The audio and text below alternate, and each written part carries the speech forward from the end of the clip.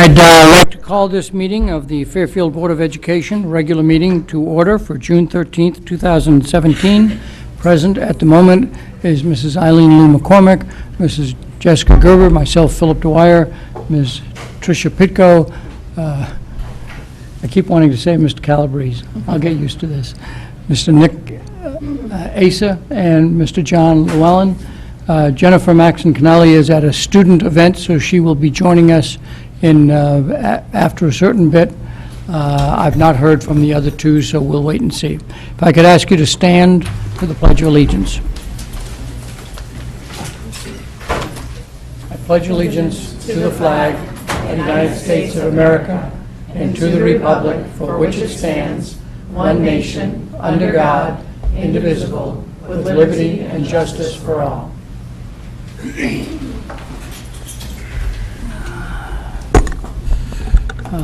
Thank you. Just a quick comment on the agenda before we move through it.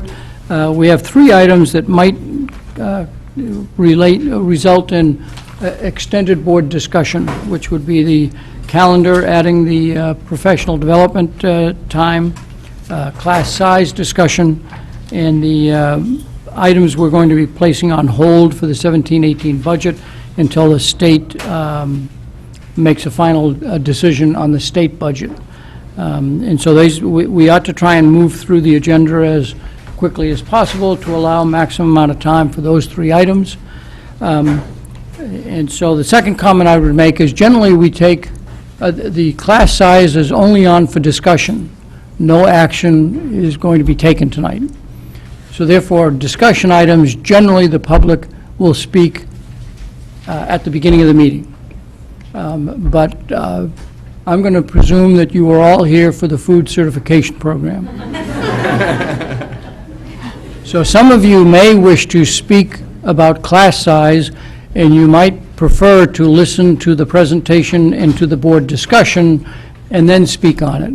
So I will allow anybody who wants to speak now so they can get on with the rest of their day to come forward and speak at the public comment section at the beginning of the meeting. But when it comes time for the class size discussion at the end of the discussion of the board, if there's anybody that wants to come forward, I'll allow that as well. The chair has some discretion to modify those rules in the interest of public comment, so I'll do that in case any of you wish to choose that option.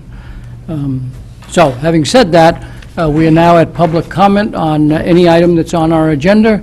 Does anybody wish to come forward and comment on any item on our agenda? And if so, please feel free to step forward and state your name and address. Please, and just come to the chair and speak into the microphone. Great. If you've not come here before, I'll say and remind you that we have a limit of 3 minutes, Yes. which I enforce equally on everybody. So Perfect. state your name and address. Great, wonderful. Thank you for having me. My name is David LaValle. My address is 1342 Mill Hill Road in Southport. I am here as you for the classroom size discussion, and thank you to several of your constituents, Jessica and Phil, for replying back to my emails, and to Meg, your assistant, who did get back to me as to this concern. So we moved to Fairfield. Bottom line is we moved to Fairfield 5 years ago, and the main number one reason we moved was for education. And when I understood and I read, and Dr. Jones, I read your letter in terms of as a discussion, the possibility of increasing class sizes, it concerned me, and that's why I'm here, as well as probably dozens of other parents to voice their concerns. Just around the sheer topic of that discussion. I understand, Jessica, thank you for that detailed feedback today in email around some of the reasons why. And because of the budget issues, that this is a precarious time in terms of for each town. However, the studies have shown that increasing class sizes is to the detriment of the education for the students, as well as around teacher retention. My concern is not around that it will it will spike to 35. My concern is that any decision will set precedence for a continued trend in that direction. So if we do 1 or 2 classes that go above that limit, then we set that precedent for future years that can happen. The challenge, as I see it, is around financial, a financial challenge. And when you reflect back in business in 2008, the challenges in 2008, 2009 that businesses faced, organizations, corporations faced, was a lot around finances and financial concerns. And if they didn't change, if they weren't creative, they were either out of business or they're bought up. These are times where I believe in your leadership. The leadership here needs to take creative actions outside of increasing classroom sizes. It focused specifically around finance. There's a lot of different ways in terms of being creative. I haven't heard and I haven't read around anything around specific fundraising, fundraising through private citizens, through PTAs. I know Mill Hill PTA fund alone has over $50,000. And I'm not saying go after, focus in on that. What I am saying is this is a time to get creative. And so I would invite you to encourage. 3 minutes is up. Thank you. Okay, thank you.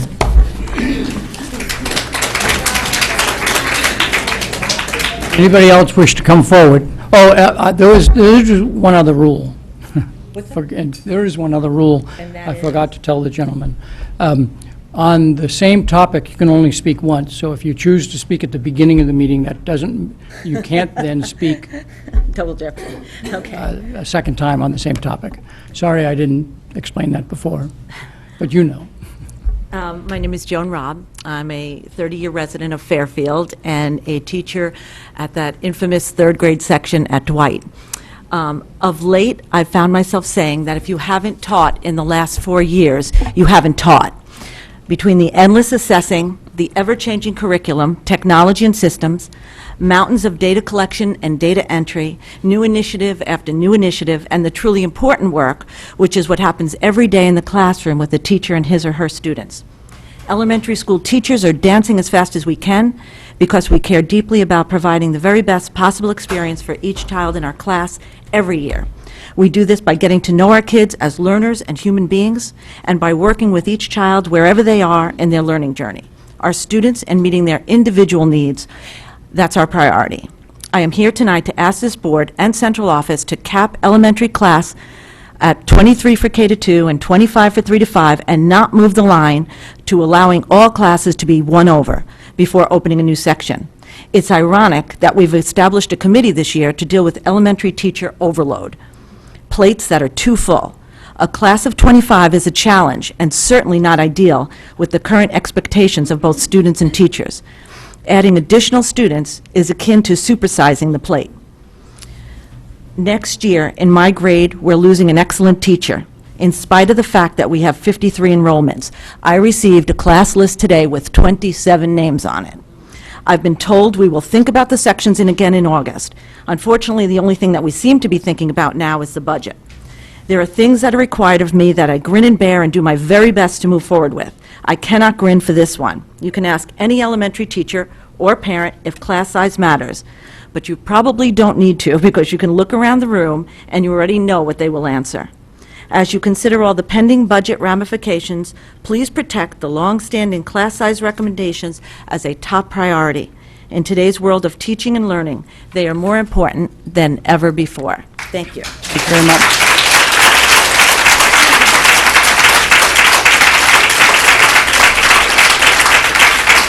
So, how many want to stay here till breakfast? How many want to stay here till breakfast? If you applaud, that slows everything down. So if I could ask you not to applaud and just let the speakers make their presentations. Thank you. Please step forward.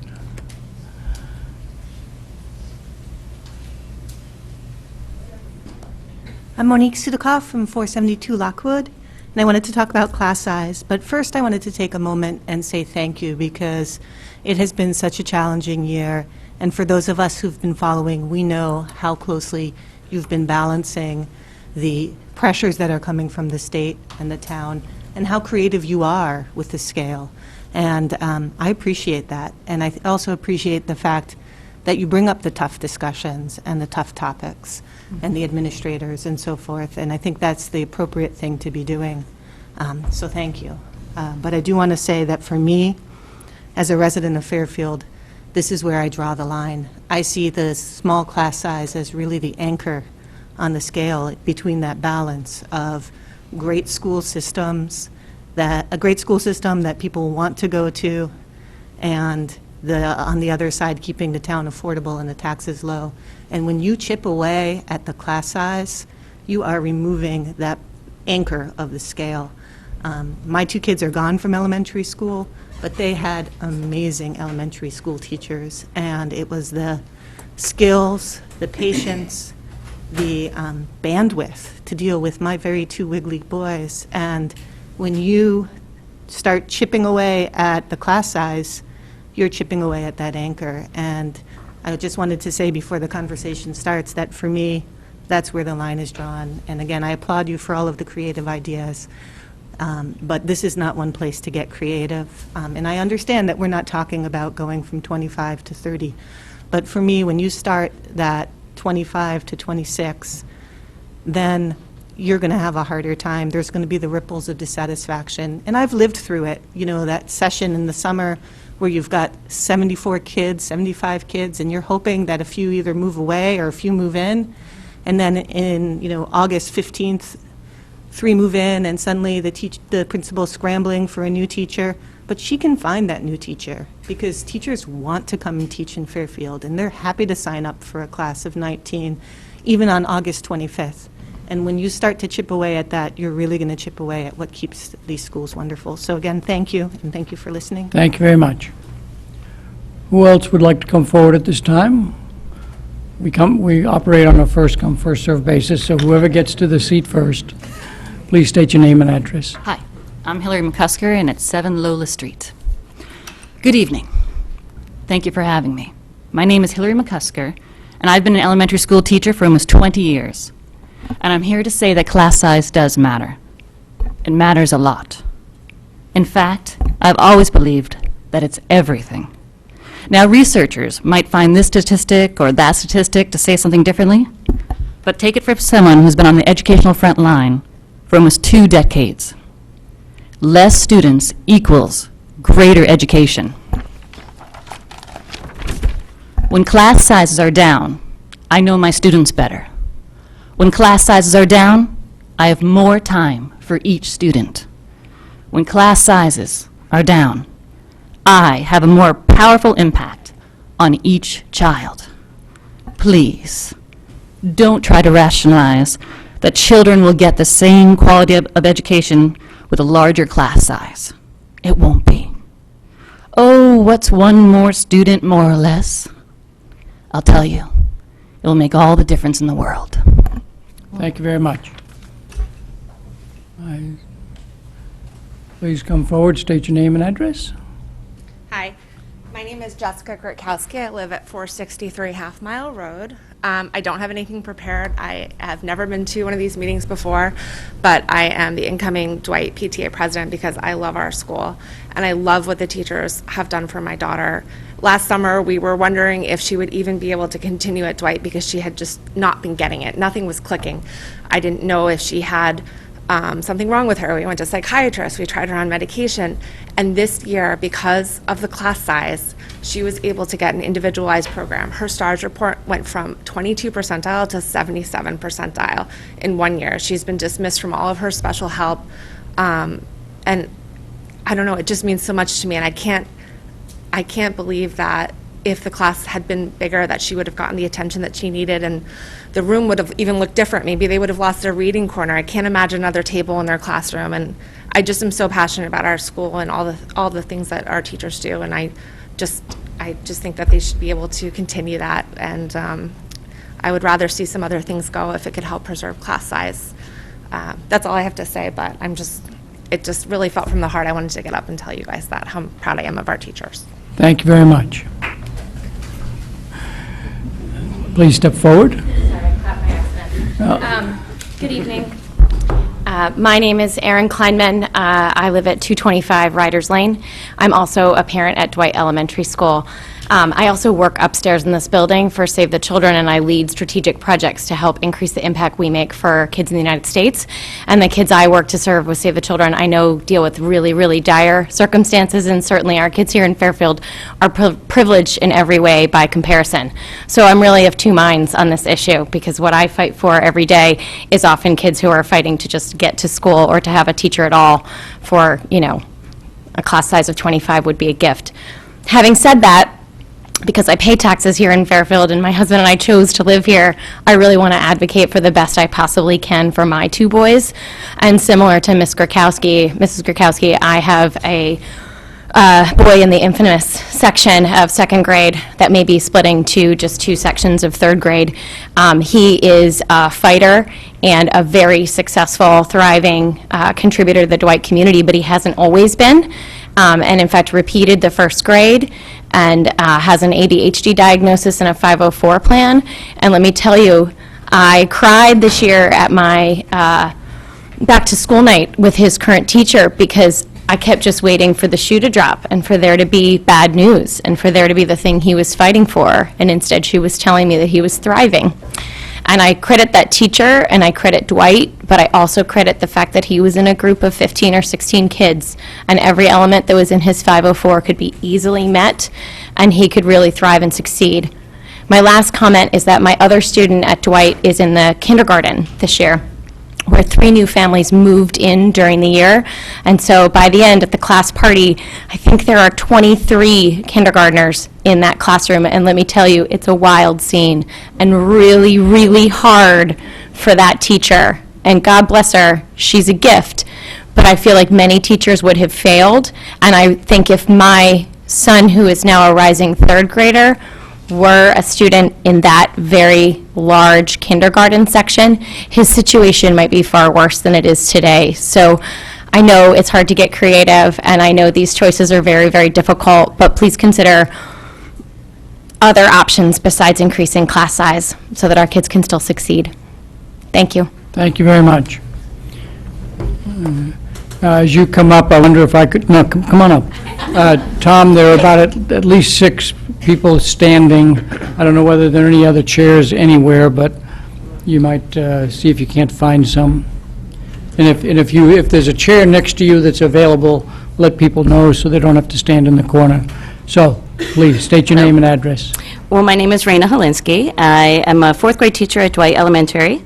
I live in Trumbull, but I'm a teacher here in Fairfield. This is my 11th year at Dwight, and my 15th year as a classroom teacher. I'm speaking in regard to class size. I understand absolutely that projections are helpful to determine budget costs. However, I'm concerned that they have now trumped the Board of Ed's suggested size of 25 in grades 3 through 5. So as Mrs. Robb had mentioned, currently Dwight has 2 sections slated for third grade, one that has 26 and one that has 27, and this is just well over the recommendation. The actual numbers enrolled should lead the sections, not the budget projections. Sadly, communication has already been sent out that a teacher is being floated. It seems premature since enrollment is already there, and we're not waiting to see if that one kid will put us over the edge. While I still feel that class sizes of 25 is too large, it should be respected as a standard that is not new and has been adhered to in all of my 11 years here at Fairfield. I ask that you please reconsider using the budget projections to determine class sections and focus on actual number enrolled to reinstate the third grade classroom at Dwight before the end of the year. There is no need to float this teacher. In the meantime, I'd like to invite any of you, all of you, to my classroom.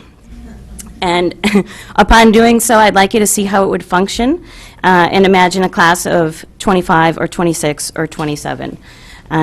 Take away the proven statistics of lower class sizes and increase academic achievement for a minute and think about the day-to-day things that might be taken for granted. I will add 9 to 10 desks to my already crowded classroom. To do so, though, I will need to remove my small group table along with my reading area and library, which would be devastating. Forget about alternate seating for kids who just can't sit in a chair all day long. There's really not going to be room for my rug either, so I'll have to take that out, along with any space for additional computers. Adding in this many more students also adds additional meetings that take time away from delivering instruction, along with medical issues such as asthma or EpiPen allergies that add to the teacher's responsibility. Perhaps you'll be able to witness a lockdown where hiding 27 students and myself in a corner is not only impossible, but will leave 6 or so students visible and vulnerable. But then again, since I removed the rug and the bookcases for desk space, we'll all be visible. Transition time from place to place will be near doubled, which will further decrease instructional time. I really felt that Fairfield was a district that put their students first before anything else, and increasing class size really takes away from that. Please consider what such large class sizes would do to our community, our passion as teachers, and our strong academics in Fairfield. Thank you. Thank you very much. Anybody else at this time wish to come forward to either talk about class size or any other item on the agenda? Seeing none, thank you very much. So let's move through our agenda. The first item on our business item is, is approval of the computer science principles course, and the recommended motion is that the Board of Education approve the computer science principles course. Do I have a motion? Mrs. Gerber, followed by Ms. Pitko. Shall we defer to the staff, or do you want to make a comment? Any staff want to make any additional comment? I don't think so. Any discussion or questions from board members on the computer science principles course that was presented at the last board meeting and is here for a vote? Go ahead. I don't know if this would be to, is Dr. Boyce here? Oh, Well, to the Is any- superintendent, and Okay. she'll call for a lifeline. all right, through the chair to Dr. Jones. I was just curious to see, you know, I looked at the website that is tied into the curriculum, and I was just curious about the opportunities for professional development, if there were any specific things that the teachers were going to be taking advantage of. And there was one, actually, I think, that provides a stipend to the teachers, so I didn't know if that was AP? Is it through AP? through the College mobilecsp.org. Yeah, I'm unclear about that, I'm sorry. Okay. Yeah. This is one teacher that has brought this proposal forward? Right. Yeah. Okay. And who will teach the course? Yes, yes. So we can get you the answer after the meeting. We don't, I Okay. guess she doesn't have the answer right now. Okay, and so I guess there probably wouldn't be other answers to, because I had a few other questions as well. Ask away. Well, I guess just in terms of the Walter Fitzgerald students, will they have the opportunity to be able to sign up for this, do we know, or? Well, I mean, I would think if it's offered at Ward and we can get a student to take the course there, absolutely. Okay, and I guess also just in terms of, will there be like collaboration between the two schools? Between Ward and Ludlow? Ward and Ludlow. I think the idea is, they were willing to run the class, remember, at both high schools, they just didn't have the interest. So Right. yes, they'll continue to collaborate and work together. Okay, all right, so it's just going to be at the one high school? Yes. Okay. Just because of we weren't enrollment. clear on the number, I wasn't clear on the numbers, and I thought that someone was going to get back to me on that, so I wasn't sure about that. Okay, and then I just have another question about the website, but, okay. Other board members have questions or comments? Mr. Patton? Just following up on what Mrs. Gerber said, has the projected enrollment changed from the last meeting? Not that I'm aware, but Meg Boyce would have to answer that. I don't know that they've even asked, you know, until the course is actually approved. Maybe they will actually recruit a little bit more, but that I'm not sure about. Because I know schedules are Yes. kind of tentatively done Yeah. for next year. And Correct. do you have any ballpark idea what the enrollment was for Ludlow that we couldn't hold the course? I just know, I think it was less than 10. It was very small. Okay. Any other questions or comments? This is, okay, we'll go out to the public. On voting items, we go out to the public prior to the vote, so is there any member of the public that wish to come forward and talk about the computer science principles course that is being added? Seeing none, back to the board. Are we ready for a vote? All in favor that the Board of Education approve the computer science principle course, please raise your hand. It is unanimous with the current people present, 1, 2, 3, 4, 5, 6, 7. Thank you very much. We have two policies that are up for adoption. We'll take them one at a time. That the recommended motion is that the Board of Education adopt policy 5144.1, students' use of physical force. Do I have a motion? Ms. Pitko, do I have a second? Mrs. Gerber? Ms. Pitko, do you wish to make any comments? The first comment I want to make is we put a new copy down with the appropriate pages on it. So there was one provided for you in your Friday packet, but 5144.1 has the accurate pages on it. So we will be voting not on the one that says enclosure number 1, but voting on the one that is at your table, that has no enclosure number on it. I did receive an email from Mrs. Maxon Kennelly. She said that she didn't get any questions from the board. She wanted to point out, starting on page 2, under conditions pertaining to, that the items were reordered to tell more of a clear story in the layout of the policy, especially noting letter B, which was moved up. Important to note, this makes it clear that anyone untrained should not be adding physical restraint or placing a student in seclusion. And then under letter G on page 3, she said it should be page C. The first 2 lines were rewritten.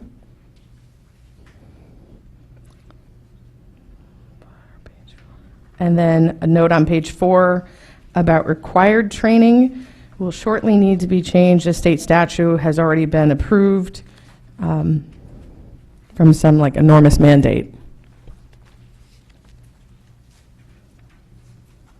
Okay. This is a policy that is required that we approve before, I think, the end of the year, correct? Yes. Yes. Questions from the board on the policy 5144.1A? I guess it's kind of a question comment. There's no red line of this one, highlighting the changes versus the prior, or at least not the one I have.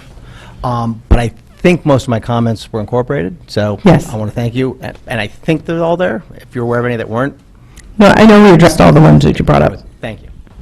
And over the summer, if you find something not quite right, bring it up. No, things can always come back on the agenda. Any other questions from board members? Mrs. Lou McCormick, followed by Mr. Patton. Can I ask on C, or are we just on the first page? You mean B, On item G? I, 5144.1. Any question on that policy? C, yeah. So I'm on the third page for item G. The first sentence where you said it was rewritten for clarity, I believe, right? I guess my question is, when it says, "A reasonable effort shall be made to provide the student's parent guardian with notification immediately after such physical restraint or seclusion is initiated. However, this notification must occur not later than 24 hours after the student is placed in physical restraint or seclusion." So I guess my question is when they say 24 hours, we're not talking about the same school day. So if it happens that same school day, in fact, the parents may not know that the event has occurred until the next day. And just thinking as a parent myself, I might be pretty upset if I didn't find out the same school day that my child was put in physical restraint or seclusion. So I'm wondering if that 24 hours actually is meaning the same school day that it occurs.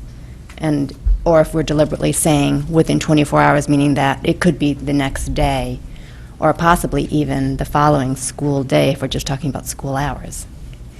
Did that come up for discussion? No, it did not. I know that these come from CABE, so through the chair to Mr. Coyne, I don't know if you want to speak on that, but we didn't discuss that.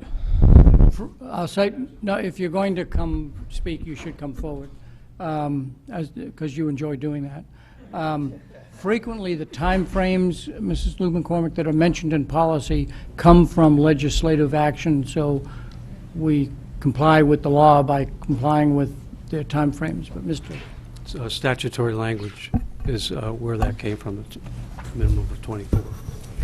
So I guess my question to the board is do we want to just stick with statutory language and allow the possibility that the parents may not be notified in a day, possibly even 2 days, depending on when it occurs? Or do we want to change it and just say same school day? They will be notified within the same school day that the event occurs. Well, except that that's not always possible. The parent sometimes cannot be reached during that time. So you can make it policy, but can't always comply with the policy if the parent is unreachable. So that, it's a practical matter that does occur from time to time. So I guess when it says notification, does it mean that we have to reach them, or is leaving a text message or a voicemail or something, does that suffice as us having fulfilled our obligation?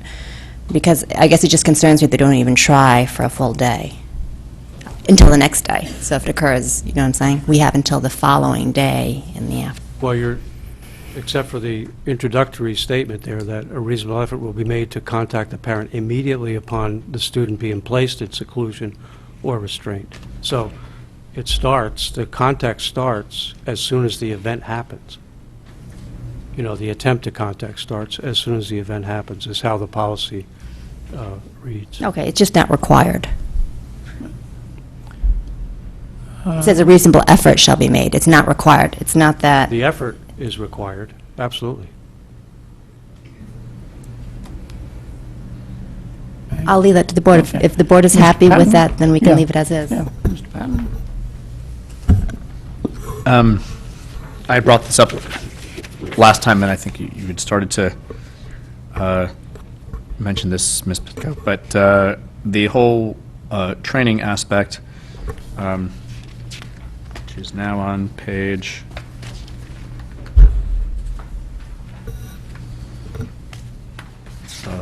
second to last page. Just in general, as an unfunded mandate, I asked before if we could find out what the cost would be. And did we actually get that information? I do not have the cost information. I don't know how much, I don't know if we're doing in-house training. I don't know if anybody else on staff is in-house now. We're training the trainer model. So we're equipped now, which means it costs us zero as far as paying a consultant to come in. It takes staff time. Okay, so right now, we're pretty sure that other than taking staff away from the classrooms and whether it's substitutes or just juggling teachers around. We have a trainer in-house. Yes, we've been providing the training for several years in-house. And in general, maybe I was going to say principal, Assistant Superintendent Goyne, you could elaborate on what we've done in the past with this sort of thing in terms of how much staff time, in other words, do we have substitutes come in? Is it? And can I ask the question this way? Is this done during professional development day time? There have been several different approaches. Some of it is done during PD time. There are other times when workshops are offered during the school day, and we provide substitutes for teachers or people that need the training. So it's done both ways. So it's anticipated, based on past history, that we would probably have some expense in terms of substitutes. I would assume so. Okay. It depends how the professional development calendar is structured, and I can say that we are working on the district calendar for next year to have as little impact to the school district as possible. And that's another item that's on here tonight, are those 4 early release days. That's one of the reasons those are so important, because then it doesn't cost us anything when we can use our professional development time. I would also point out that the recent legislation that was passed last week has reduced the number of people that require training. So they have. From what to what? I'm sorry, I don't have the details. I just know that they have reduced it. Okay. It was going to be Everybody, right. so they've cut it back significantly. Okay. Any other Thank you. questions? Other board members who have questions? And I'll assume that Ms. Pitko will handle both the first and the second policy to give the chair a breathing space for breath. Any other questions from board members on this policy, or any other comments that people wish to make? Seeing none, I'll go out to the public. This is a voting item, so any member of the public that wish to comment on the adoption of policy 5144, use of physical force, please come forward. Nancy Haberly, Fairfield resident. I agree with Ms. Lou McCormick. I think it's very important to notify the family, and this language says reasonable effort, and I understand that, but 24 hours is far too long. I would not be happy if I heard on Tuesday that my child was secluded, or police were called, or something was happening. I think that's vital to trust in the school district, so I thank you for bringing that up. Thank you. Thank you very much. Any other member of the public wish to come forward? Seeing none, back to the board. Are we ready for a vote? All in favor of the motion that reads, the Board of Education adopt policy 5144.1, students' use of physical force, please raise your hand. It is unanimous with 8 people here. Thank you. The second policy that is up for vote is, the recommended motion is that the Board of Education adopt policy 4112.5/4212.5, personnel certified, non-certified security check fingerprinting. Do I have a motion? Do I have a second? Seconded by Mrs. Maxon Cannelli. Any comments that you wish to make, Ms. Pitko? Okay, so looking at the policy, once again, Mrs. Maxon Cannelli didn't receive any questions prior to the meeting. The first 5 words of the first shaded box were changed, consistent with Mr. Llewellyn's suggestion. Although the policy committee understands the criminal checks were to include fingerprinting, we were fine with adding that language as well. And unless anyone has any, I don't know, Ms. Maxon Cannelli has any additions, that's all I have. Any other comments that, Jennifer, that you would want to make as a member of the policy committee? Questions from the board? Mr. Llewellyn. I do have actually a question about the 4th paragraph. One of the comments I had made is that the way it reads is district employees shall, within 30 days after they are hired, submit to a check, so on and so forth. I have a big problem with waiting 30 days after a hire to submit to the criminal record check. I believe that submission should be either with the application, in which case it's understood in writing that it will not occur unless there's an offer made, or clearly it should be done at least by the time they hand in their new hire paperwork, filling out the W-2, whatever else needs to happen. Given the past, the checkered past of some of the issues we've had in the district, I don't think anyone on this board should be comfortable waiting 30 days for a background check to be signed off on to occur, let alone to have occurred. A background check is electronic today. It's almost instant. If not, it's within a couple of days. I say that it has to all occur before an employee can start. So that's my comment. I'd like to hear what others have to say before I make a motion. Do you want to ask Ms. Leffert to come forward? Ms. Leffert. You wish to come forward and comment on Mr. Llewellyn's comment? Please state your name and position. Ann Leffert, Director of Human Resources. Fingerprinting is required upon hire. It is part of the hiring packet. So when I met with the new hires that I've met with already, they have the fingerprint. We've gotten most of them back. It is something that we require, and it is part of a W-2, W-4, I-9, DCF, all that kind of stuff. So it's required. As they meet with me, they get that paperwork and take care of the fingerprints. And a comment on generally how long it takes for the firm that we use to get it back? It goes to the state police. And so once we get the fingerprints, they go directly up to the state police. My office takes care of sending that back. The staff members need to bring the fingerprint cards to us. There is a fee. That gets sent up to the state, and we are at the mercy of the state. It happens as quickly as 1 week and takes as long as 3 or 4 weeks. So it really depends on how many they're getting at any one time. Other questions or comments from the board? Mr. Asa. Just to follow up on that, I believe Mr. Llewellyn's talking about the criminal background check, so you're tying that in with the fingerprinting? Yes, we're required to do the fingerprint check, and the response that I understand from the last board meeting was that they wanted it explicitly to say fingerprints. We are required by statute to do fingerprints, and we also do a background check through DCF. So those are the background check, the fingerprints and the DCF check. First, Mrs. Lou McCormick, followed by Mrs. Maxon Cannelli. So can you give me a clarification? It says that they shall within 30 days after they are hired. So is that 30-day window sufficient before they actually step foot inside a classroom or inside a school, so that if something should come back, that we can then get rid of the contract before they have actually entered? So it depends on when they're hired, but that shall submit within 30 days after they are hired is statutory language. We require it the minute I meet with them. So when they're doing all of their hiring paperwork, they are required to get the paperwork for fingerprints and get those done.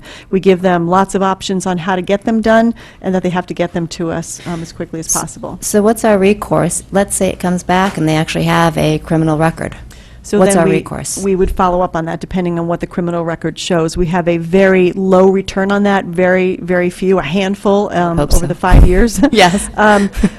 So typically, what we see are very minor kinds of things, so depending on what the offense was, if there was any kind of felony, that leads to immediate suspension with pay. We put on paid administrative leave until we find out what the issue is.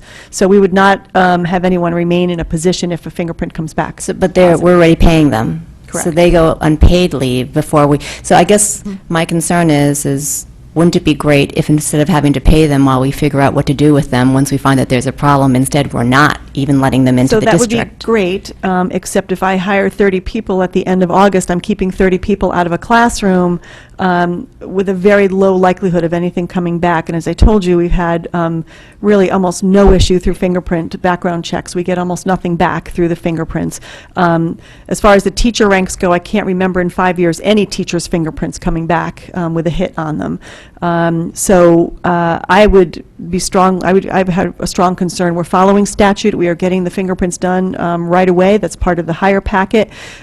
We follow up with a DCF check. We also have an option as it gets closer to the end of the school year. We can do something called a LexisNexis check, which does do a criminal history check, and we get that back quicker. So we will institute that for folks who were not going to get fingerprints back right away. So can we put something in the contract that says that if in fact there is some, whatever, criminal event on their record, that they do not go on paid leave?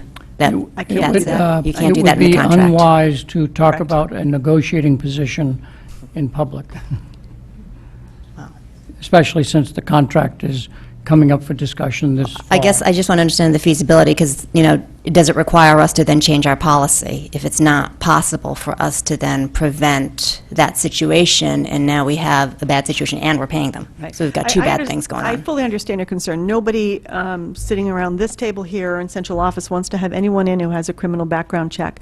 The fact that we can do something that's a little bit quicker before the actual fingerprints come back helps us out.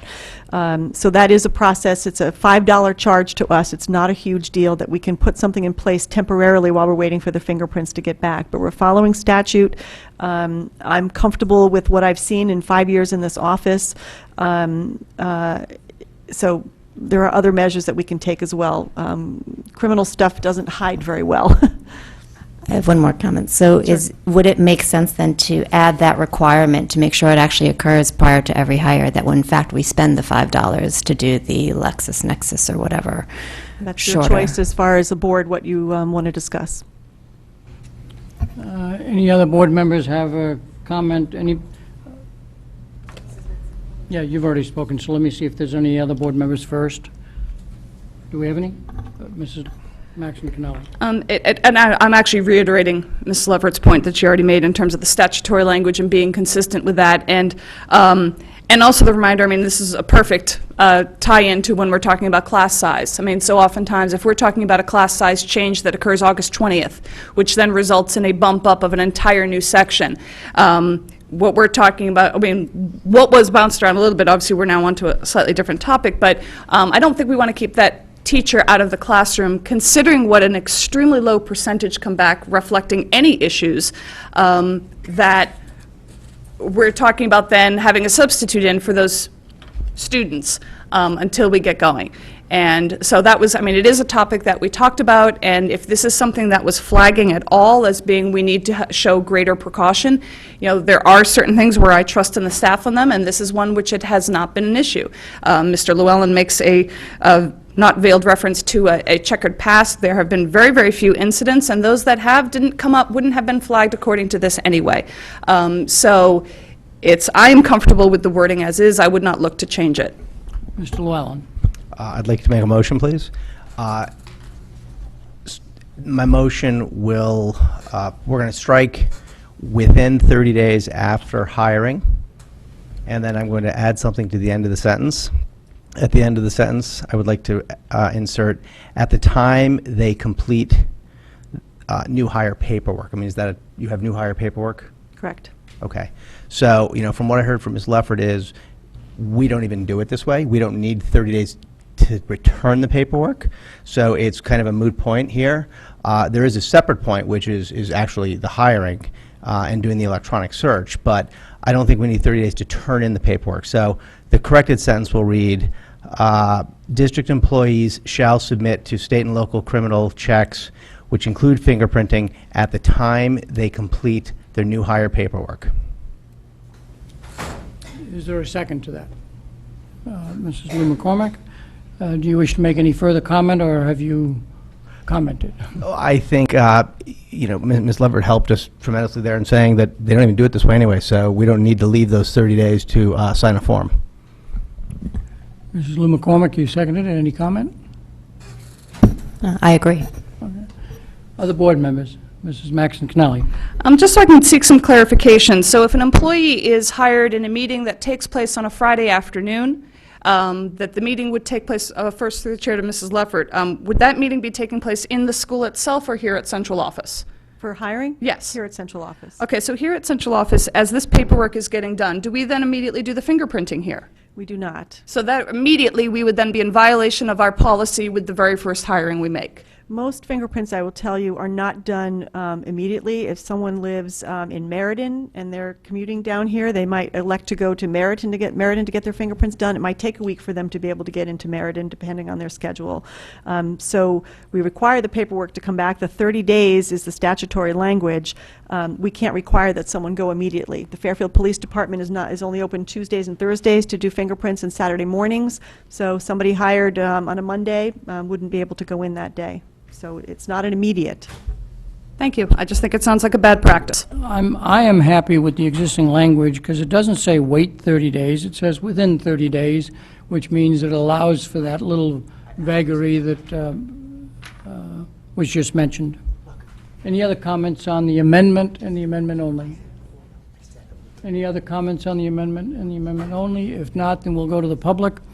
This is a voting item. We take comments on the amendment, and then we get back to the main motion, either whether it's amended or not, and then take comments on the main motion.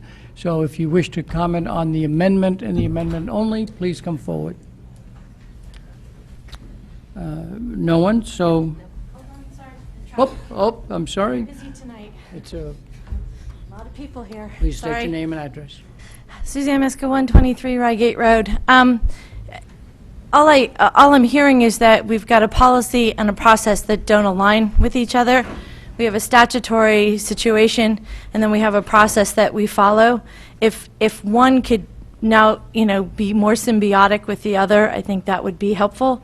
I think the amendment to the amendment that is allowing us to set a shorter time period or something that, incorporates LexisNexis or something that, as a parent, you want to know that the person who's running your classroom, and while I appreciate we haven't had a huge thing, I'd like that track record to be maintained, as a parent, you need to know that these things are in place so that there is even a smaller option of zero. So I think if this would bring the process and the policy together, that would be helpful. Thank you. Thank you. Any other member of the public wish to come forward and comment on the amendment and the amendment only? If not, back to the board. Any further comment? Are we ready for a vote? And it's crossing out within 30 days after they are hired, and at the end of the sentence, finish the sentence. And did you write it down? Yeah, please read the addition. Well, I'll just read the full sentence as amended. District employees shall submit to state and national criminal checks at the time they complete their new hire paperwork. And of course, district I'm students... sorry, which include fingerprinting, I apologize. Yeah, district employees shall submit to state and national criminal checks, which include fingerprinting, at the time they complete their new hire paperwork. Okay. Any questions from the board as to what we're voting on, the amendment and the amendment only? All in favor of the amendment, please raise your hand. Mrs. Lou McCormick, Mr. Llewellyn, all opposed? Patton, Mrs. Gerber, Mr. Dwyer, Ms. Pitko, Mr. Asa, Mrs. Maxon Cannelli. The motion fails 2-6.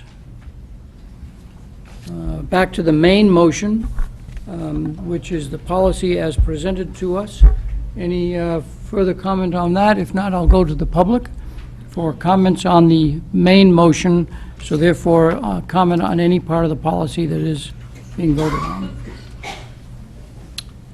See nobody coming forward, so back to the board for a vote. All in favor that the Board of Education adopt policy 4112.5/4212.5, personnel certified, non-certified, security check, fingerprinting. I'd already started reading the motion, but I will defer. Please ask your question. It's less of a question, but I'd like to suggest an amendment.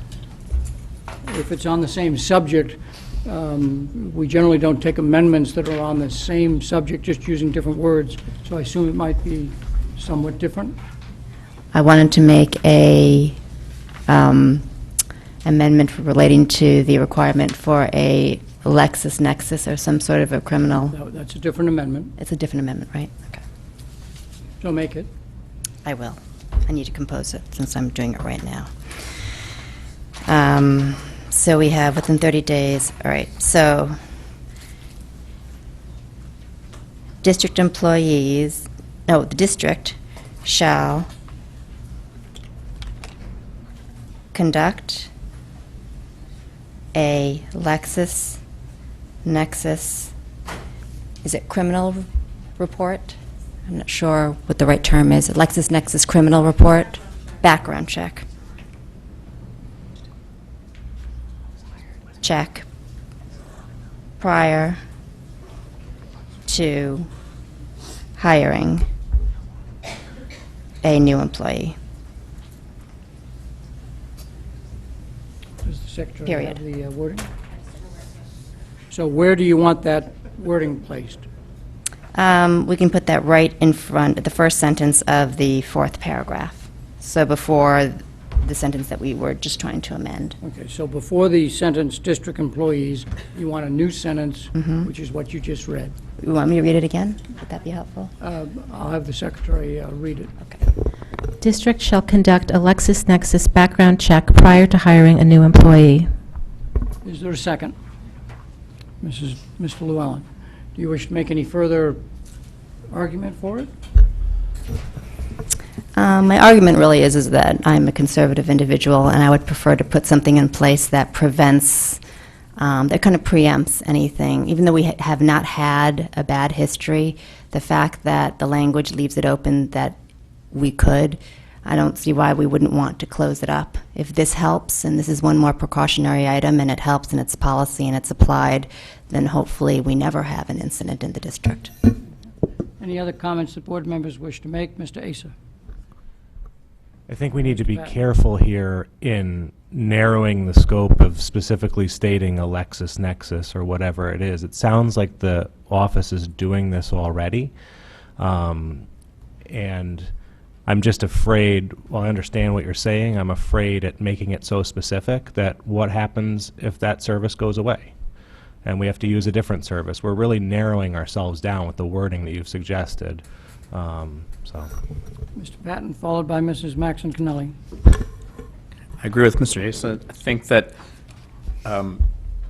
it's too restrictive, and anytime we try and, as we always say, reword policies on the fly at board meetings, it never ends well. I think this is a significant enough change that we would, or at least I personally would like the staff to do some research, and the policy committee maybe do some research. If we want a background check thrown into the policy, then I think that's something that should be discussed between the policy committee and the staff.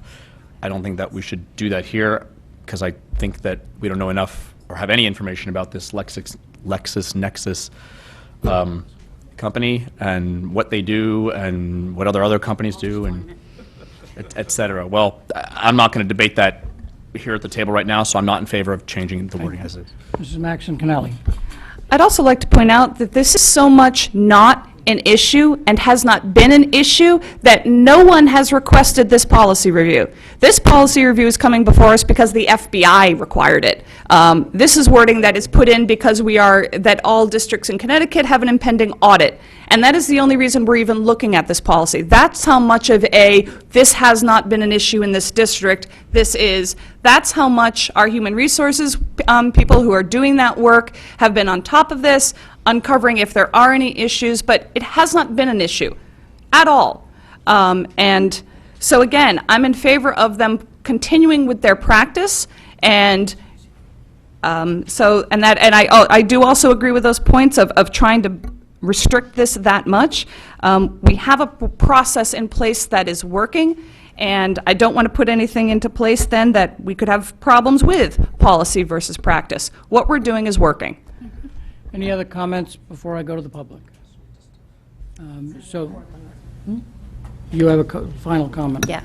My final comment is I recognize the comment about the LexisNexis and how a company can go away. So the specificity perhaps of a name being specifically mentioned within the policy perhaps could be amended. So rather than put together the wording right now, I'd like to leave it with the policy committee because I actually believe that it should be considered further. And perhaps we should craft something with staff that kind of addresses the concern, because it seems kind of odd that we would conduct a criminal check after someone is hired rather than before. So there's something a little backwards about that, and if we can close that gap, I think that would make good policy for the district. Are you suggesting that you're withdrawing your amendment, or are you wanting us to act on your amendment? No, I'm withdrawing the amendment with the hope that they can craft something that is more The kind of amendment suitable. belongs to the board. Is unanimous consent to withdraw the amendment? So ordered. So we're back to the main motion, which we could approve this policy, and if Mrs. Lou McCormick wanted to go to the policy committee and say, I still have an idea that I'd like you to consider, that's an option open to you. So the motion was open or wasn't? I apologize. It's open. Any board member can ask the policy committee a question. So the motion on the table is that the Board of Education adopt, I won't read the whole thing again. Any member of the public wish to comment on the main motion, which is any aspect of policy 4112? Please state your name and address. Lisa Davey, Fairfield, Connecticut. I just heard Ann say a couple of times DCF, so I just was looking for a point of clarification where it says submit to state and national crime checks. Am I correct that DCF is Department of Children and Families? So is there more to that policy? Somebody who comes to these meetings frequently, you know that we entertain comments, but we don't entertain a dialogue. I understand, Mr. Dwyer, but that is my question about the policy. Thank you. Any other member of the public wish to come forward? Okay, back to the main motion. Does the board understand the motion that's in front of us? Mr. Wellen? I'd actually like an answer to that question, please. I'd like to understand DCF being the state of Connecticut versus the state and federal. Do we go to just DCF or beyond? You're asking that of the superintendent? Through the superintendent to whomever you choose.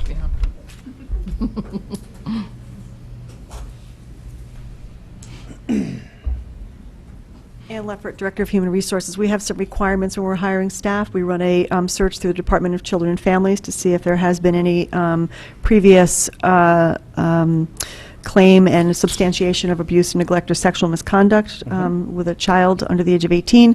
And we also have to submit to the Connecticut State Department of Education the name of all of our teacher and administrator hires to see if any of them have had their certification revoked. That's a statute that was passed in effect as of July 1, 2016. Okay. Who's going to? Yeah. Thank you. You finished, Sean? Yep, go ahead.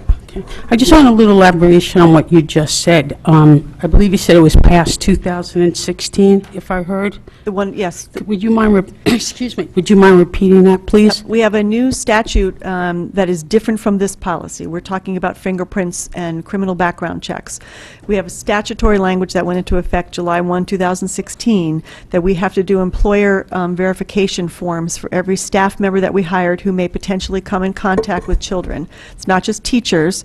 We have to verify with previous employers where they work with children, were they ever the subject of an investigation into abuse, neglect, or sexual misconduct? Were they ever disciplined for such, or did they ever lose a license or certification for the same?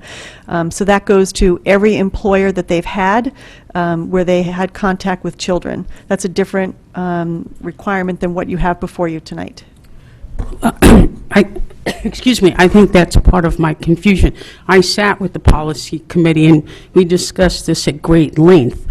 But and this is I'm going to stick with the teachers because that's part of this. What is the other, if I'm following you, there's this piece, but what are the other criteria we do in terms of background check for the teachers? So for all of our staff, we do fingerprinting. Can we just stick to the teachers for a second? I'll say all because it's the same. So we, all teachers, all staff that we hire, we do a fingerprint check. We do a check through the Department of Children and Families for what I just previously mentioned to Mr. Llewellyn. And then we also do the employer verification checks for every employee to verify that they've not been the subject of those three things that I told you about. What about their credentials in terms of their teaching credentials, their successive, some of their hurdles? So teaching credentials, we have to verify that they are certified in the state of Connecticut to teach the subject that that we are hiring them for, and we have a large state report. I think we're kind of wandering into a lot of different areas here. We're getting away from fingerprints. This policy is required by the FBI, as Mrs. Maxon Kennelly mentioned. We need to have this policy in place for July 1. I'm confused about We've had this. great detailed conversation, particularly you and I. Do you have any further comments or I do. questions I'm on the not- yes. fingerprinting? No, because that's going to lead into some of my other questions. This is a policy on fingerprinting. I know how to read, so I'm just saying that, yes, I do. On fingerprinting. I'm trying to understanding security. Please. Please ask as long as, and Thank I'll you. allow the questions and comments as long as it relates to the policy that's in front of us. Well, my questions and comments are about the safety of the children and how they're being taught and what. So the question that I'm trying to ask is, in terms of when data is sent back to you, I assume it's requested by you and then sent back to you? What data are you referring to? All this, Fingerprints? Right. DCF? right, Correct. It comes back to my office. okay. Sorry, what? Oh. Would there be, what would the procedure be if something came back that brought a red flag, raised a red flag? Depends on what the red flag is, but the first step would be to see if it's a misdemeanor or a felony. We'd work with our police department to understand the charge, and we'd work to see what our next steps are with that particular employee. Okay, so the first thing would be to go to the police, you said? To understand any criminal background that comes back, yes. Okay. And usually, what is the time frame on that? It depends. It can be a week, it could be 3 or 4 weeks. Depending how busy they are. The state police, correct. And is the administration, let's say Dr. Jones and some of her team, are they made aware of this? Why you're also making the police aware of this? Anytime we have something like that come back and there are consequences for a staff member, I alert the superintendent. Okay, thank you. So we were in the middle of the motion for Actually, excuse me, voting. I have one follow-up. We have already started the voting process. I allowed some additional discussion, but the motion was already read for vote. I understand, and it's a clarification of what we just said, and you have allowed it to go on, so you're now making an exception Longer of than I should that. have. We're going to take the vote. Very good, Phil, thank you. We're going to take the vote. The motion that's in front of us is that the Board of Education adopt policy 4112.5/4212.5, personnel certified, non-certified security check fingerprinting. All in favor, please raise your hand. Mr. Patton, Ms. Carnell, Mrs. Gerber, Mr. Dwyer, Ms. Pitko, Mr. Asa, Mrs. Maxon Kennelly, opposed? Mrs. Lou McCormick, Mr. Llewellyn, the motion passes. It's full house now, 7-2.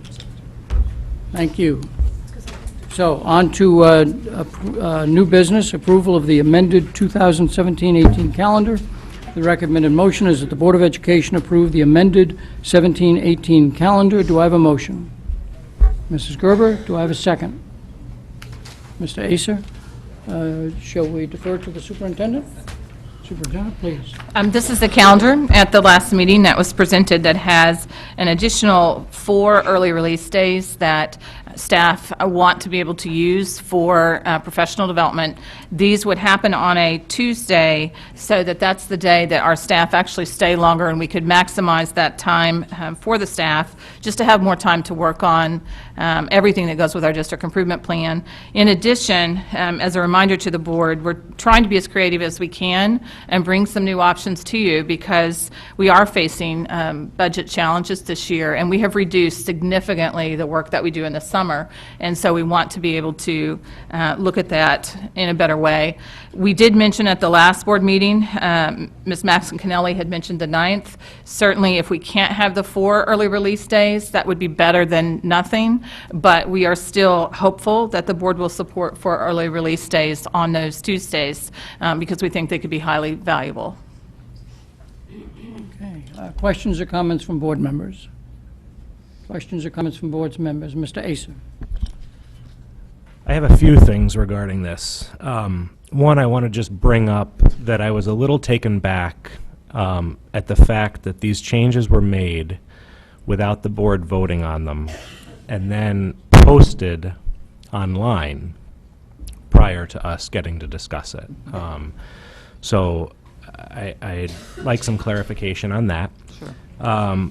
I also am curious as to why Tuesdays were chosen for half-day dismissals, and why not Fridays. I'm thinking about the families in the district, and I'm thinking about 4 extra days that are going to be a hardship on a lot of people. And it doesn't matter whether they're stay-at-home parents or dual-income families. I want to say that I fully support 100% as much professional development as we can give.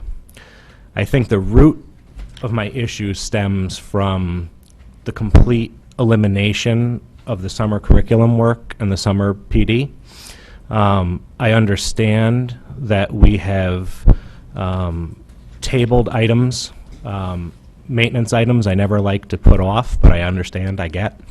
But things that have to do with instructional time and teaching time, I get that the teachers need the time, but the kids do too. And I just think that the board needs to consider the whole big picture here.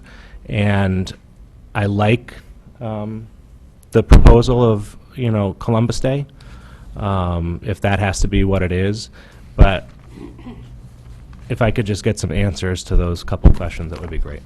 Sure. And for the early release, and any of the senior staff, feel free to chime in if I don't answer this correctly. In the past, when we have added an early release to the calendar, it did not come to the board because it did not adjust the actual instructional calendar by having an early release. Generally, most of the early releases that we have are snow day or weather-related, or like today, some districts had heat days. But that is why. I fully understand now the board, if we're going to really make I think a creative change, would like to see that going forward. But that has not been our practice. As far as Tuesdays, that's a day when our staff already stay late. It's an extended day for them and for professional development, so we're really maximizing that afternoon for staff. And again, it has no cost to the district, which right now, unfortunately, is important. In the hardship to families, I think that, of course, we always think about our families, and I think right now, as a district, we're faced with lots of challenges and difficult decisions, and I think even tonight on the agenda, these are 2 competing interests. We talk about class size, and there is, financial side to that, but then you talk about professional development, and you're hearing the teachers say the classroom is overwhelming, and we have a lot of initiatives, and we need professional development time. And unfortunately, I was just sitting here making a list of all of the things we've talked about: orchestra, world language, the aquatics program, professional development. We are not going to be able to stay the course doing everything that we've always done, because we have to find reductions somewhere. And I think that the senior staff and general and worked with a very difficult budget this year. And what we brought forth for the Board of Education were things we felt like we could live with, that weren't going to really hurt the district, like professional development. We knew we could find creative opportunities and other ways to move forward with that. But again, if this is not going to be the way, then we'll have to continue to think. But I think on the agenda tonight, what you're seeing is just the first of many, many difficult, discussions we'll have, because the next sheet that comes up tonight, we've got $2.3 million that is basically on reserve going into next year, because that's what's at risk right now that could be cut between now and September. And a lot of these items you can't come back and fix after the school year starts. So I hope that answered the three. Asa, did that answer your question? Do you have other questions or comments?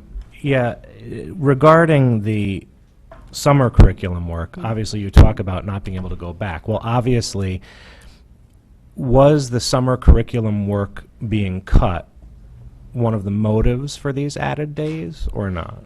I think it's not having the professional development time in the summer, absolutely, but then also just trying to find more professional development time to work on, and at elementary, we have rolled out new reading, we've rolled out mathematics, now we're talking about social studies, and it's not just elementary, this is, pre-K through 12, and we just need desperately more professional development time when teachers can collaborate and get together. For me personally, when I got to go around to a few places, few schools on the 6th, that was a wonderful, actually, professional day, because the bulk of the testing was over, and it wasn't as stressed and pressured as you are the last week of school. But just to have time, like to get our special education team together that day, that was, from what was shared with me, one of the first times they've been together in many years since they could remember. Okay. So thank you for your answers. And just to make a point, we briefly discussed this at the last meeting, and Chairman Dwyer asked for kind of a consensus of where we all stood. But I think it's important to note moving forward that items like curriculum work should come to the board for a vote before being tabled. It was part of the budget. Right. Yeah.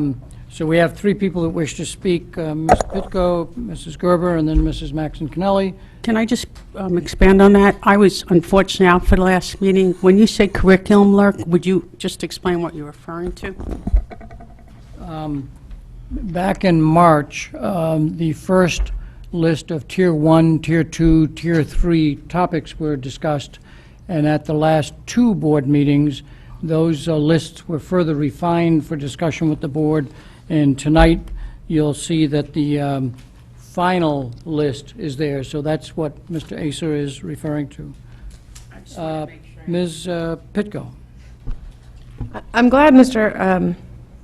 Asa brought this up. I was questioning at the last meeting, were these 4 days added in because we took out their curriculum work? And I have a huge problem with that, mostly because as a teacher, I know how valuable that curriculum work is. Now we're saying, because we're not going to do it in the summer, and we're taking that out, we're putting this on the backs of our parents, that we're going to add, and this calendar is full of days where these students will be home. I'm just sorry, I can't support that. And I work in a district where we do get half-days once a month to work in a professional learning committee. I see the value in it, but we also have curriculum summer work. Mrs. Gerber. Yeah, well, I guess since Dr. Jones did bring up how successful the June 6th professional development was, that was a full day. Right. So I guess my question would be, what downside would there be in taking Mrs. Maxon Kennelly's idea of having one full day on October 9th for professional development, one half day, so get rid of 3 of the days, and I don't know how we'd figure out which date made the most sense, and do it that way. Is there any pressing concern that would make that a less attractive, idea? I'm just trying to get a sense of, balance, like which one would be preferable to Yeah. staff. Just would they be able to get better quality PD if they had one full day to be able to just do it? I just wanted to get a sense of that. Yeah, I think building it in to the 4 half-days, because it was on the Tuesday, gives you a nice block of time for teachers to work together. There's been a lot of discussion about, getting our third-grade teachers together at one school site together and doing some more creative opportunities across the district. So when you spread it out, because you can only do so much in a day, because teachers also, it's overload. I mean, you can only have so much learning. But, like I say, if it's an October day and you would agree to another another half day, anything additional that we can get is welcome. And even if we were having the summer work, I think you would still see this coming forward because we just have so much going on right now as a district. Mrs. Maxon Connelly. So again, I recognize that there's still several hands up wanting this discussion, so I won't do this as a motion yet. I'll let the discussion continue, but just to signal my intent that I would indeed like to change this so that October 9th will be added as a school day. A final school day will be then extended to June 13th. So that October 9th would be the full PD day, and that the elimination of now I did pick the date at random, but eliminating October 17th, eliminating January 30th, eliminating March 13th, and eliminating May 22nd as the half-days, leaving in December 12th. I will admit that I picked December 12th a little bit randomly, but I do think it's more valuable in the first semester than the second. The only date that had been specifically referenced at the last meeting as having a specific value, Dr. Boyce did reference that the review of SAT data on May 22nd is one thing that could be of use there. However, having done that, I think that can be done in their regular faculty meetings, which occur on Tuesday. Not that that wouldn't also be a good use of it, but so my picking of December 12th, if... Under normal circumstances, I say you've got to put the motion on the table before you make the argument. Except I'm not making an argument. This is my discussion, so I'm putting out there, I am going to, Yes. but I just wanted to, as I said, before I make a motion, I think it's only fair that others who have comments have the chance to do so. Llewellyn. Thank you. Through the chair to the superintendent. The summer curriculum work, does that include all teachers, or does that include a few teachers writing curriculum? It does not include all teachers. Okay, so all teachers benefit from the PD, whereas the summer work is a few teachers getting paid extra to write curriculum. Is that correct? That's correct. So I think we're mixing apples and oranges here. So I think that we should probably stop the discussion on the summer work as being correlated at all to what's on the table here, because this is PD for all, whereas the summer work, I think, is curriculum related. Is that correct? Correct. Thank you for the clarification. Any other board members wish to make a comment? Mr. Patton. Piggybacking on what Mr. Llewellyn was just saying, I don't know how many of you remember this, but during budget time, I was one who heavily lobbied for more professional development, and as a matter of fact, Dr. Jones and I had several conversations offline about, budgetary-wise, what would that cost, and we can't really add specific days, and, what could we do? And I know this has been in the back of her mind even before the state budget cuts. So I think, I don't want to speak for the superintendent, but I think this was along those lines of we wanted to add more professional development for teachers during the school year, and especially during that first semester, because teachers need as much as we can give them. So while I am not married to any specific days, moving things back to October 9th, I certainly understand, families and, maybe a Friday is better, but if we get an extra 2 hours out of our staff on a Tuesday, then that's, almost, 30% of their day if we had a full-time, rather a full day that we had the kids off of instead of a half a day. So I think I like the Tuesday idea if we can benefit from that, but I'm not married specifically to specific days, but I do like the number of days that have been added.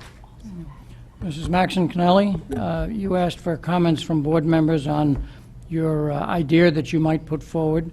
Any other board members wish to comment on that? Mrs. Lou McCormick. Through the chair to the superintendent.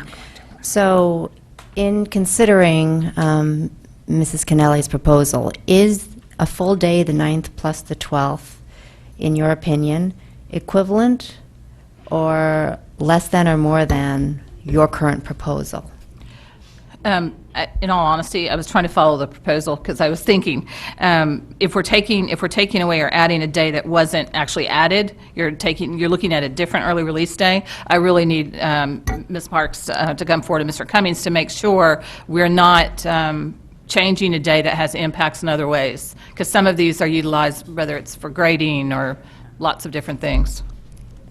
And while they're getting settled, can I ask just a procedural question? Does this need to be approved at this meeting, or? We there- generally try and get the calendar out as soon as possible for parents planning and whatnot. planning for vacations and the like. There's no legal requirement to do it tonight, but I think we'd Just like asking. to get Thank it you. out, yeah.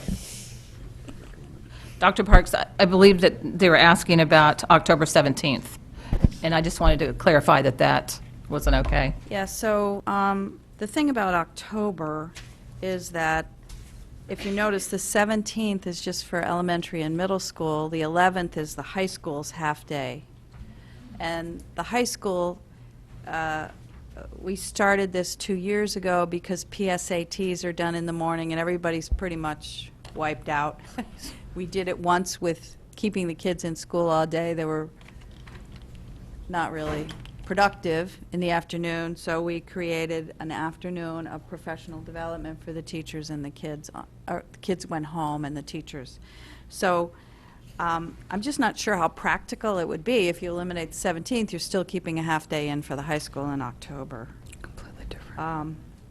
I don't know if that answers that question. I'm not sure what all the questions are. So my question had been, I think the proposal, and correct me if I'm wrong, was a full day on the 9th? Is that what you were proposing? So no classes, full day of professional development. So full day on the October 9th, and then as well December 12th, half, or partial day, half day. Early release. Right. And those 2 days, then, one full day, one half day, my question is that equivalent or not to the series of different early dismissals throughout the course of the year? Which would be more effective in being able to train or pass on more information? So in about 2 weeks, you will be our chief academic officer, so I would imagine you are in a good position to answer that. I'm in a position.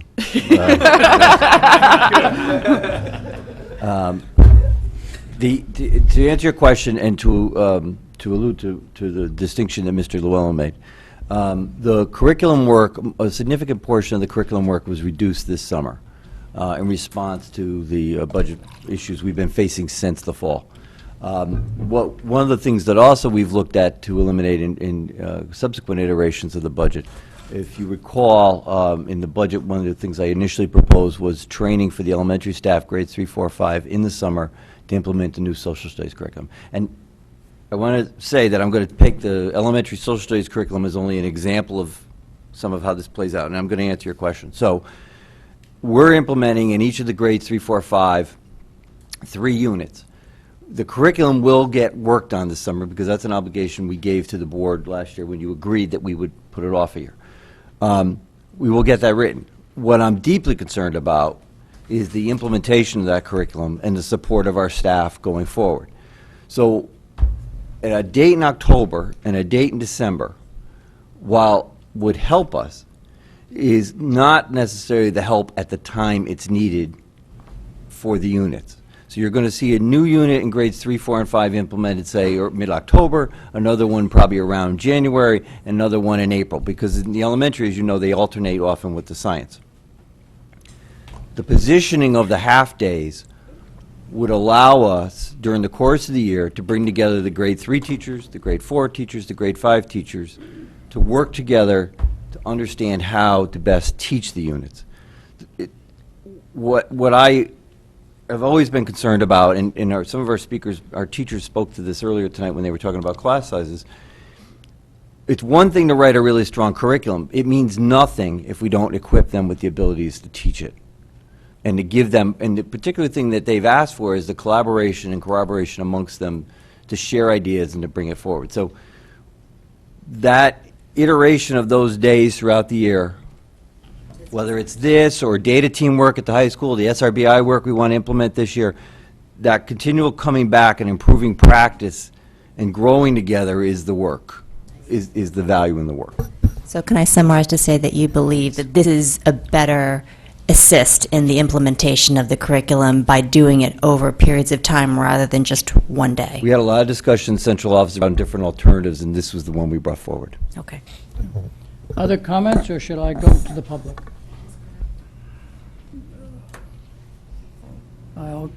Ms. Kennelly and then Ms. Carnell. A couple of things. It would be, there are a few observations about the calendar.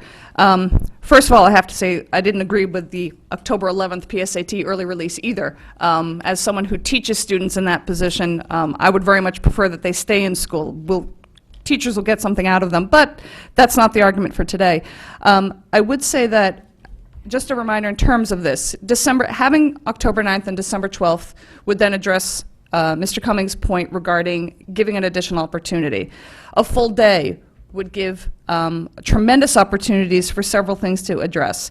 I had thought eliminating October 17th, given that it's then followed by 3 more elementary school early release days.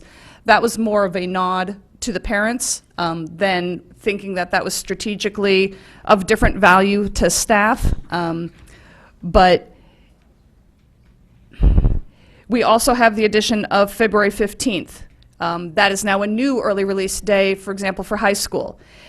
So it just seems, and I'll be honest, having been in, now again, this is my high school is restricted to, my experience is restricted to high school, but I'm fairly familiar with the value of professional development, not that my district doesn't do marvelous professional development at all times, but there's definitely a different value to having that chunk of time in fall compared with what can be accomplished in the spring.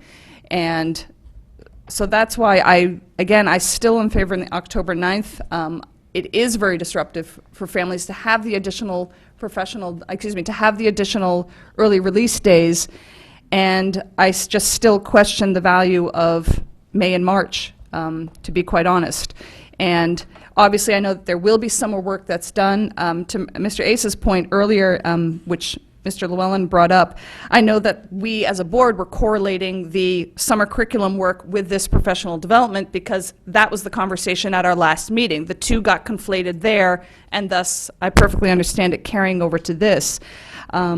So, as I said, I recognize the idea that more professional development is of value. I also know that that's actually one question I did have to Dr. Jones. I know the indication of budget was about $148,000. I believe that was the number? Yes. For the summer curriculum work. So that leaves us with what is being done this summer. Because I know some teachers have already been tapped for that, and so what work will be done? Can we defer that question to when we talk about the list of items? If I could just find, is it social studies, for example? I can speak best to the elementary level at this point. It is social studies. Because we are working at the elementary level to integrate our curriculum, there will be some language arts work as well to realign some units to support the social studies instruction. Okay. Ms. Carnell. I wanted to expand upon that because there has been a back and forth. What is the budget for this summer, or has it totally been taken away in terms of curriculum? That is on the next, another topic, but if you look in your package, you'll find the list, enclosure number 6, and it's listed about halfway down a little bit more than halfway down, summer curriculum work, and that's listed at $148,748, which is what would not be done. I'm sorry, what? I didn't hear the end of what you were saying. These are items that would be on hold pending the state action. Right, I mean, that's where I was kind of going with this. I know that the state mandates certain changes, and I know that science is one of them. Will science be affected by the budget, and when is it expected to hit the, shall we say, summer vacation? And I was going to say Ms. Parks may. Because right now you have a different name. I do? No. Ms. No, Parks, Chief Ms. Parks, Academic Officer. Please answer the question. Training. The science curriculum is essentially written. It was just slowed down for implementation. So there really doesn't need to be additional curriculum writing. There will need to be more money and more time for professional development when it is actually implemented. But there is no need for the science faculty to be working on curriculum writing during this coming summer. So well, there's no need for curriculum writing, but I know that there's been discussion about changing some of the times when certain classes are given, whether it's ninth grade, whether it's 10th. Sequencing. I'm sorry, what? The sequencing of the courses. Thank you, that was the word. When will that be discussed? Let me, if, I know As that I you're not going plan to my like this. departure, I'm going to continuing with leave my that to the question. Ms. future Parks, staff. I know you're not going to like this, but What else is there? this is not the agenda item for the science curriculum. So, Ms. Parks, please answer that last question, but let's stay on the calendar, professional Well, development day. no, and I appreciate what you're saying, Ms. Chairman Dwyer, but I think it has to do with other pieces of the curriculums. That's why it's all Every item in the school encompassing. district can be related to another, but our agenda item is the 4 professional days. Wait, look on the bright side, I'm not going to start with my Labor Day issue on the That's calendar. right. Ms. Parks, could you answer the question? I believe that whole, that's part of the reason I believe that we've sort of stalled on the implementation of the science curriculum. There's still discussion being done.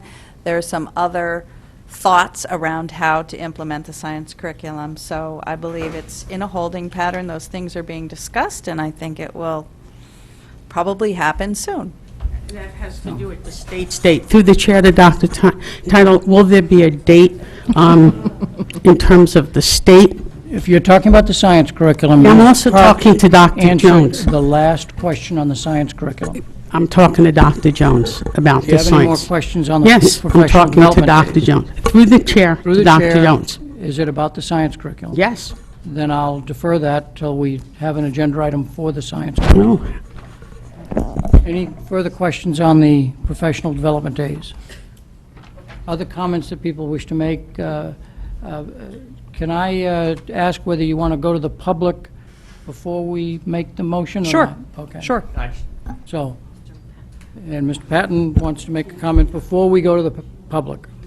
Just one quick question, I guess through the chair to Dr. Jones. Is Election Day an option to do anything, or we're not allowed to? They do professional, okay. Yeah. Because we didn't mark it. Oh. So, no, I saw that we had it off. I was looking specifically for that, and I was looking on the bottom, but sorry.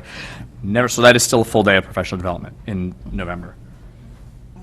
Is that it? Mr. Yep, yeah, that's it. Thank you.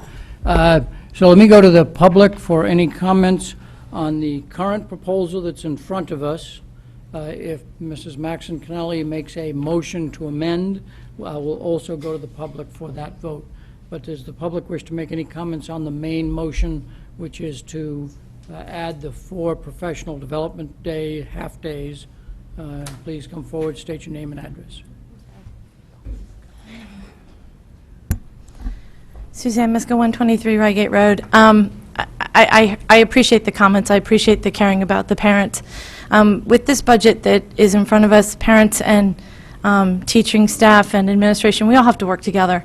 And, my suggestion might be that, there have been commentaries under the past superintendent of micromanaging the administration. And so I think that Dr. Jones and her staff have done an excellent job of trying to make this work as best that they can. My suggestion might be that on these half-day scenarios that the PTAs might be able to offer something to those children whose parents are working, something that allows the kids even more time to get to know each other, and something educational or fun that brings units together. You won't have that at the high school. Once we know we have a half-day, we're booking out, our cars are on, and we're out of there.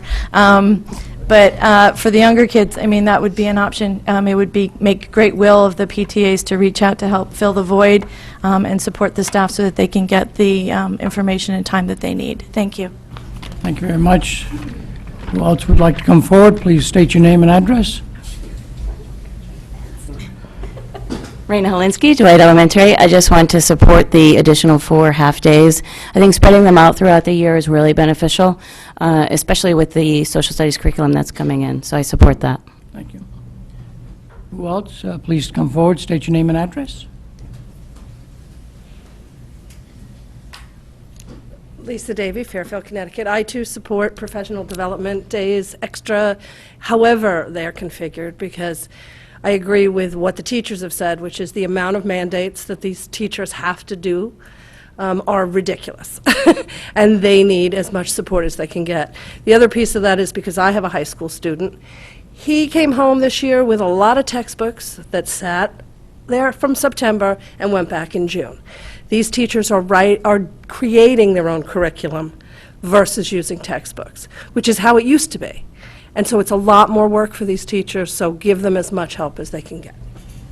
Thank you very much. Anybody else wish to come forward? Please state your name and address or position with the school Bob district. Spoler, I'm president of the FEA.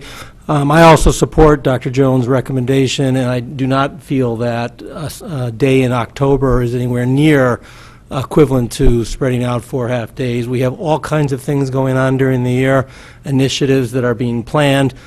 Spring in particular is a very heavy data collection period where you're analyzing student progress throughout the year. We're starting a new SRBI initiative. We'll be looking at student data and deciding what adjustments to be made at the high school, especially at Ward. We have an EASC certification coming up starting in the spring of 2020. We'll be doing all that preparation for that starting next school year, and it'll take us at least a year and a half to get ready for that visit.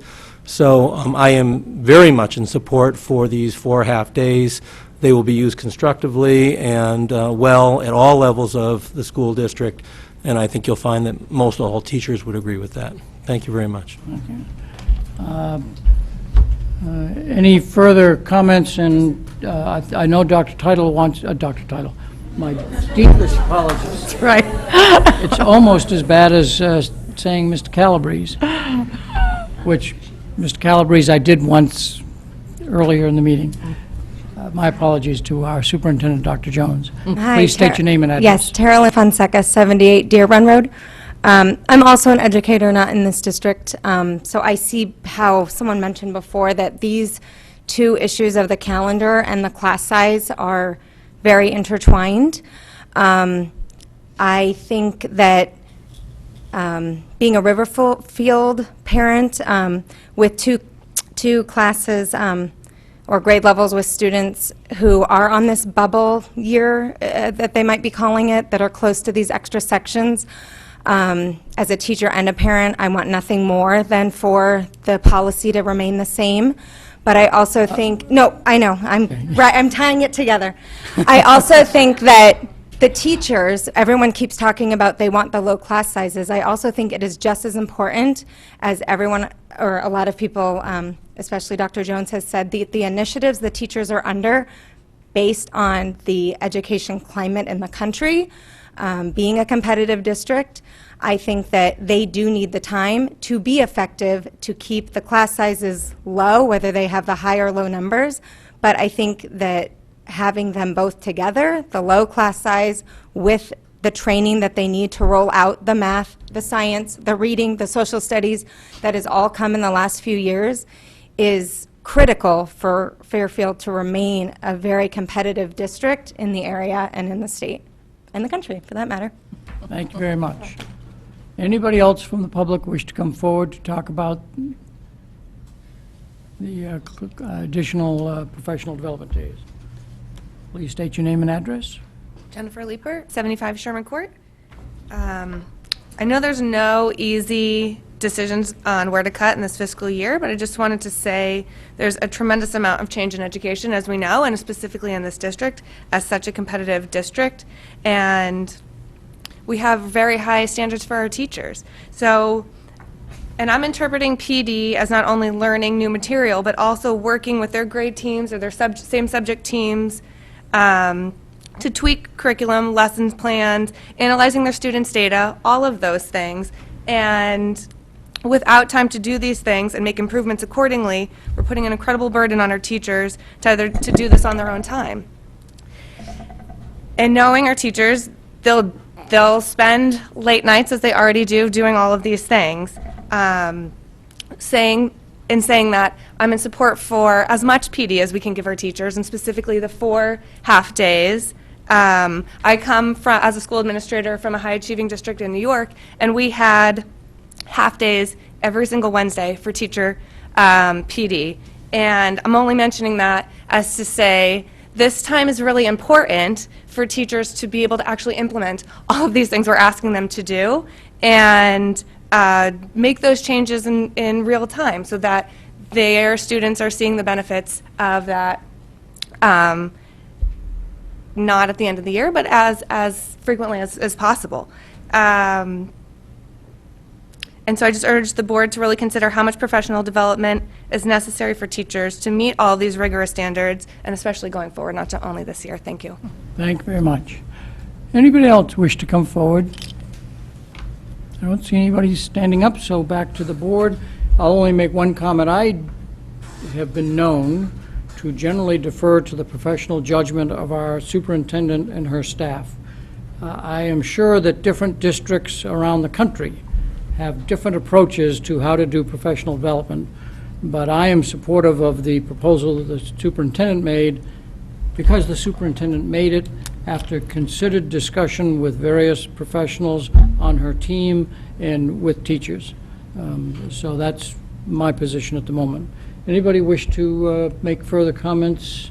I'll go after. Mr. Patton, followed by Mrs. Maxon Kennelly. And then Dr. Jones would like to make a comment as well. So 1, 2, and then Dr. Jones. So comment / question, I guess assumedly now, before Mrs. Max Kennelly would like to make her proposal, is it better now to ask on specific dates, for example, like the May 22nd or March 13th dates, why we want or what would plan to be done on those specific dates, and why those are good ideas versus waiting for Mrs. Maxon Kennelly to make her proposal? State those dates, because I'm not sure that March 22nd is a date that is... May 22nd and March 13th. So the 3 days I would like to have information on in terms of what specifically would be done. We've already discussed October, really, we're really October 17th,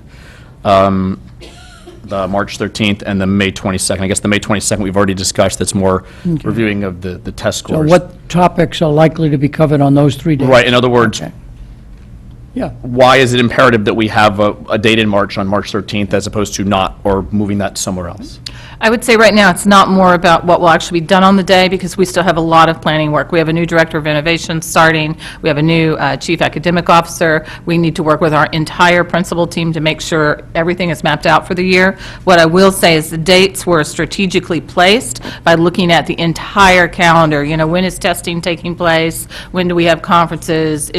That's why I say you have to be very careful about just moving one of those pink dates to another date, because it could be impacting testing or something else. It took a whole team of people to look at this calendar to figure out where we could find 4 days that would have as least impact to families, because we thought about that, trying to spread things out, and then also strategically be placed where they would be useful for us throughout the year. Okay, and in recognition of what Ms. Maxon Kennelly is, I'm assuming she's going to propose moving some things around. I'd just like to know the impact before or after that she makes her proposal on the October 9th full day versus taking away, I guess, the 17th half day. And again, really that March 13th day in terms of why do we want something in March? I know you're saying we're not sure, but it sounds like the staff, maybe through Mr. Cummings, you could give me an idea, why do we want a day in March? We were trying to make sure, I mean, as you heard, in some districts, they do this every week. Some of them, they do it once a month. We were trying to make sure at least once a month, other than the month of September, we had a day for professional development, throughout the whole calendar. To spread it out. To spread it out and make sure because you can only do so much in one day.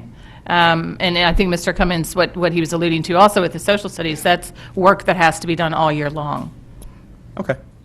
All right, fair enough. And perhaps if Mrs. Maxon Kennelly moves forward with an amendment, Dr. Jones may want to comment on this day or that day in response to Mr. Patton's question. Mrs. Maxon Kennelly. One thing that I think it's worth clarifying for the public, our faculty does have professional development every single Tuesday. Every Tuesday is faculty meetings. Now, obviously, it's a much shorter chunk of time. I absolutely acknowledge that. But every Tuesday is a meeting contractually, that they stay longer, where development of varying natures, whatever, sometimes determined by the building, sometimes determined by the district. I'm now, of course, I recognize there's pros and cons to both. The one other thing that had really been appealing to me about October 9th is that right now there is only one day in August. There would be that one day in October. there would be that one day in November and that one day in February. Those are 4 days only of full-day professional development. And I'll admit, I'm also coming at this from a policy point of view. When I think of all of the things that all staff needs to be trained in, all staff have to be, and this has to be signed off on by building administrators. That too is something where I just saw a value to having an additional full day, that there is so much more that you can do there, and that you can pull together all of these grades, all of these subject teachers, pre-K through 12. And so that's where I had seen that value, in 4 full days, plus the few early releases, plus the fact that they have every single Tuesday. It gave a balance to the type of professional development that could then be due, because I think everyone recognizes that there are certain things that just can't be done either in only those Tuesday afternoons or even only on the early releases. So I guess, at this point then I'd want the input of the board, so I'm going to move ahead with the amendment, recognizing absolutely that there are pros and cons to both. I am not for a minute discounting the comments from the public. I think that was valuable input, and so, but the only way I can gauge how the board feels about this is to move forward with it. I'll put the motion on the table. So I'm making the motion to add October 9th as a full professional day. And do it slowly so our secretary makes sure she gets it. I'll wait, as I tell my students, I'll wait till your pen stops moving. Moving the last day to June 13th, and then eliminating the early release, obviously open to amendment that may come from Dr. Jones, eliminating working from the end of the calendar up of May 22nd, March 13th, January 30th. And then October 17th, but I recognize Ms. Park's comment there about the balance there. Is but- that in or out of your proposal? So eliminating it. And eliminate October 17th. Is that clear? Okay. Can you repeat that again? Or can the secretary? The secretary will read the amendment to the motion, which I presume goes at the end of the paragraph, motion that says amend the 27-18 calendar as per the following sentence. Move to add October 9th as a full professional development day, moving the last day of school to June 13th, and eliminate early dismissal days on May 22nd, March 13th, January 30th, October 17th. Okay, is that clear, Mr. Patton? So, in addition to the prior argument, do you have any further comments that you wish to make? Is there a second? Mr. Asa. Any further comment that you wish to make, Mrs. Maxon Connelly? No. Mr. Asa, any comments as the person who seconded it? No. Other comments from board members? Mr. Llewellyn? Just so I can clarify, you've eliminated 4 early dismissals, or 4 half-days of PD. You've added a full day on October 9th, but you've also extended the calendar by a full day. So, in essence, you're taking away 4 half-days of PD because you're extending the calendar, so that's not having an impact. So you've disregarded, so you've got a full day, but you also extended the calendar, so that has no impact. Correct. Correct. So you did that. You could still leave the 4, add the 1 extended calendar. In the sense, you're having less PD, you're having it all on one day, but you're also extending the calendar. So the kids are losing an extra day off. And it's, I think other than the chair, you're the person who probably says most, trust the administration here. I mean, you heard the whole central office saying they sat down, they worked through this, that this works for the rollout of the new curriculum, or at least the social studies aspects and the others that they're writing. So, I don't think I can support the amendment. Other comments that board members wish to make?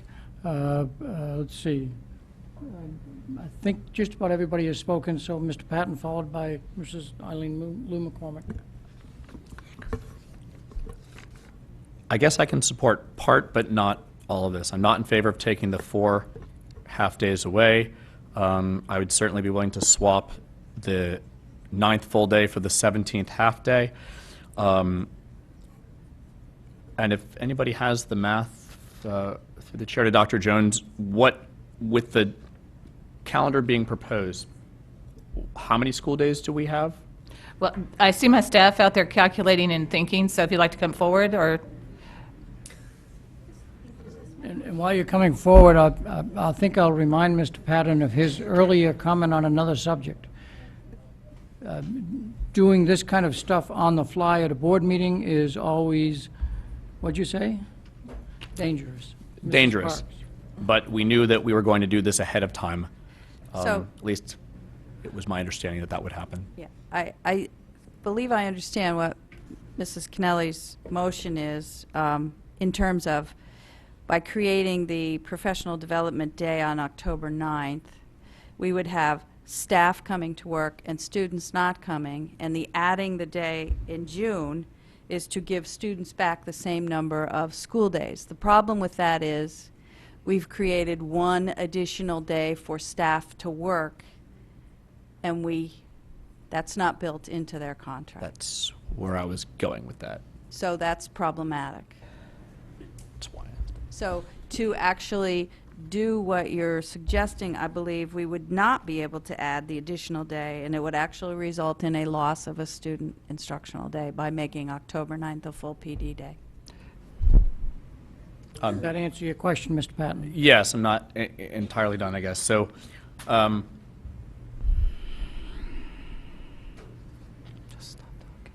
I'll ask it later. I'm not in favor of the proposal of the amendment as is. Okay. Mrs. Eileen Lou McCormick, do you defer it? I think Mrs. Maxon Connelly wants to comment on that exchange. Considering I put this out there 2 weeks ago, and this is the first time I'm hearing of that, then of course I will withdraw the amendment. Well, the amendment belongs to the board. Is there any objection from the board to withdraw the amendment? Seeing none, by unanimous consent, the amendment is withdrawn. Back to the main motion. We have gone to the public on the main motion, and the amendment was withdrawn. Any final comments from the board on the main motion? Any final comments from the board on the main motion? Mr. Patton? Oh, no, Mrs. Eileen Lou McCormick, you were deferring, so do you still wish to make a comment? No, I'm fine with the proposal because I think the academic officer at this point seems to have touched base with staff, and teachers have come up and confirmed that they believe that this is going to be the most helpful and efficient. So I'm supportive. Even though this is a deviation from what we've done in the past, I think it's good to try new things and see if it works. Mr. Patton, have any further comment or not? Yeah, I'd still at least like to discuss the notion. I understand the rationale from having the October 17th date. And if we switch that to the full day on the 9th, we would still, we would lose a, half day of instructional time. But I still think, again, trying to adhere to parent schedules, we've talked about that date and time of year a lot, and I suppose I would like to make an amendment to, So it depends on what your amendment is, but go ahead, please please speak. was there a reason again why we can't have the thing on the 9th? Is that what you're? No, please make your amendment. To remove the half day on the 17th and add a full day on the What 9th of October. Remove the half-day on October 17th And add full day on the 9th. of professional development. Okay. Is there a second for that amendment? Half day instructions. Is there a second for that amendment? I see no second, so the motion dies for lack of a second. Fair enough. So, what is in front of us at the moment is the original proposal that Dr. Jones and her staff put forth. We've gone to the public, so let me, sure, Mrs. Gerber? Yeah, I am going to support this, but I just want to make clear that one of the reasons why this was an agenda item tonight is because this dramatic a change to the calendar, I believe, should be approved by the Board of Education. So I don't think it's necessarily a matter of anyone trying to micromanage anything. It's simply us trying to do our job. We approved a calendar. It's been changed. We should approve the amended calendar. So I, thank the staff for putting this before us. But I will also say, 2 weeks ago, Mrs. Maxon Kennelly made a statement saying that she wanted to make these changes, and it would have been very helpful if we had known. We would have saved everyone a whole lot of time if we had simply gotten that information about October 9th not being possible. I agree with the Mrs. Gerber's comment that our new superintendent wasn't clear that the calendar is something that the board votes on, and therefore this, quote, significant change, I won't call it a major change, the board would want to talk about it and act on it. I think Mr. Asa brought that up. I think Dr. Jones is aware of that. And so the reason that it's on the agenda today is because 2 weeks ago, board members chatted about it and said, we really ought to put this on as an agenda item. So the motion in front of us is that the Board of Education approve the amended 2017-2018 calendar as shown in enclosure number 3. All in favor, please raise your hand. It is unanimous after very good discussion. Thank you very much. Food Services Program and Financial Summary.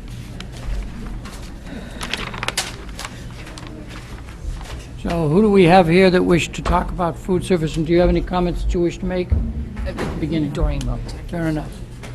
They have a PowerPoint, I think, right?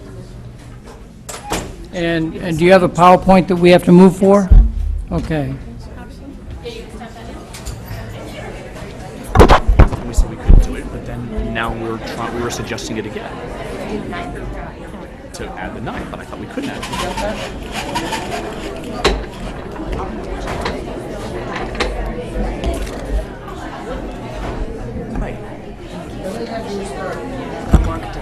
But last time, we discussed, they said that we couldn't do it on their committee because Columbus Day, because of whatever.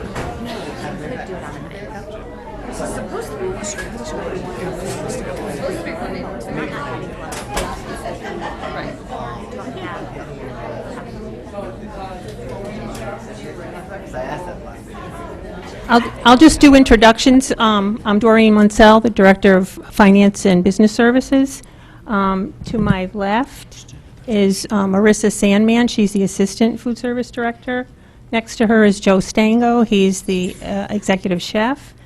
To my immediate left is Maura O'Malley. She is the Food Service Director in Fairfield. To my right is Karen Gersbeck. She's a District Manager with Whitson's. And to her right is Becky O'Brien. She's a registered dietitian, and she's new to us this year. She's been added to our schedule for 2 days a week, and she's been very helpful to us. So I'll let Karen do the presentation. I'm sorry, I forgot Mr. John Gersbeck behind me. He's the VP.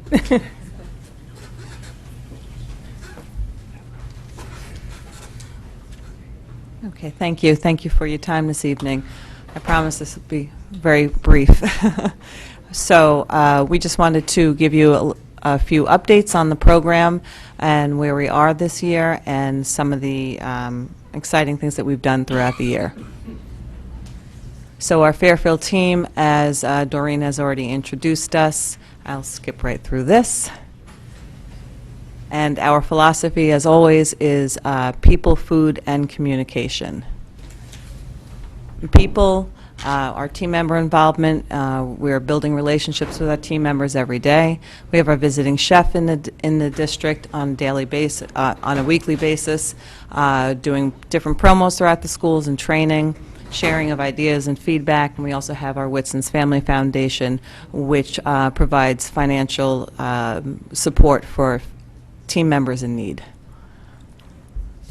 Food, wholesome foods, scratch cooking, less prepared foods, fresh foods and natural ingredients, and locally grown fruits and vegetables. Our menu offerings, we have our signature menu concepts, our nutritionally balanced recipes, and our visiting chef program, again, which is very popular in the district. And our communications, we have nutrition education. We have our Nutrition Safari program, our Smart Choices and our nutrition lessons by Becky. She's been going around to various schools and offering lessons on different nutrition topics to students throughout the year. She's been doing that. Our marketing and merchandising program continues to advertise our chef visits, our communications. We have specific signage for our marketing to designate our different ideas, and also our client and customer communication, monthly client newsletters, nutrition newsletter from our RD, which we'll be putting forth next year, and our custom website. And these are just a few of the food specials that we've had throughout the year that were very popular with the students. We had our ramen bar promo. We offered at our secondary schools. We also had our annual Sushi Palooza. We did this at all of our secondary schools. The students really loved this program, and our chef, Joe Stango, and our visiting chef, Rich Sandman, worked very hard to make this promotion every year. In addition, we were offering organic smoothies, and we're promoting healthy eating every day in the district. The smoothies were very, very popular with the students as well, and we will continue to offer those next year. This is our roasted pork loin and our rotisserie chicken. This is a brunch for lunch that we offered at the secondary level.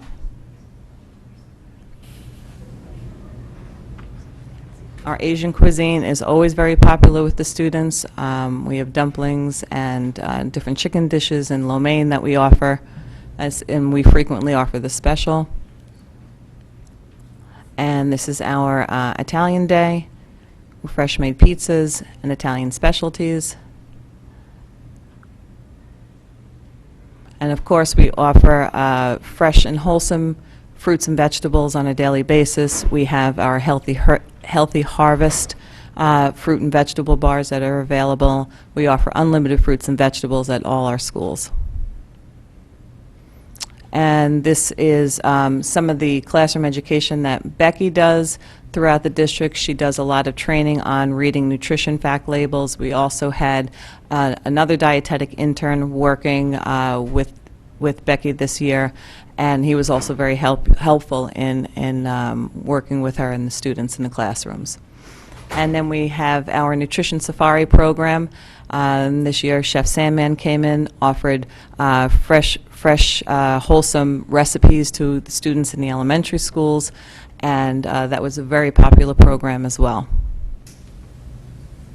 Our financial highlights, we always have transparent accounting and reporting.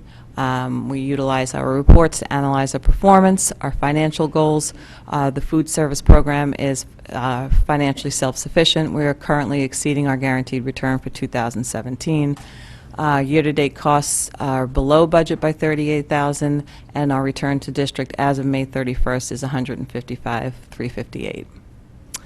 And you know, we're looking to go in a new marketing direction for next year. We're going back to a time when good food was simple. We're working towards bringing in more organic and non-GMO products and providing more wholesome meal options to our customers. And we're going back to our roots, and we'd like you to join us on this journey. And that's all. I thank you for your time.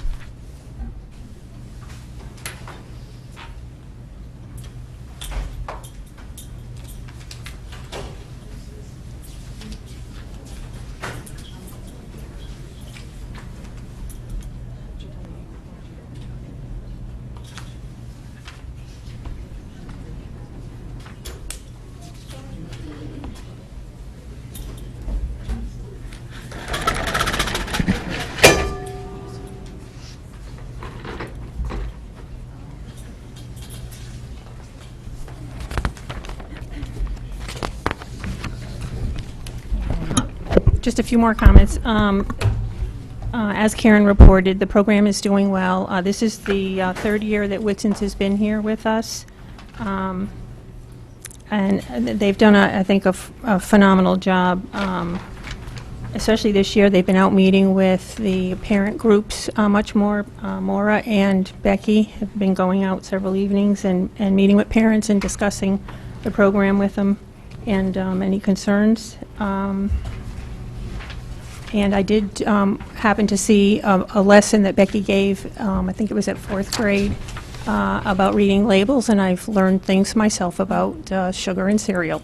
So I think we gave a good overview of the program. If you have questions, and there's a few action items we need. Do you want to comment on this, which was put in front of us?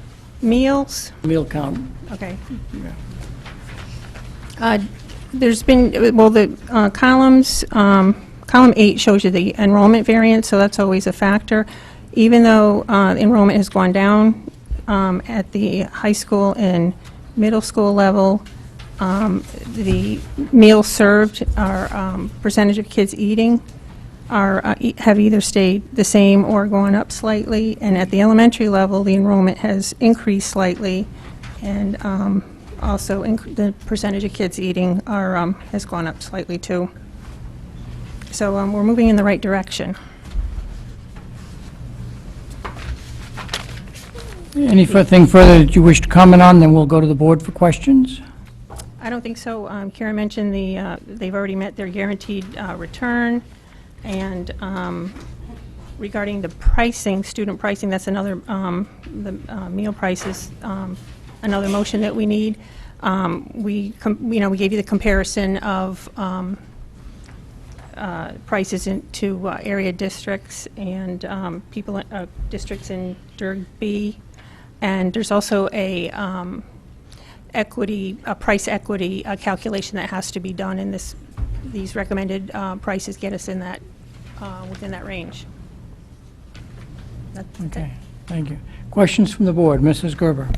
I guess through the chair to someone on the Whitson staff, I'm just curious, does anyone have any idea what the chef at North Stratfield is doing? Because it's gone up 10%, the participation. I mean, I guess whatever he or she is doing, maybe other schools could do that as well. Maybe Mill Hill, because they went down 7%, but the 10% is really something. When you got those numbers, did you see, is there something new that's happening there that caused such a big spike? We have a very talented lead manager there, and we've also expanded the staff up there because recognizing the fact that there was a growth in participation there. So adding a third team member up there really helped move those numbers up.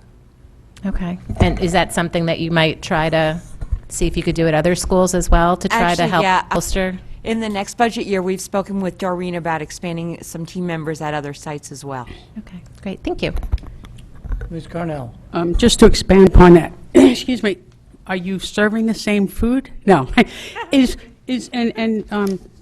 Gerber made a good point. Mill Hill unfortunately has gone down, and is that because of some of the limit of size we have at Mill Hill? And I think we talked about that last time, that the way it's situated,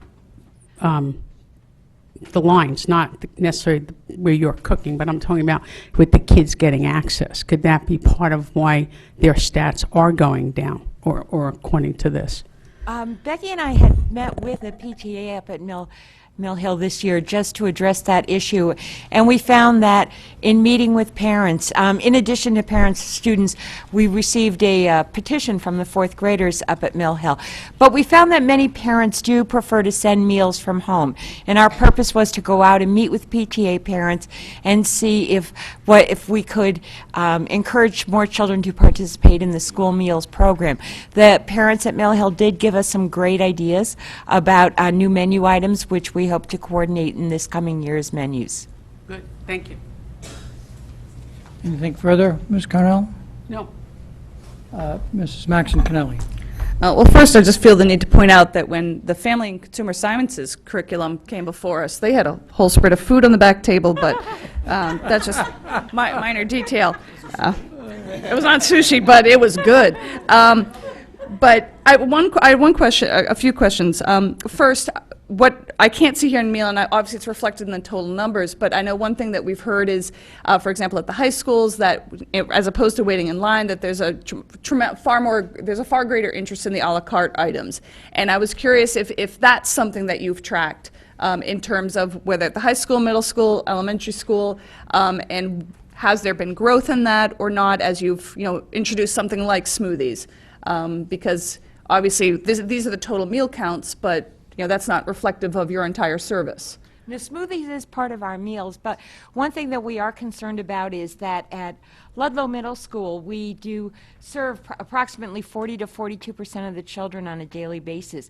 However, when they walk across campus to Ludlow, we serve more like 20 to 22% of the children. So our focus this year is going to be, and to your point, that Ludlow's high school students tend to buy more a la carte items. So our focus this year is to work with our Ludlow High School students because they've left Ludlow Middle and they were active participants in the school lunch program. And we want to see what we can do to entice them back into Ludlow High School's dining room. Okay. So I guess there's nothing, though, that we could see regarding how they're engaging in or you're not getting any feedback, though, about how the a la carte items are selling and where, because obviously there are lots of healthy options within the a la carte items, and so in terms of gauging this is going well or this isn't, that's what we can't see from this. No, actually, no, you can't really see that. Not on that, but we... Oh, sorry. Oh, sorry. Yeah, we don't have anything in this particular report, but I can tell you that the a la carte sales this year compared to last year are up by $46,000 year-to-date. So, yes, the a la carte sales have definitely increased. And while that is very good, we also strive to get as many reimbursable meals as possible, and that's why Maura was talking Right. about an Good effort point. to really educate the students to take a full reimbursable meal. And obviously, a second question is regarding, I don't know how much of this you can gauge of, it makes a difference at the elementary schools of the one line versus two lines. Again, Ms. Carnell, mentioned, the famous, Mill Hill line that is that long. And are you finding that, so that there's a certain wall you come up against that we're not going to be able to expand this more until some of these facility issues are addressed? Or, and to what degree, of course, that you've been able to work with principals about, is that something that you can work with building administrators on, is there something different we can do with lunch to make sure that, kids who want it are getting these meals?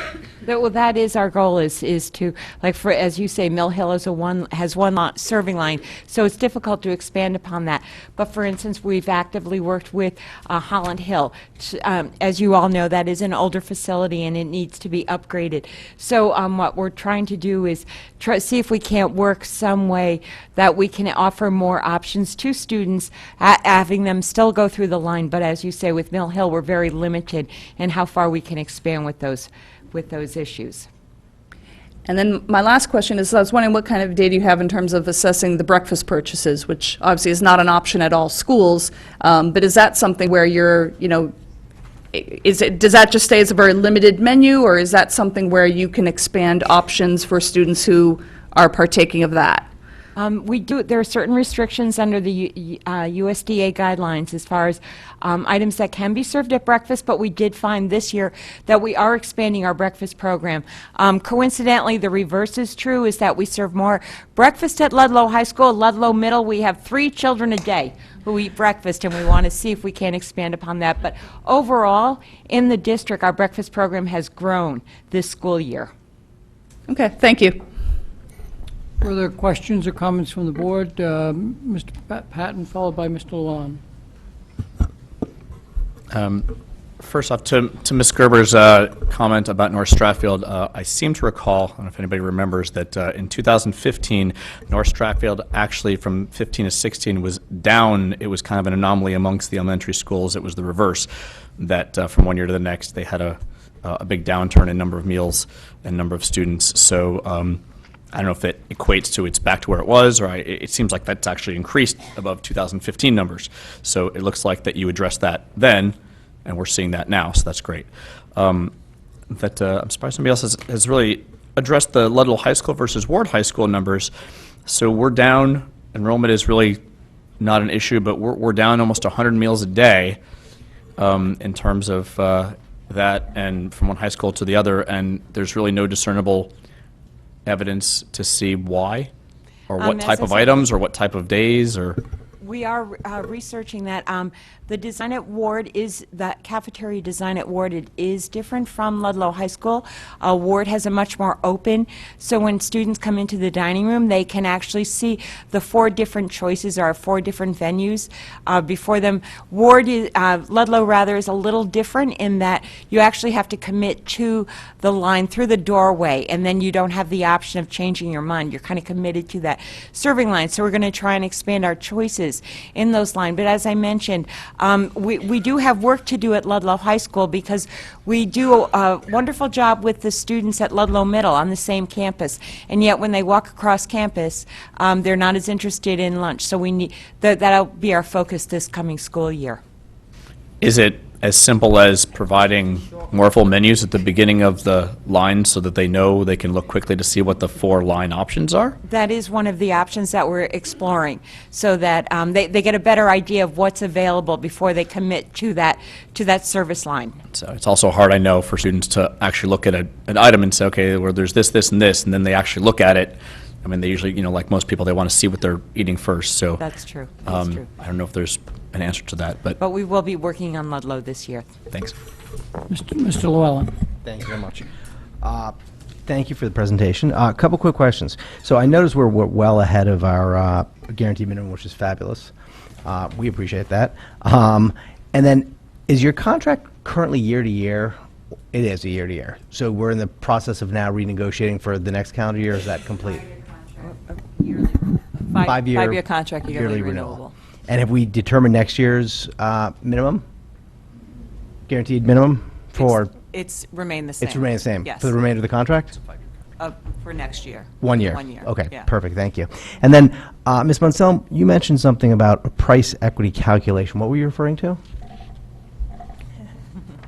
Mr. Llewellyn, we have a second motion for the lunch prices, and Exhibit 4 talks about the study they did among other school districts around lunch prices. And that's what you're referencing is the price equity? Yeah. That's correct. Okay, So we'll. perfect. Well, I can defer that, yep. For that. And then the other question, real quickly, about your à la carte pricing. You said it's not a reimbursable meal. So does that mean that it's priced the same way, or does it have a better margin?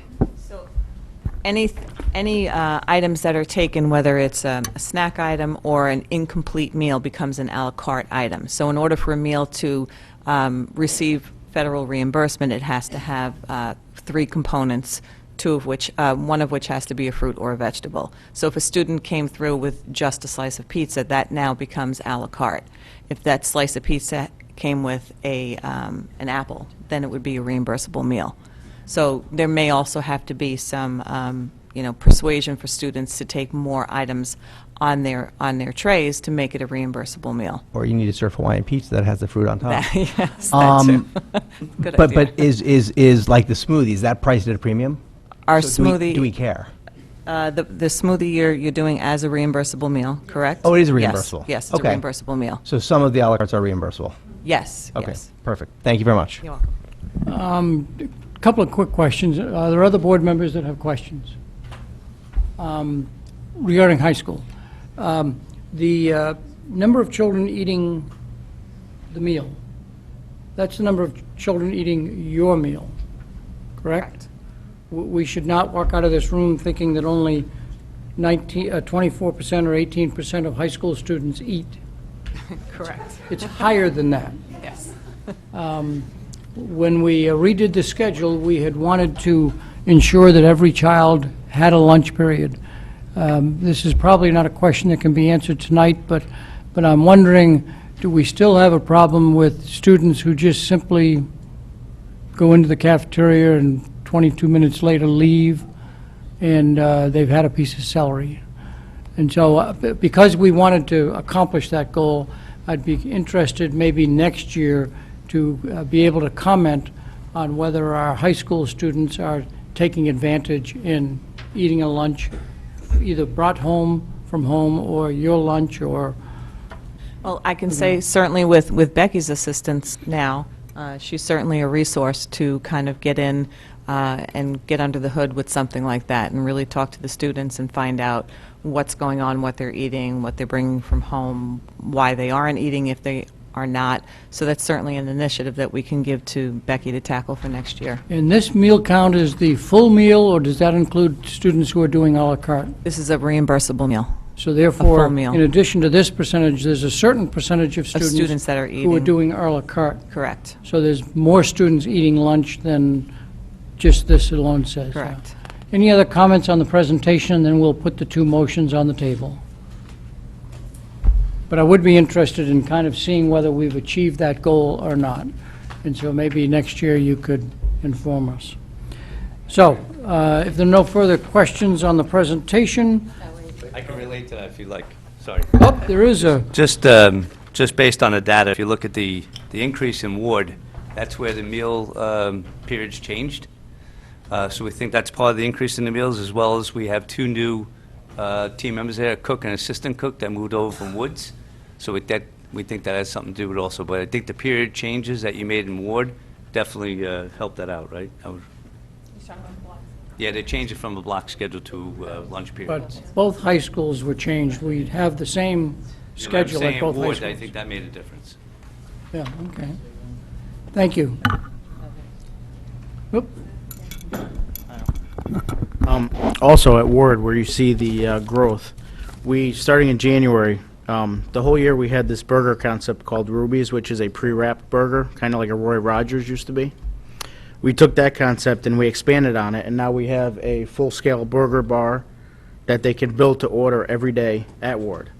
So I think we're gonna implement that. It was a pilot at Ward to see how it would go, and it went very well, and the kids love that station. So I think coming into Ludlow High, that is going to be something we implement from day one, and I think you will see growth at Ludlow High just based off of that one change.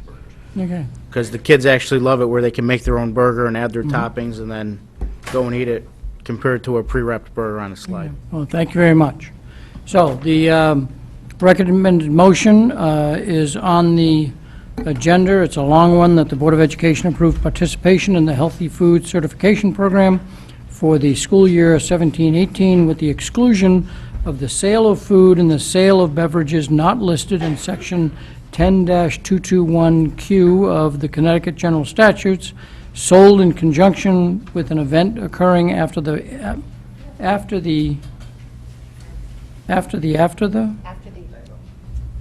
There are two after these.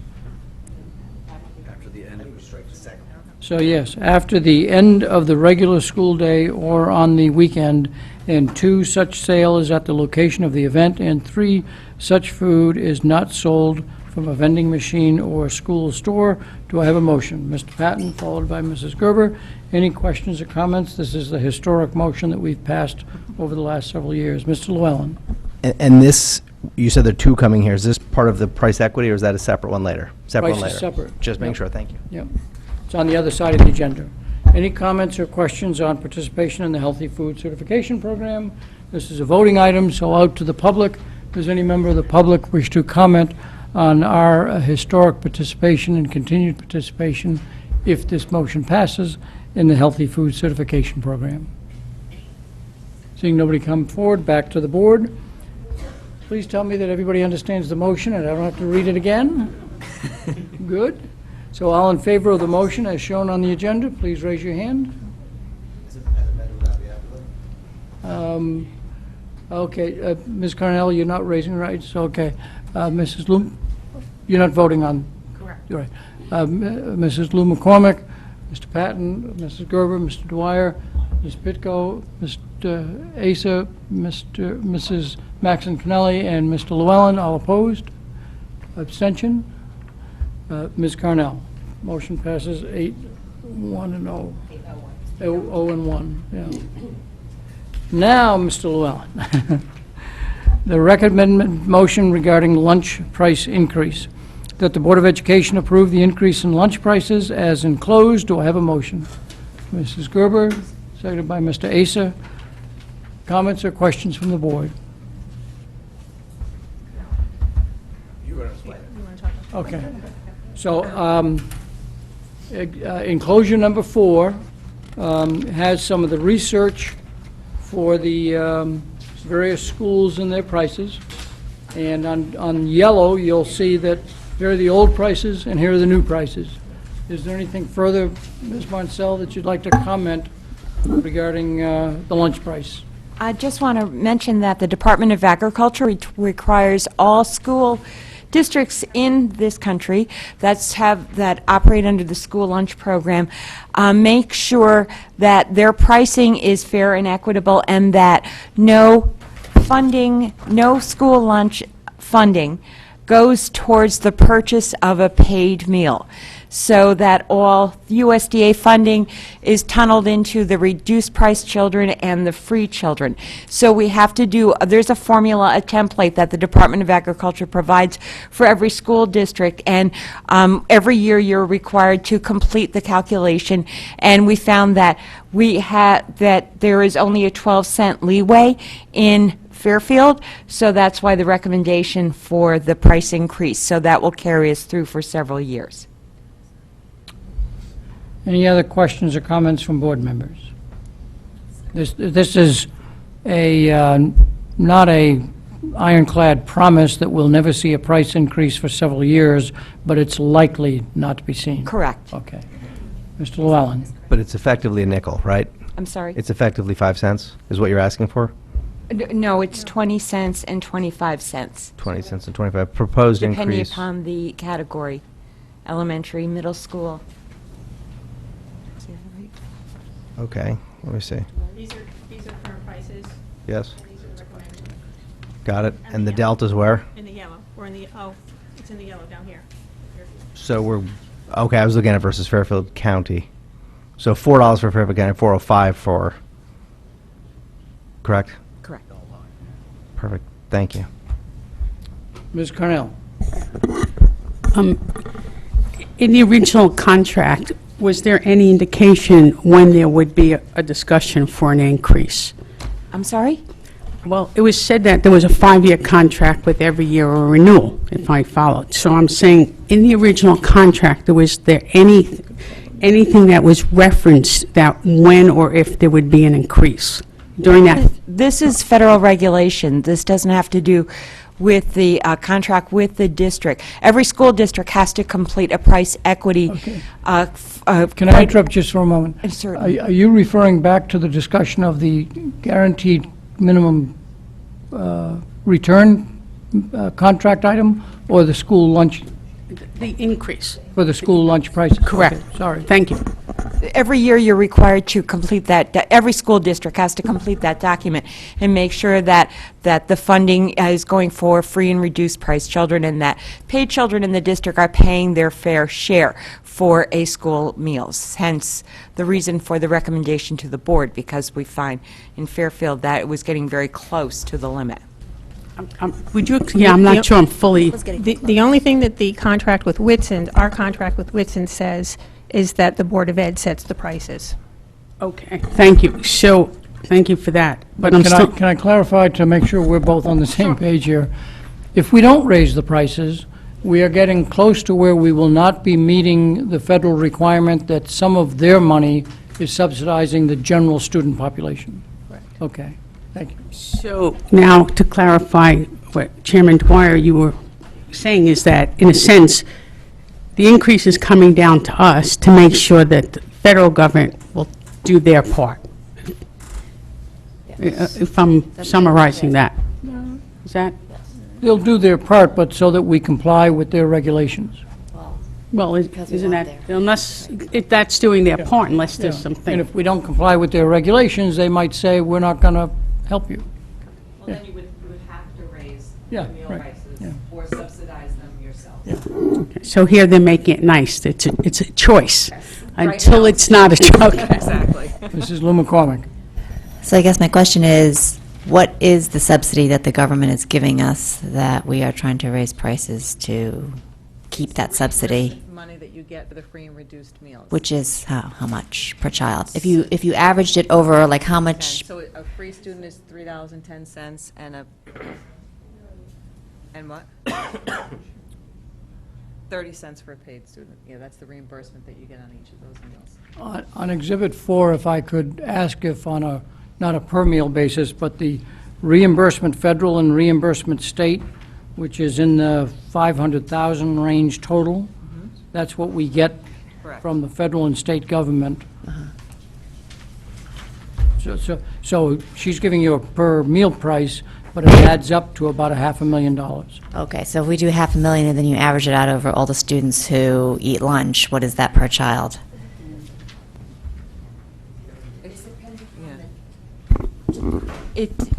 The reimbursement is based upon the child's economic eligibility. So the district receives more money when a free child participates in the school lunch program, and more than when a reduced child participates in a paid child. Oh, no, I understand that. I'm Oh, just okay. saying, what's the aggregate number that we're receiving from the state or the federal government, averaged over all the students who eat lunch? So are we basically getting 50 cents per child who eats lunch or something, and they're asking us to increase the price by 20 cents, so actually we're making 30 cents per child? Or what is the give and take that we're doing here? I can do those calculations for you. I don't have them tonight. Okay. I mean, we're doing this because we want to keep so I want to know how much we're actually saving.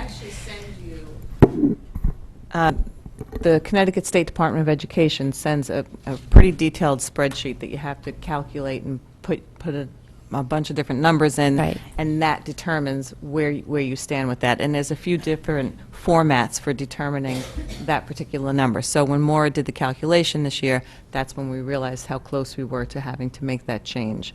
So I don't know off the top of my head, because it's a bit of a complicated calculation that they've put forth. I couldn't tell you off the top of my head exactly what it is, but she could provide you with that information. Yeah, because I'm just wondering, like, why do we have to do 20 cents? Why not 10 cents or 15 cents or You 5 plug in your cents? paid meals and your free and your reduced and your participation and that type of thing. It spits out an answer for you based on the calculation that they've So is come it a up with. break even? Are we breaking even with the government, or are we actually getting a subsidy at the end of the day? We're getting a subsidy from the federal government. The only thing is that the district is not allowed to use federal funds to subsidize a paid child's meal. We get 30 cents for a paid lunch. So therefore, the difference has to be made up by charging the students. And the federal government determines what they think is fair and equitable for a child to pay for a meal. The district, after I did my calculations, were within 12 cents on average per paid meal. Hence the recommendation to raising prices so that the district is in compliance with USDA regulations. If they find that the district is using the reimbursable funds to subsidize paid meals as well, then the district essentially would be fined and be told that out of your BOE funds that you have to pay for those paid meals. Okay, I don't fully understand the math that you're talking about. It would be helpful if you could maybe put together a spreadsheet and share it with us. Maybe go through the Share you superintendent. the worksheets that they provide every school district with and show you what I worked with. Yeah, because I think it would be important for us to understand whether this is actually a reasonable raise or not. We need to understand what it is, why we're doing it, because I don't think we understand why we're doing it. I mean, you could have come in with 50 cents, and I would have been like, okay, or 5 cents. I mean, I don't really understand why it's 20 or 25 cents, and what if they come in one year and the calculation is $1? Why is that reasonable? I mean, as I said, I can show you the template that we used. We were within 12 cents, and the recommendation to the district was that perhaps 20 cents or 25 cents would it take us 2 or 3 years forward so that we wouldn't have to be in this position of coming to the board and asking every year for an increase. If you did a 15-cent increase, arguably we would need to come back to you next year and say, in order to stay in compliance with USD price equity, we need to ask for another price increase on meals. Hence the breakdown of what other school districts in Fairfield County and surrounding areas are charging for meals. I understand, but then you're asking us to pay more today rather than just doing the step every year. So we could have done only 10 cents this year and then another 10 cents next year, as opposed to paying 20 cents, 20 cents. You are correct. So we're actually paying more by stepping up quicker, and I guess why would we want to do that? That is a consideration. In discussing the price increase, we thought there has not been a price increase in Fairfield in 4 years. So we thought that your parents are more accustomed to that, and so that if we were to make a price increase, that rather than coming to you and the parents every year in order to be within compliance, we would just do, but that's certainly up for discussion. Right, so if we were to increase it by 5 cents only across the board, we'd still be in compliance, correct? 10 cents, or 12 cents we need 10 cents to. or 12 cents would be, yes. 10 cents would be sufficient for us to be in compliance, because we're within 12 cents. If we had 10 cents, we'd have a 22-cent cushion. Correct. Is that right? Okay, so I don't know why we wouldn't just increase 10 cents this year, and then next year we would increase another 10 cents rather than doing 20 or 25 cents, but I'm open to understanding that. So, other comments from the board? Other comments from the board? I just want to clarify. Llewellyn? We're at 12 cents. Do we need to be at 30 cents or 20 cents? You said the subsidy is 30 cents. Oh, that's for paid. This is different. Different And the calculation. microphone? So we're mixing. Again, the microphone. Oh, I'm sorry. You're on national TV.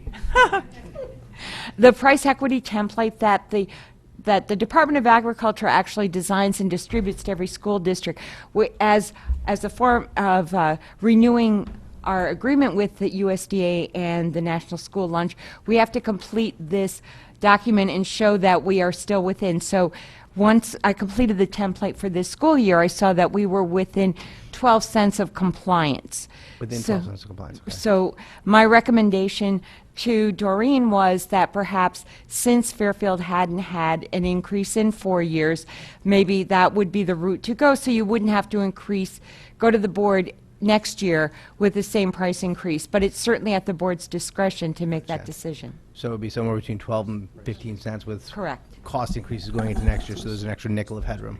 Correct. Or so. Okay, thank you. Any other comments from board members, and then I'll go to the public? Ms. Carnell? Yeah, just to follow on, if we increase to 20 cents this year, and I think you said the needed amount is 12 cents, what happens to the other 8 cents? Well, that is built in for future, we were thinking long-term, that way, arguably, when we do the formula next year, next spring, that we would already have that price increase built in, so that there wouldn't be any need to come to the board and increase prices. I'm not sure I'm following. So, when you ask the question, what happens to any net Excess, income? right. It stays with the program. The food service program is a self-sufficient program, so if there's any net at the end of a year, it stays with the program as an opening balance the following year, so it stays with the program, with the food service program. So It's additional revenue to the program. The extra 8 cents is additional revenue to the program. It stays in his profit. the profit to who? To the school the lunch program. program. To the school district's program. It's not a profit to Whitson's, it's a, School it's a district. net income to the school district's food service program. Do we have, and maybe you don't have these numbers handy, but do we have any idea about what that would come out, the 8 cents difference for the year? I don't have that number right now, no. Because that's, really helpful. I think, yeah, I think it would be helpful to have that number, because if it's a substantial number, okay. So they don't have it. I figured that one out. So the question is, we're being asked to vote tonight, or does this have to be voted on tonight without that information? It's up to the board to decide whether they want to vote on it tonight or move it, to the next meeting. Okay. Other comments from the board, and then I'll go to the public. If there are no comments from the board, this is a voting item regarding increasing the lunch prices for next year and the future years. As you've heard the discussion, anybody wish to come forward and comment on the lunch prices increase? Please state, guess what? Could you make room for members of the public so that they could speak? Mr. Dwyer, I think they found the answer. Well, let me get the public here, and then they can chat. Somebody sit down. I'm coming. First come, first serve. Please state your name and address. Lisa Davy, Fairfield, Connecticut. I have a lot to say. I will stay within my 3 minutes. I want to remind everybody, and there are a few people who weren't on this board 3 years ago when we went with Whitson's. Apparently, our food program used to make a lot of money, and that went away, and we hired this one. I don't know the numbers. I'm glad to see we're making money. Unfortunately, it's also about feeding our children. When we brought Whitson's in, it was going to be local produce, it was going to be fresh cooked, non-GMO where possible, and organic, and 3 years later, I'm not sure we have any of those things. We never had the meetings that we were supposed to be having. Mr. Patton was very excited about them at the time, and we couldn't get them. When we finally got one, we actually had to have it at Whole Foods to talk with Whitson's about what was going on, and found out that at the elementary level, they're bringing in Tyson frozen chicken nuggets because they were afraid to cook in case they might not cook properly. My son attends Ward. He very rarely buys food, and when he does, he says, well, I got the chicken patty, and I'm like, well, isn't it a meal? And he said, well, no, they tell me that's it. That's all you get. So I don't know if he's buying off the menu or not, but it would be helpful if there were signs that said, you can have fruit. Then he would be a reimbursable meal versus an a la carte. I don't think the kids know that. I also don't think that we're feeding them properly. I don't think we're offering a very good example, and I think it would be nice if there was some more information from Whitson's. They say what they're going to do, but I don't see that we can actually get that information. It's you can look up how many calories, but I'd like to know how much local produce did they buy? How much is organic? What products are non-GMO? I think that's information that if they're selling the program to us that way, they really need to be able to back it up. Thank you. Thank you. Please come forward, state your name and address.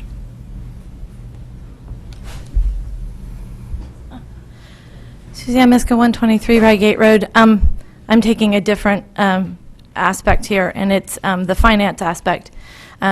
We have not, as a public, seen the contract with Whitson for 5 years now. So if we have a 5-year renewable contract, it must have come up forward. So the terms of whatever was agreed to 5 years ago really should be presented to the board, in my opinion, and the public as to what you've all agreed to. Second, in the back, I get it. It's 25 cents, and to most people in Fairfield, 25 cents isn't a big deal. But there's a premise here that I'm trying to understand, and it's we went with a company financially because the board and the district was tanking on the food service side because money that was over there seemed to just move out at a very fast pace. And so we went by hiring someone that was supposed to help take a lot of the fiscal problems and requirements off the table of the district and the board. Having a 1-year analysis done around this time every year is not, to me, enough information to the board or the public as to where the finances are going. So to hear that we now are narrowing between reimbursable and non-reimbursable is a little concerning. I also find it concerning that we have to increase prices, yet the amount paid back to the district at a time when the district could use money has not changed in 5 years. So I don't know who's negotiating this contract or agreeing to these terms, but either the board looks at the contract and agrees every year, or, I mean, I don't know how you raise prices, but you don't know what's in your contract. So somewhere along the line, there's a disconnect, and either you're trusting this company who's doing the financial piece of it, or you all need to get involved and do the financial piece of it. But to do, I'm going to raise the prices, but I don't know what's in the contract is kind of alarming. Thank you. Anybody else wish to come forward to talk about the school lunch prices motion? Seeing none, back to the board. I will clarify one thing. The only board vote was to whether to stay in-house or to seek an outside service provider. It is the town purchasing department that sets up the purchasing process and sought requests for proposals or qualifications and made the actual decision on the vendor and the contract. That's the town purchasing department's responsibility, not the board. The same happens with the transportation contract. Comments from the board? Hearing none, the motion in front of us that the Board of Education approve the increase in lunch prices as enclosed. All in favor, please raise your hand. Mr. Patton, Mrs. Gerber, Mr. Dwyer, Ms. Pitko, Ms. Asa, Mr. Asa, Mrs. Maxon Connelly, all opposed? Ms. Carnell, all Abstaining. abstaining. Abstaining for lack of information. Mrs. Lou McCormick and Mr. Llewellyn. The motion passes. Thank you very much for sticking through and making the presentation. On to item C, discussion of class size practice. You know that we sent enclosure 5, which is the actual class size policy. I wonder if I might have the attention of the board? Could I have the attention of the board, please? And then attached to that is the class size teacher load guidelines that have been in the budget. It's the policy that guides us, but the guidelines is something that we have used so that management can make decisions. Mrs. Jones, do you wish to make any opening comments or call on staff? Sure. First of all, this is only a discussion item, and it's really for one question to the board, and it is to interpreting that what's considered desirable, because our policy is very open. There is no proposal from staff, from any of us, that we want to see class sizes of 30, which is really how it's written. The question is, when we go forward this summer, are we going to look at 25, 25, 25, and we stay with our practice that we've always used and we add a teacher, or 25, 25, 26, and you wait until the second class goes to 26? And I think it's important for the board to weigh in on that for us in our practice, because generally out of our 207 sections this year that we'll have, this comes up generally between, I want to say 4 and maybe 8 sections in the summer. And the cost to us to add those additional teachers in August and during that time frame is between $300,000 to $500,000. And I think it's one of those decisions that for the board, again, we're going to be faced with a lot of challenging decisions. And I think we just need to understand what's behind that financially. And it is a practice that we've always utilized. That really is the only question tonight, just to get feedback from the board. And we will, we will stay consistent if that's what the board's desire is, but what is considered desirable given the economic climate that we're in. Now, I will say there has been more discussion just out in the community, and we put out a letter trying to help people understand of how we move teachers around the district. That is not a change in practice. We're doing what we've always done, and Ann is at Leffert can talk to that tonight if you'd like to, just so the public understands how that process works, because it has been so public. But it really is about the one question, and it's really interpretation of the policy, and are we going to stay the course, or does the board want us to consider 25, 25, 26, and stay in the course and waiting until that next teacher or next student enrolls? And so while there's not a vote on this tonight, I think the question that's in front of us that Dr. Jones is asking for feedback, honest feedback. Using her example of 25, 25, 25, and when the 26th student shows up, i.e. the 76th student, shall we stay with 3 sections or divide to 4 at the end of the summer? I think the board acknowledges that between June and August, the enrollment projections go up and down.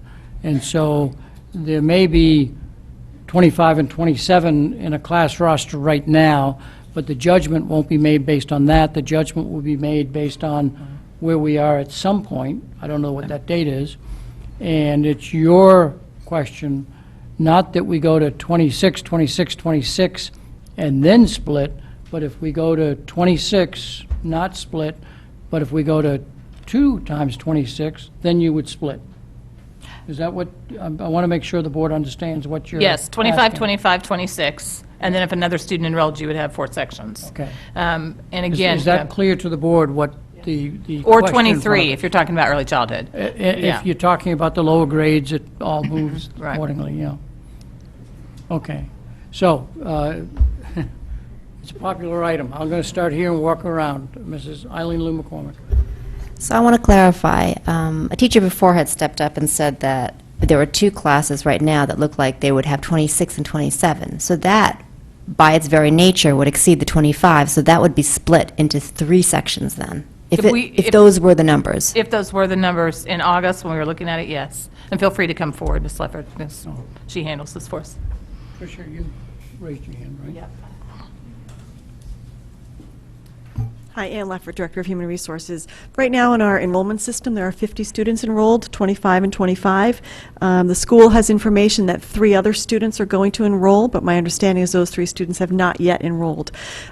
We deal with issues all summer long with looking at enrollment numbers, constantly keeping track of where those enrollment numbers are, and it's not been an unusual circumstance where families tell us they're going to be moving in and they never enroll their children because they don't move in. So we want to be very careful with funding, of course, to be sure that when we make the decision in August, we have actual students who are enrolled and sitting in those classrooms.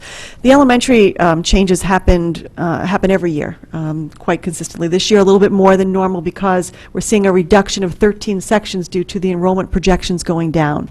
So that's a bigger reduction that we've seen at the elementary level in some time. So it leads us to a lot of decision-making on who's going to move, and every year, teachers at elementary move. They move grade levels and on occasion move buildings just because of the enrollment changes.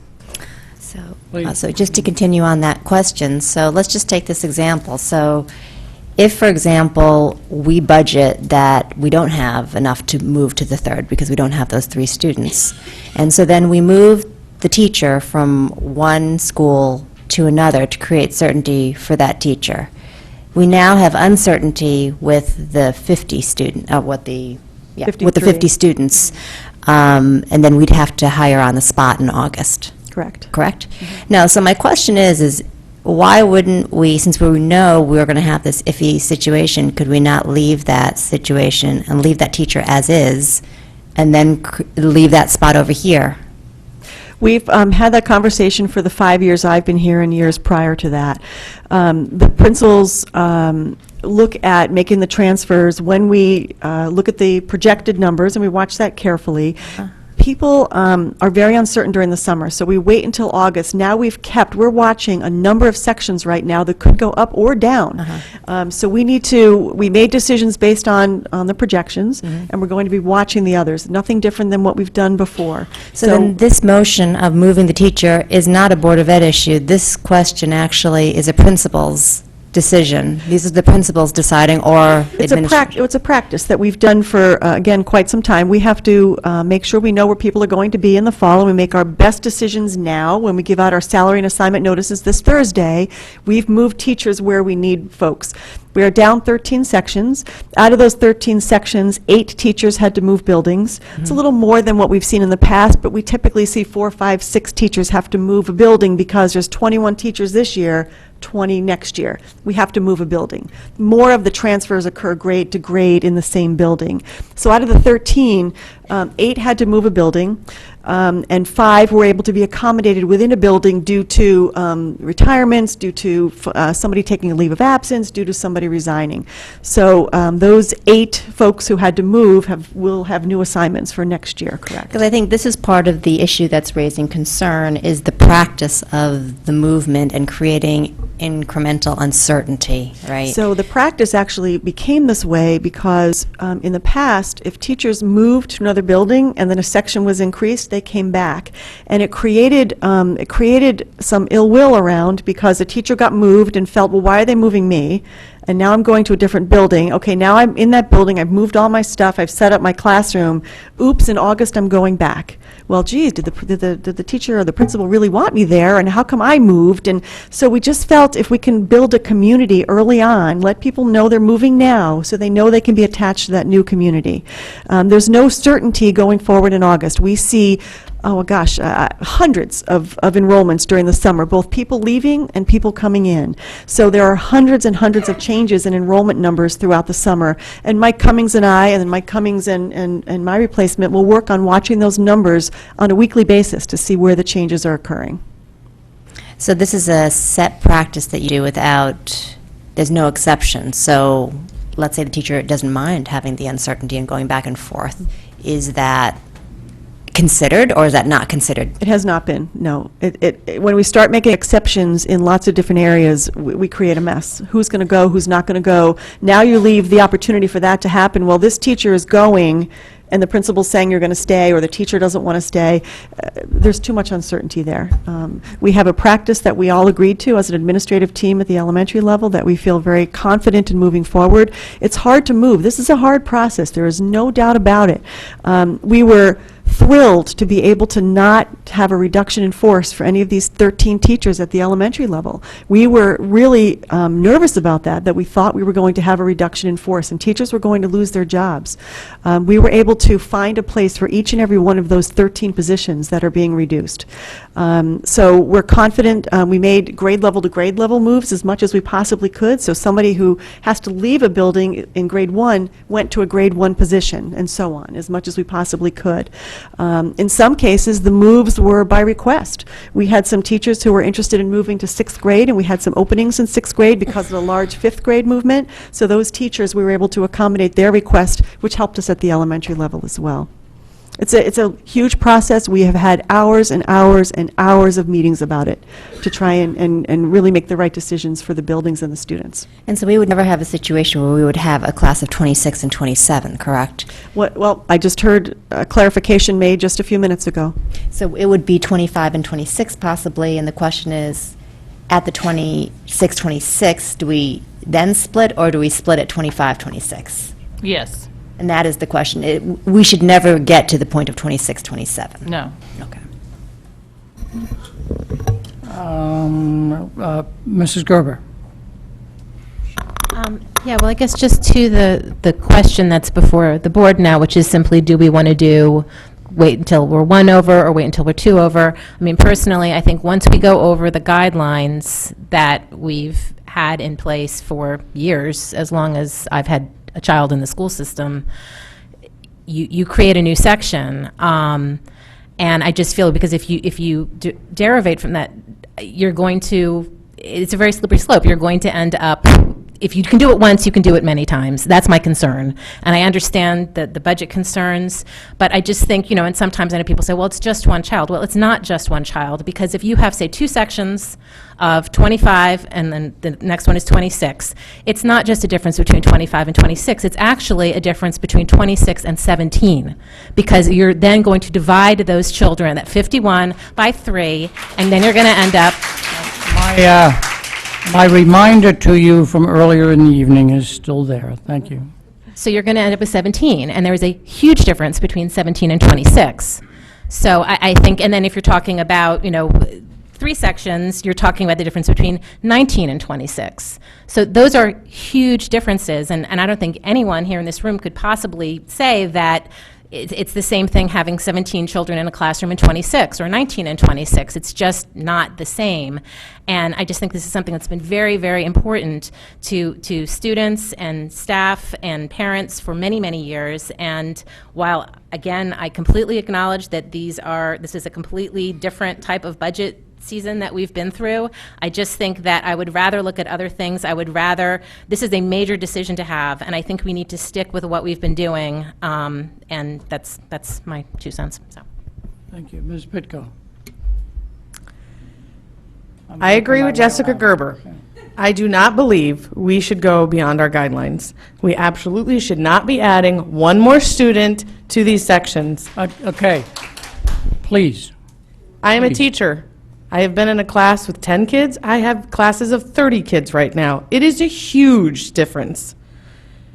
So I didn't just Google this topic after getting tons of emails. I decided, since I'm a student at Sacred Heart University, I'm going to use their research tools at their library to look up all the research and the data on class sizes in elementary schools. And the profound result was that students perform academically better in smaller class sizes and reading and math across the board. I cannot support adding more students past the 25, past the 23. Mrs. Island, Mrs. Maxon Cannelli. Um, And A then few. followed by Mr. Llewellyn. Okay, a few things. Yes, I'm completely in agreement with Mrs. Gerber. I'm completely in agreement with Ms. Pitko. And the phrase was used, that in terms of making exceptions. This is just a mistake, knowing what it's like at budget process time, knowing what it's like with members of the public who are far distant from having their children in the schools right now, and who would say that, what difference does that one make? Well, if you're saying that that statement is then that it's not important, that we can have wiggle room on that. And I would wholeheartedly support once we see what numbers, what are the sections that are affected by this, and that we see exactly what that budget implication is next year. And if that then means our discussion needs to be because of this, because we'll obviously have those enrollment numbers in the fall, and when we see that based on the decision or the direction that we give today, and which again, I know immediately that there are 3 of us who are in favor of absolutely strict adherence to the guidelines. I don't know from the rest of the board yet. What exactly was that budget implication, and therefore what do we need to do on that going forward? I know that Just to clarify, when you say going forward, you mean as we plan for the 18-19 That's year? correct. Correct. Yeah, That's thank you. correct. And if that comes up as an issue. But I know that part of what this issue is arising from is those classes out there of 26 and 27, to my understanding, should not have existed. And so I think that there was some miscommunication or floating an idea, but that's what's raised this. I do not think, I would disagree with Ms. Lou McCormick on the notion that this is coming down to an issue of floaters. I know, I've heard Mrs. Leffert speak to this before. This is not an easy issue over the summer. I believe there's a June 1st notification date, isn't there, when you're talking about moving? So we do want to tell people by June 1st if they're going to be moving, and that's something that we strive to do. Teachers most know their positions at this point. Right. And so that information is out there, but I've talked to teachers every year who are wondering, will I be able to stay because of this movement? And it's the nature of the beast, it truly is, and I trust in that regard that our administrators, if they're not communicating well with their staff, that they be encouraged to do so, make sure that everyone is aware of that. But I think a lot of the teachers who have been here for a few years know this ebb and flow well. It's very much a part of our dialogue. But I do not want to conflate the issue of the teacher who is designated as a floater with the fundamental issue of, do we go to that 25, 25, 26 or not? That's the issue before us. For me, there's no ambiguity, there's no question about it, that is not a road I want to go down. There are many roads I'm willing to go down and re-examine at the elementary school. That is not one of them. And if it needs greater direction of incorporating that in policy, then that's a direction that also needs to come out of this. But I do certainly appreciate that Dr. Jones was very quick to get communication out to the public. I know that many members of the public appreciated the explanation that came with that. But again, the controversy arose with those class lists being out there, because to my understanding, they should not ever have been put out to teachers of 26 and 27. Those are known numbers at this point. And so I think we do need to set that clear direction that financially that's not something we're interested in cutting. Mr. Llewellyn. Thank you. I've got a couple of questions. So this whole discussion arose, I think, out of 2 different areas, correct? One was the concept of do we go to one section? The other was, as we heard earlier, I think it was specifically the Dwight second grade. Is that correct? Second grade going into 3rd grade. So, But can I clarify, one is an issue of a floater policy, practice, versus the class size. So, understood. yeah, okay. And the issue in that 2nd grade is we have 3 sections now, and I'm looking at the most recent enrollment. We have 16, 17, and 17 for a total of 50. So theoretically, if they go to 3rd grade, you can increase to 25. So you'd be even. We get an extra student in, therefore we're in the dilemma we're in. One of the questions I do have is, do we have any open choice kids in that 2nd grade going into 3rd grade? at Dwight, just out of curiosity? Because when we talked about, that whole thing with Dr. Tracy, we had added 3 additional sections as a result. So I'm just curious, do we have any? Not that we would change anything. It's a question. Yeah. Can I ask the superintendent or other staff members? We try very hard to avoid personally identifiable information. And if we start talking about whether there's one student in one grade at one school, we're a small community, it doesn't take much to figure out who that one student is. So I'm hesitant to go down that path of public conversation on that. Understood, acknowledged. But after the fact, if we could understand offline, please. Just as a curiosity, does that put us in that situation? Because it was talked about extensively before. So that was one question. The other is, are there any other solutions? Are there any other creative solutions that the administration's talked about so we can avoid increasing the class size? Because, you know, we, my children way back when, were in a situation where we were at the max and should have probably been expanded. We weren't. And clearly, you know, everyone says you're going to get more education, you're going to learn faster in a smaller class size. So no one really wants to go there. So are there other options? So before we answer that question, I'd like to kind of make sure we understand the 2 types of conversation we're having. We do have a floater issue that is not, it's unsettling to teachers to be in that situation. But it's a process that we've gone through year after year after year. This year's 5th grade is big, it's moving out, so that makes more dramatic impact on the elementary school.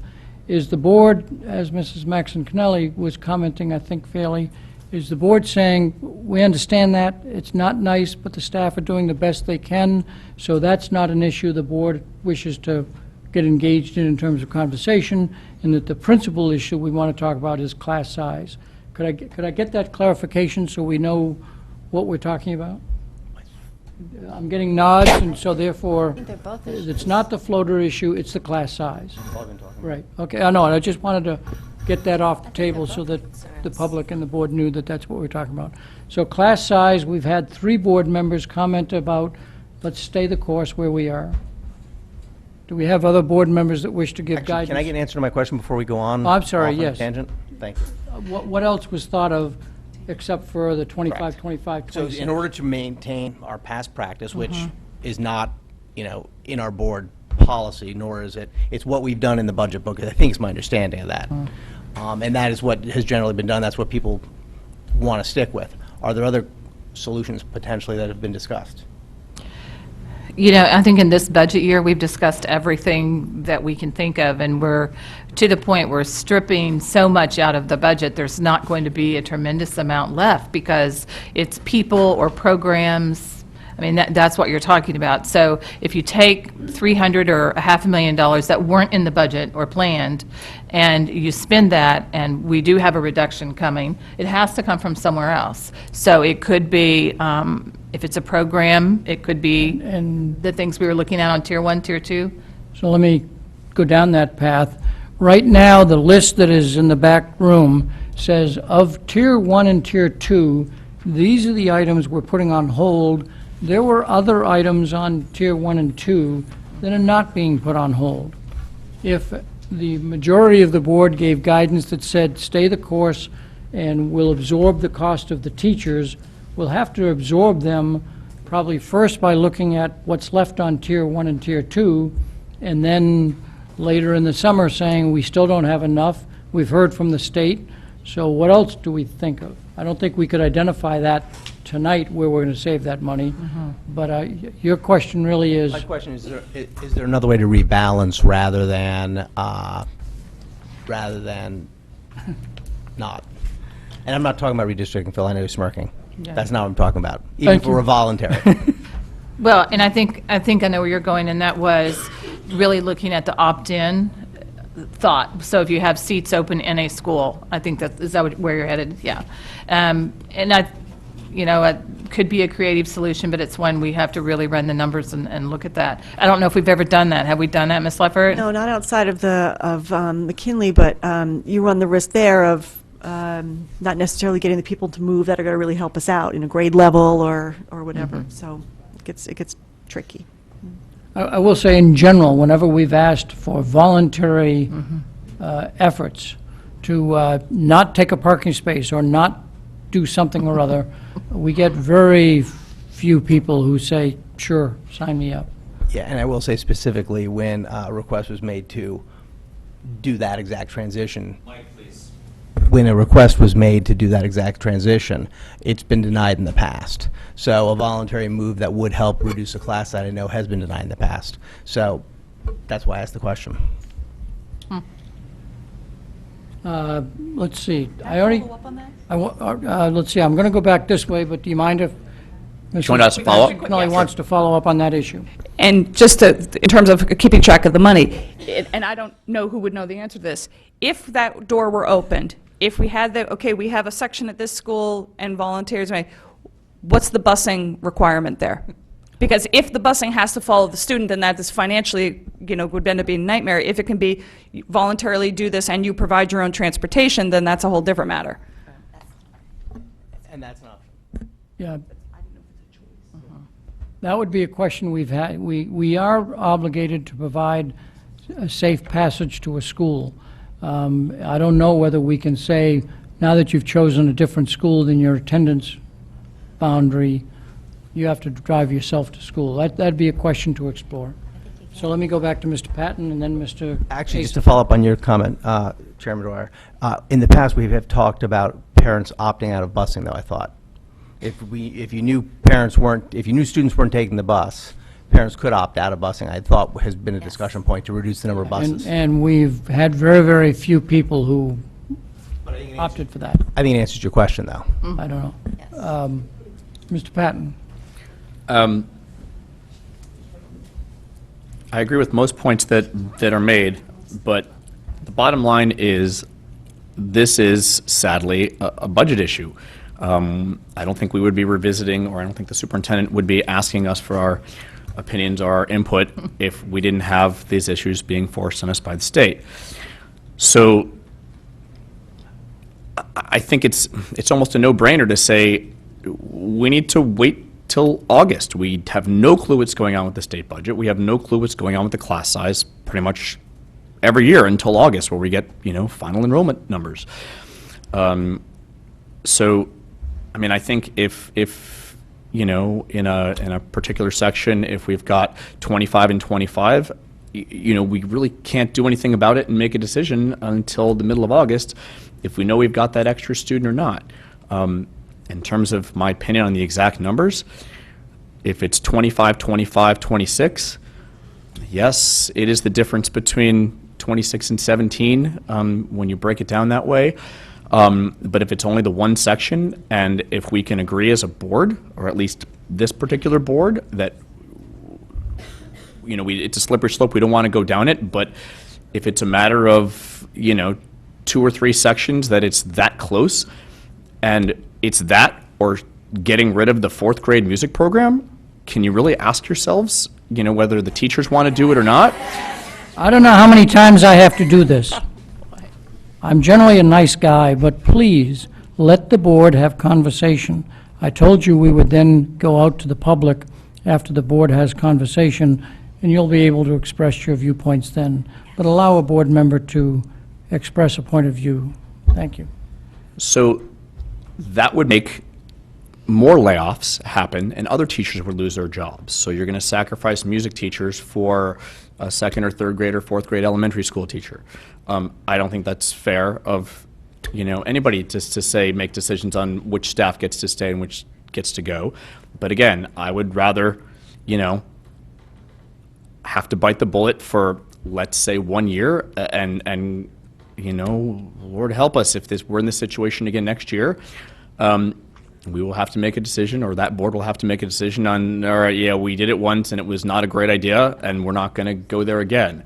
If it's a decision of 26, 26, and 27, or 25, 26, 26, then I agree with the comments that have already been said where, no, I'm not going to go there. But if it's one student in one section out of a three-section section going from 3 to 4, my opinion is to add the one student and no more. And then, of course, you run into the problem of if you have a change during the middle of the year. But you don't know. I mean, you don't know. Again, in my opinion, I love to take this kind of stuff on a case-by-case basis, or for the staff to take it on a case-by-case basis in August. Ms. Pitko would like to say something, but first, Mr. Acer, and I'd like to get board members who have not commented on where they are sitting with this to speak up, and if nobody raises their hand, then I'll go to Ms. Pitko. Ms. Pitko talk to Ms. Pitko? My question is through the chair to Dr. Jones and or Mrs. Leffert. When is the actual drop-dead date? I knew you were going there, Nick. Where we have to create a new section. So what we do is we take a look at in August, middle of August, about the 14th or 15th. That's our drop dead for dropping a section, because we wouldn't want to hire somebody, late August and then say, oops, sorry, we don't need you anymore. So we don't reduce anymore after mid-August. The increases we try to keep to a minimum up to about mid-September. We have gone to a little bit later in September, only because to have a teacher work with her class and then now have to split that class out to another teacher, and almost all kids are impacted by that, it gets a little tricky, but that's a case-by-case decision. This year, I want to say, at McKinley, I believe we added a teacher in the second week of September. I want to say it was the second or third week. Holland Hill. Holland Hill, thank you. Does that answer your question? That answers my question, but it's actually going back to Mr. Patton. I respectfully disagree. After sitting through 2 budget cycles and seeing the enrollment projections, and we all asked when we saw 25, 25, 25, what was going to happen at Board of Selectmen, at Board of Finance. Class size is a fundamental and systemic thing to teaching and learning in the environment. Having a class size of 26 or more is going to drastically impact teaching and learning. Thank you. Mr. Acer. A couple things. First, I'd like to echo what Ms. Pitko just said. Mr. Patton, I adamantly disagree with you on several points with respect, in that I personally feel that if we come to a point, the idea of saving $300,000 to $500,000, I hear that, and that's great. But at what cost, right? So if we have to eliminate a program from the schools to preserve class size at our guidelines or below, I think that's imperative, and that's a cost I'm willing to take, and whatever ramifications come with that. I would rather have kids in an environment where they can learn and lose one class and be able to learn better in all other subjects. So I think my suggestion, to simply answer your question on the agenda that's posed here tonight, I would like to say my recommendation would be to leave the process as it has been. Do not go over those guidelines. And I guess my final statement would be a question. Let's use, because it's come up, Dwight. Because we've got these class lists, and you can confirm if this is true, of 26 and 27 students. If you decide to follow our recommendation, whatever it may be, when traditionally and when with you now at the helm, have they been made, that decision been made to split that section, and when would you plan to make that decision? Do you do it in June, or do you wait until, because Ms. Leffert said we could go into September. Yeah. Obviously, we're at those. So I'm curious as to when, let's say those numbers remain the same in a hypothetical situation, when does that decision get made? Is it before the school year starts or after? I prefer that it be before the school year starts. After is really a case-by-case, and you don't like to do that because you're moving children after they've already been settled, and every time children transition, you lose some of that gain that you were going to have with your class size. So we would like to be doing it in August. And if I can clarify, What did we I can do. understand your earlier comment that there may be class rosters of 26 and 27 out there but in terms of actual enrollment at the central office, We checked yesterday. My understanding from Mr. Cummings was that yesterday there were 50 students registered for grade 3.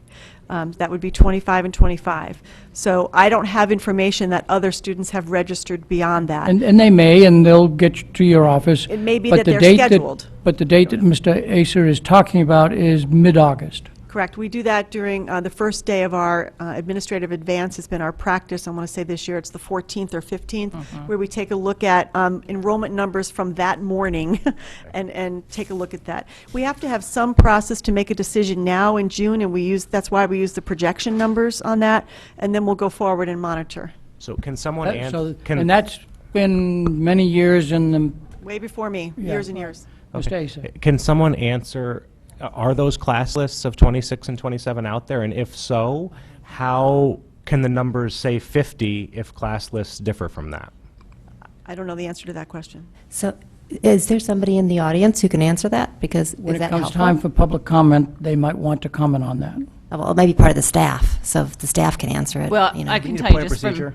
I'm sorry. Point of procedure, do we need to suspend the rules? We do, but let me finish up Mr. Ace's commentary, and then I will entertain a motion.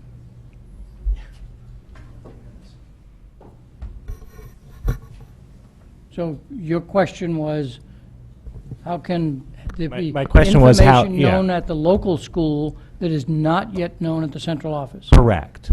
So it could be that parents have stopped in to say they're moving into a house and they wanted to visit the school. Again, I'm going on information that I have from central office registrars. So we know that right now, 50 kids are registered for grade 3 at Dwight.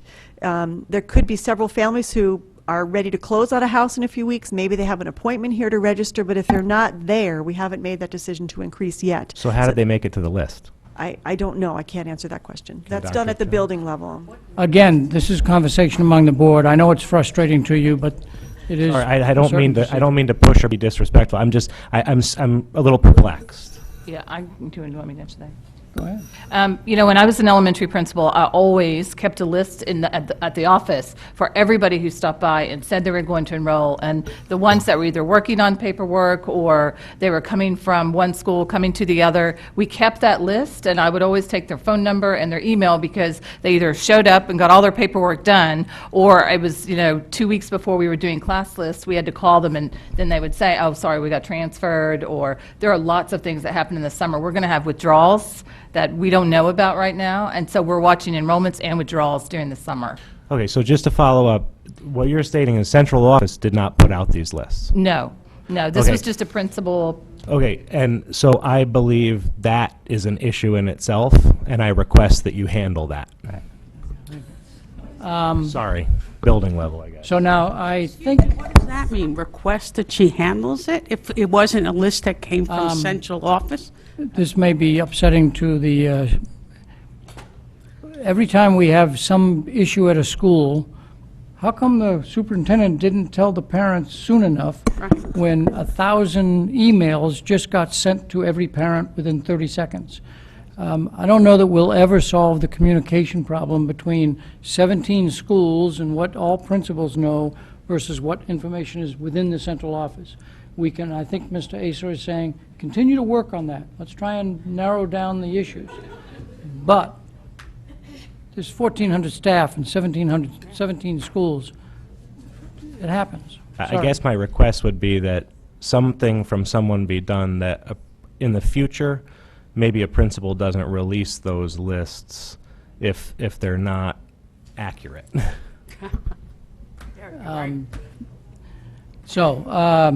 I think I am Eileen Lou McCormick, Donna Carnell, and John Llewellyn. Have you weighed in on where you are on You want to this? do a motion to suspend the rules, or? Oh, yeah, I'm sorry. That's right. For those in the audience, we have a bylaw that says we can't go past 11 o'clock without a 6-3 vote. So therefore, I'm looking for a motion, because we do have an executive session after this, to suspend the rules indefinitely for time.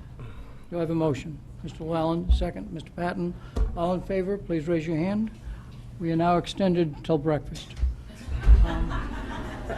Don't forget the amendment we made that 12 o'clock. So, So do we have viewpoints that the last three want to express I think before we go to the public?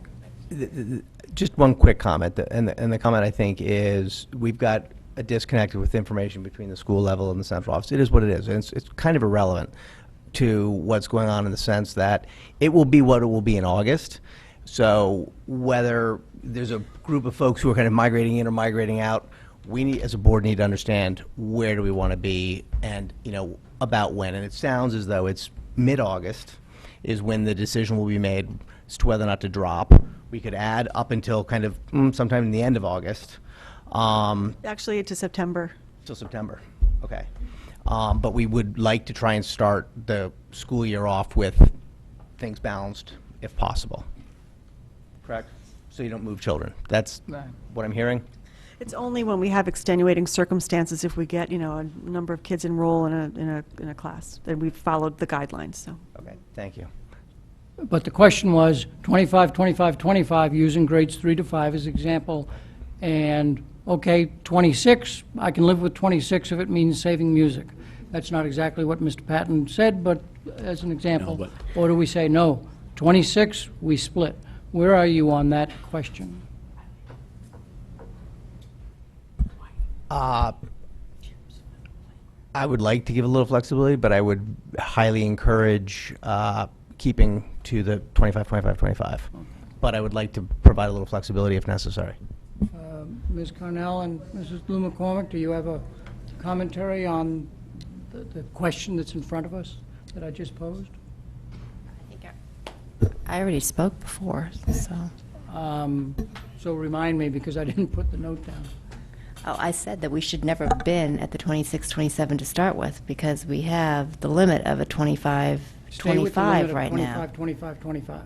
Yeah, but I would say that at that point in August, if we got to the 26th, because right now, it just seems like we shouldn't even be considering 2 sections. We should have 3 with 26 and 27. But, of course, what happens if 5 kids move out? Then, then you're back with the same problem. So I guess the question is, at that point in time, I'd like to hear what the proposal is in lieu of that one, because I think it all depends, and it's terrible to say, but I hate to pit music against one student right now. Like, that just doesn't seem like a fair thing to do, or pit art, or pit anything against anything. We really haven't had time to think about it, and as far as I can see, this issue shouldn't even exist because we are way over the limit. We're way over the limit to start with, but not on your registrar. That's the thing, right? That's But official. if what they know is true, then we are. And then the question isn't whether we should have 3 sections, it's that we would have 3 sections. The question then becomes, did we really need to move the teacher? And then create more disruption. But that's a completely separate question, I understand, but they're interrelated, and I just want to point out that that is the circle of discussion that's going on right now.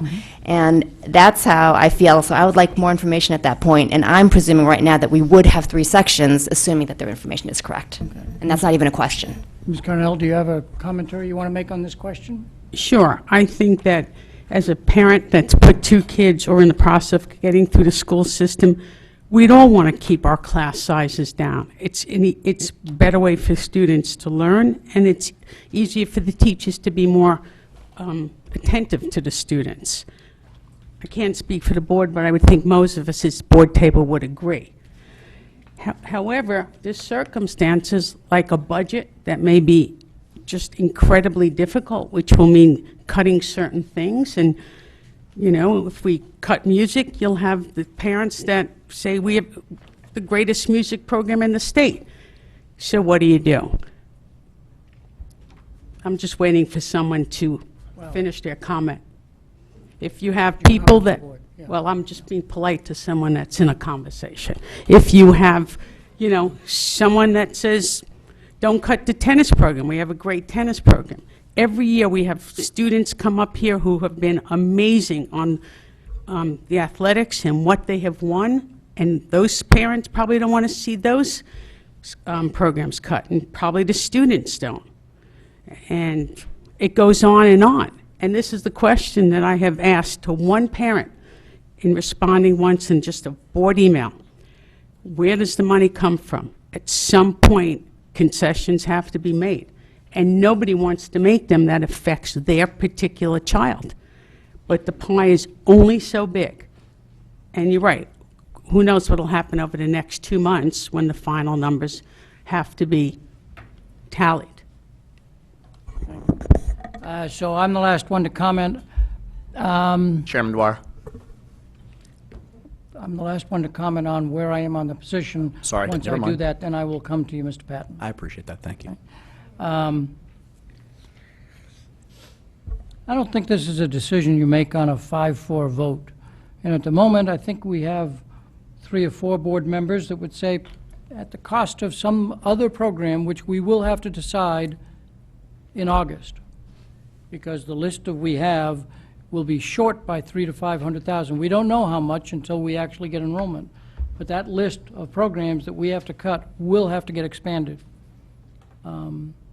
And so I think Mr. Patton's comment is, what is the balance between that, which might have to be cut, and 1 student in 4 sections across the district? But class size guidelines are such that I don't think you make that decision as a board on a 5-4 vote. So I think at the moment, I'm thinking the board has given you advice that says 25, 25, 25, and split it if the one comes to 26. That's how I read our discussion at the moment, because we're not there yet to say, yeah, clearly we'll do that. Mr. Patton. And you rightfully actually clarified what I was about to say. And first off, I'm not saying that music is on the chopping block and it's, one Yes. student versus the music program. That was really not my point. Right now on the list that you have, it's actually, the music program is not on here at all, because we said we won't accept that. And the music parents should not email And the music you. parents should not email us or get upset. So, and I'm not sure if Chairman Dwyer's comment about 3 or 4 sections or 4 students is accurate. Through the chair to Dr. Jones, besides the Dwight 2nd to 3rd grade transition, or to Ms. Leffert, are there other sections that are that close? And if so, how many? We're actually watching a couple sections that could go down at this point because the enrollment is pretty low. There are a couple that we're watching, not exactly 1 student away, but a few students away. So it's You may hard to recall in say. the budget book that just like last year, we said, how many sections are on the bubble? Right. This year, I thought the number was 7 to 8 net. Some might go down, some might go up, but it was 7 to 8 net. Right, and on average, through history, we've shown that easily the median, or somewhere in the middle, is half right. Is half whatever full. that bubble is, usually we end up having to add teachers in the middle of the year, or at some point in August, or at whatever point. And so when we got the cuts from retirements years ago, that's why we have new guidelines on how to do retirements, which is great. So. So we don't really, so it's really, as far as you know, it's only just Dwight that is on the cusp of going up? It's the only section I'm aware of. Mr. Cummings?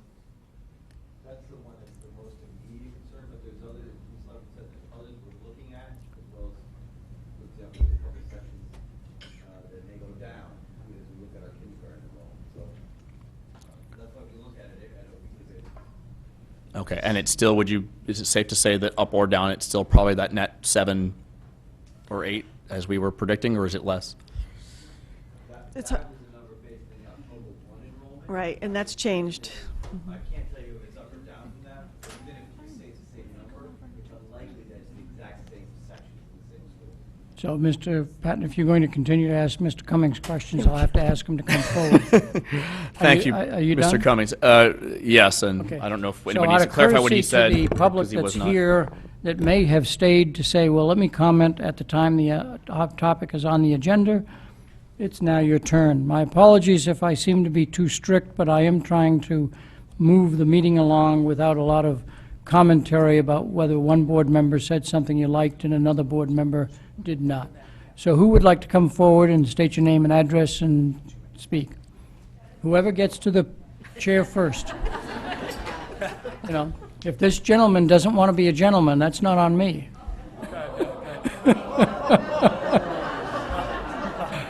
Sorry, sir, I had to do that. Thank you. It's the Irish in My me. name is Hallie Levine. I'm at 7 Oak Bluff Drive. I have 3 children at North Stratfield School. I have a 3rd grader, a 2nd grader, and kindergartner. For my 3rd grader and 2nd grader, each year they have had a year where there have been 17 kids in the class. Each year they've benefited. My oldest has Down syndrome, so her needs are very well handled by the special ed director.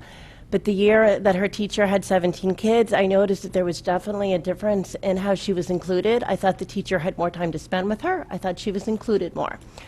My middle child is the kid who was in the 99th percentile in all standardized testing.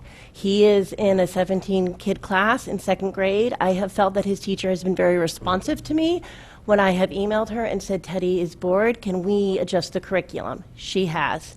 The real difference I have seen is with my kindergartner. My kindergartner is visually impaired. My kindergartner is legally blind.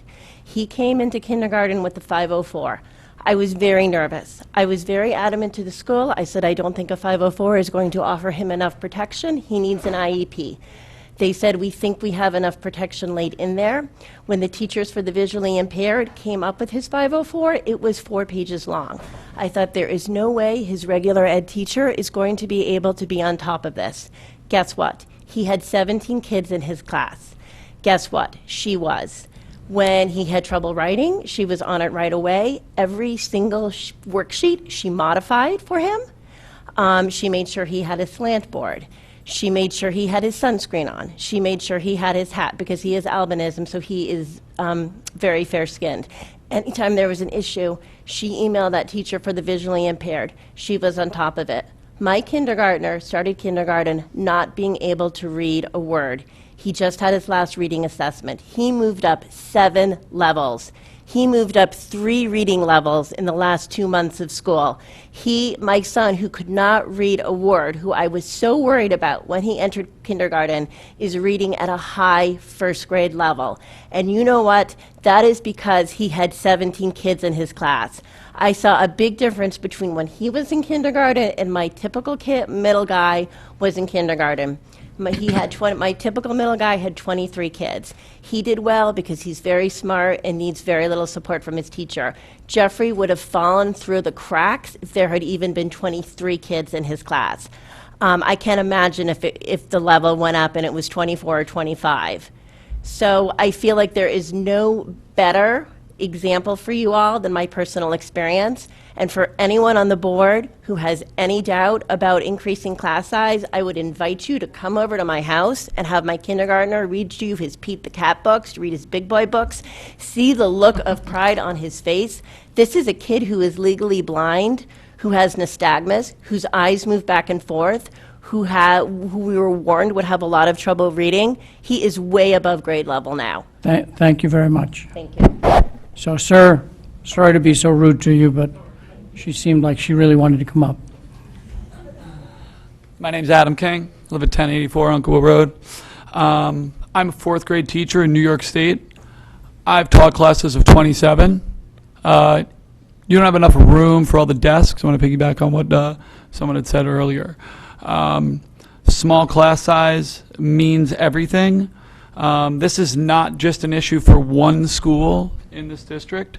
It's an issue for every elementary school in this district. I have a 4th grader. Out of the 5 years that he's been at Riverfield School, during 4 of those school years, students have been added to his class during the course of September to June. So it's not just about the numbers in August, it's about all the time. And you just want to make sure that the class sizes are low. 25 is a lock, and keep it at that, and small class size is the best. Thanks. Thank you. You probably ought to affirm that you heard what I said. Yeah, but please come forward.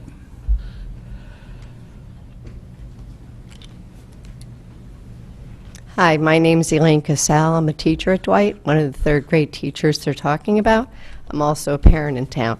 The reason why our understanding is we got class list today of 26, Jonah has 27, is because the 3 are enrolled in IC, but it doesn't roll over until July 1st.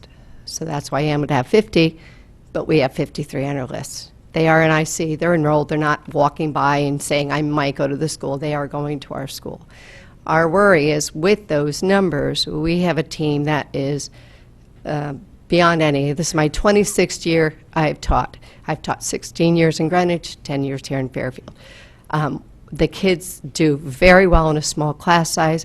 We have the numbers to have the 3 sections, and our concern is we take this teacher, pull her away. She'll be amazing anywhere, but we can't understand it. If it was 25 and 25 and she floated, we'd be having dinner with her and say, best of luck. We're concerned that she shouldn't be going.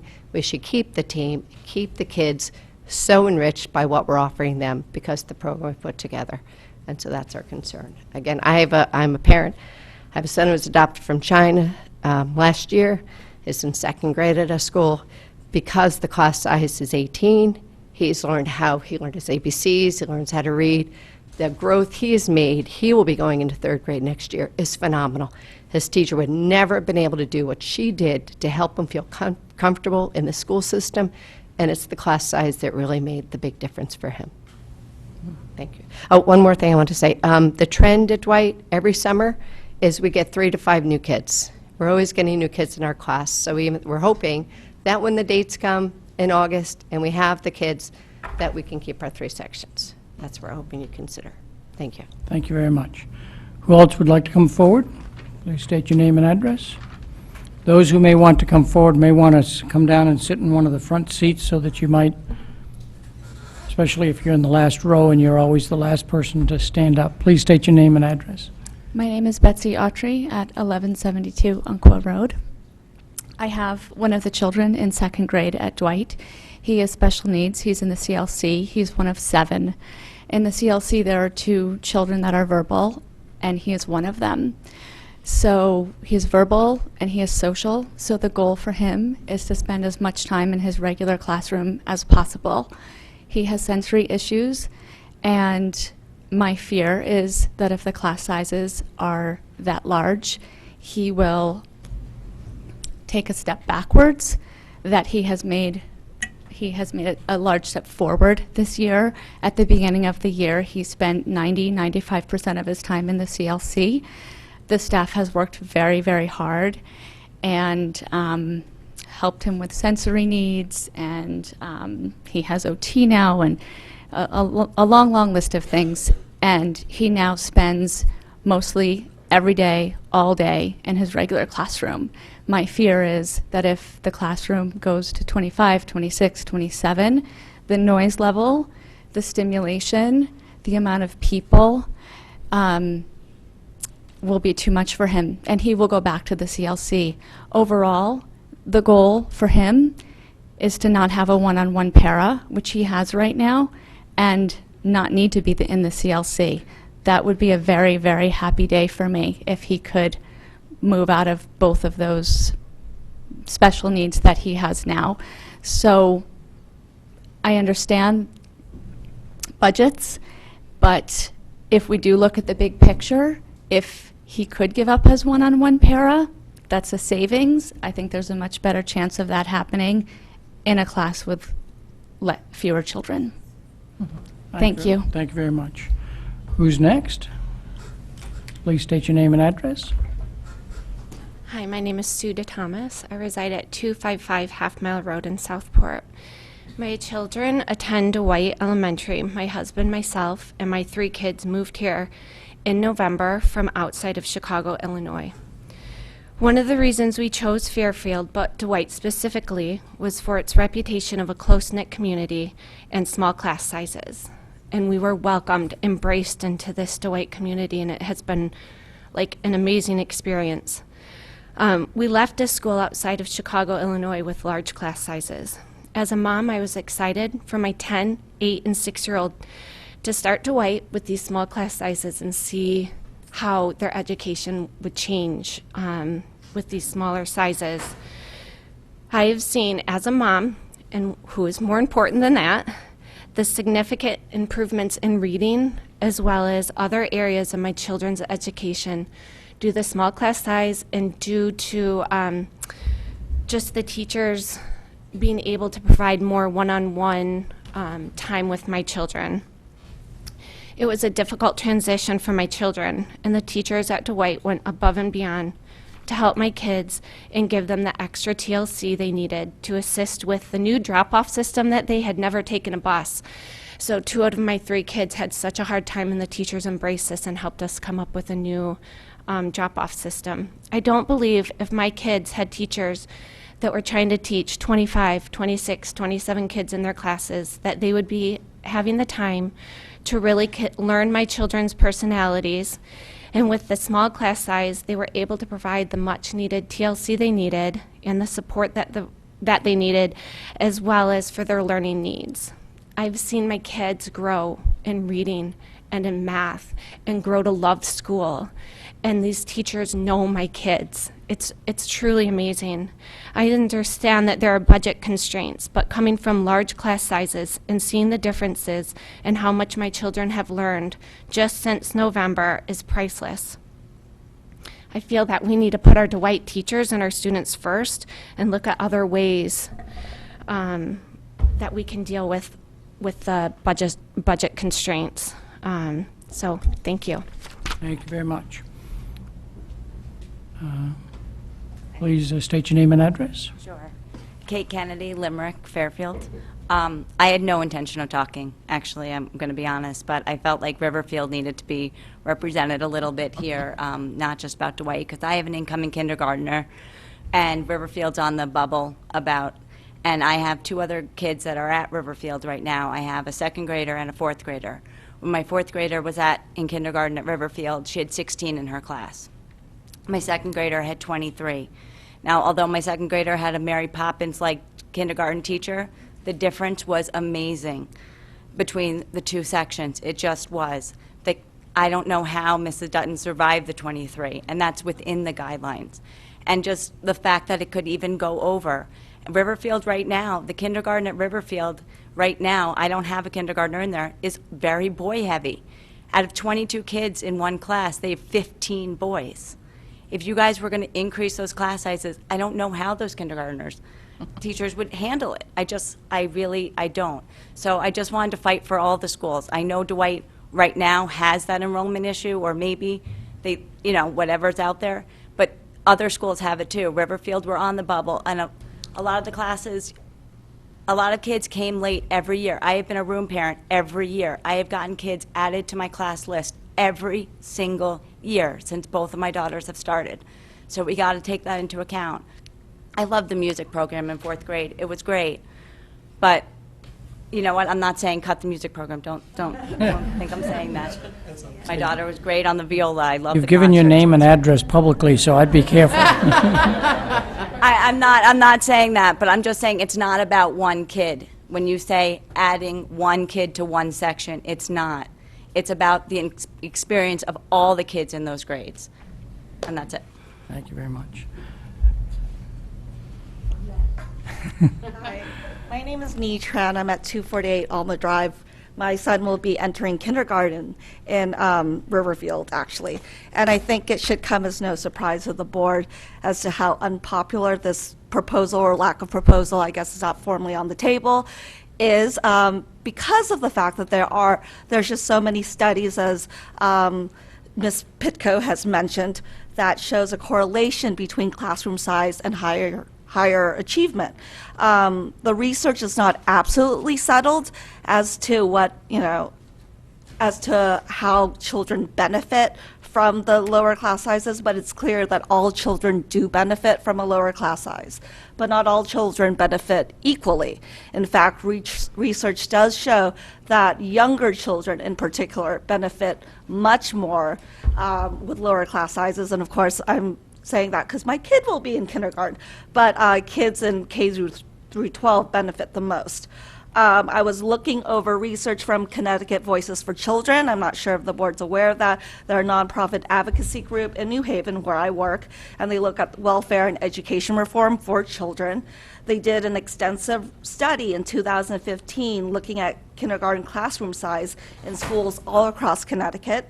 They found that I saw that schools with similar demographics as ours in Connecticut have an average class size of 17.5 in kindergarten. and schools in the top quintile of kindergarten students in class we're still looking at an average of 21.8. So when we're talking about this trend towards smaller class sizes and kind of well-founded research, we really don't want to be the school district as an outlier going backwards in time. I think that's also really important for the parents in this community and any future parents that are looking at Fairfield as a potential place to reside, especially since we've lost a huge tax base from GE. We don't really want to lose more families, young families, coming into Fairfield when Easton or Westport are having much smaller class sizes. I would like to see, before moving forward, a survey of class sizes in neighboring comparable high-performing districts, because I think that goes to the policy idea of good instructional procedure. Because if other schools in higher-performing districts have average class sizes a lot lower than ours, I think that may be in violation of a good instructional procedure per, policy 6151.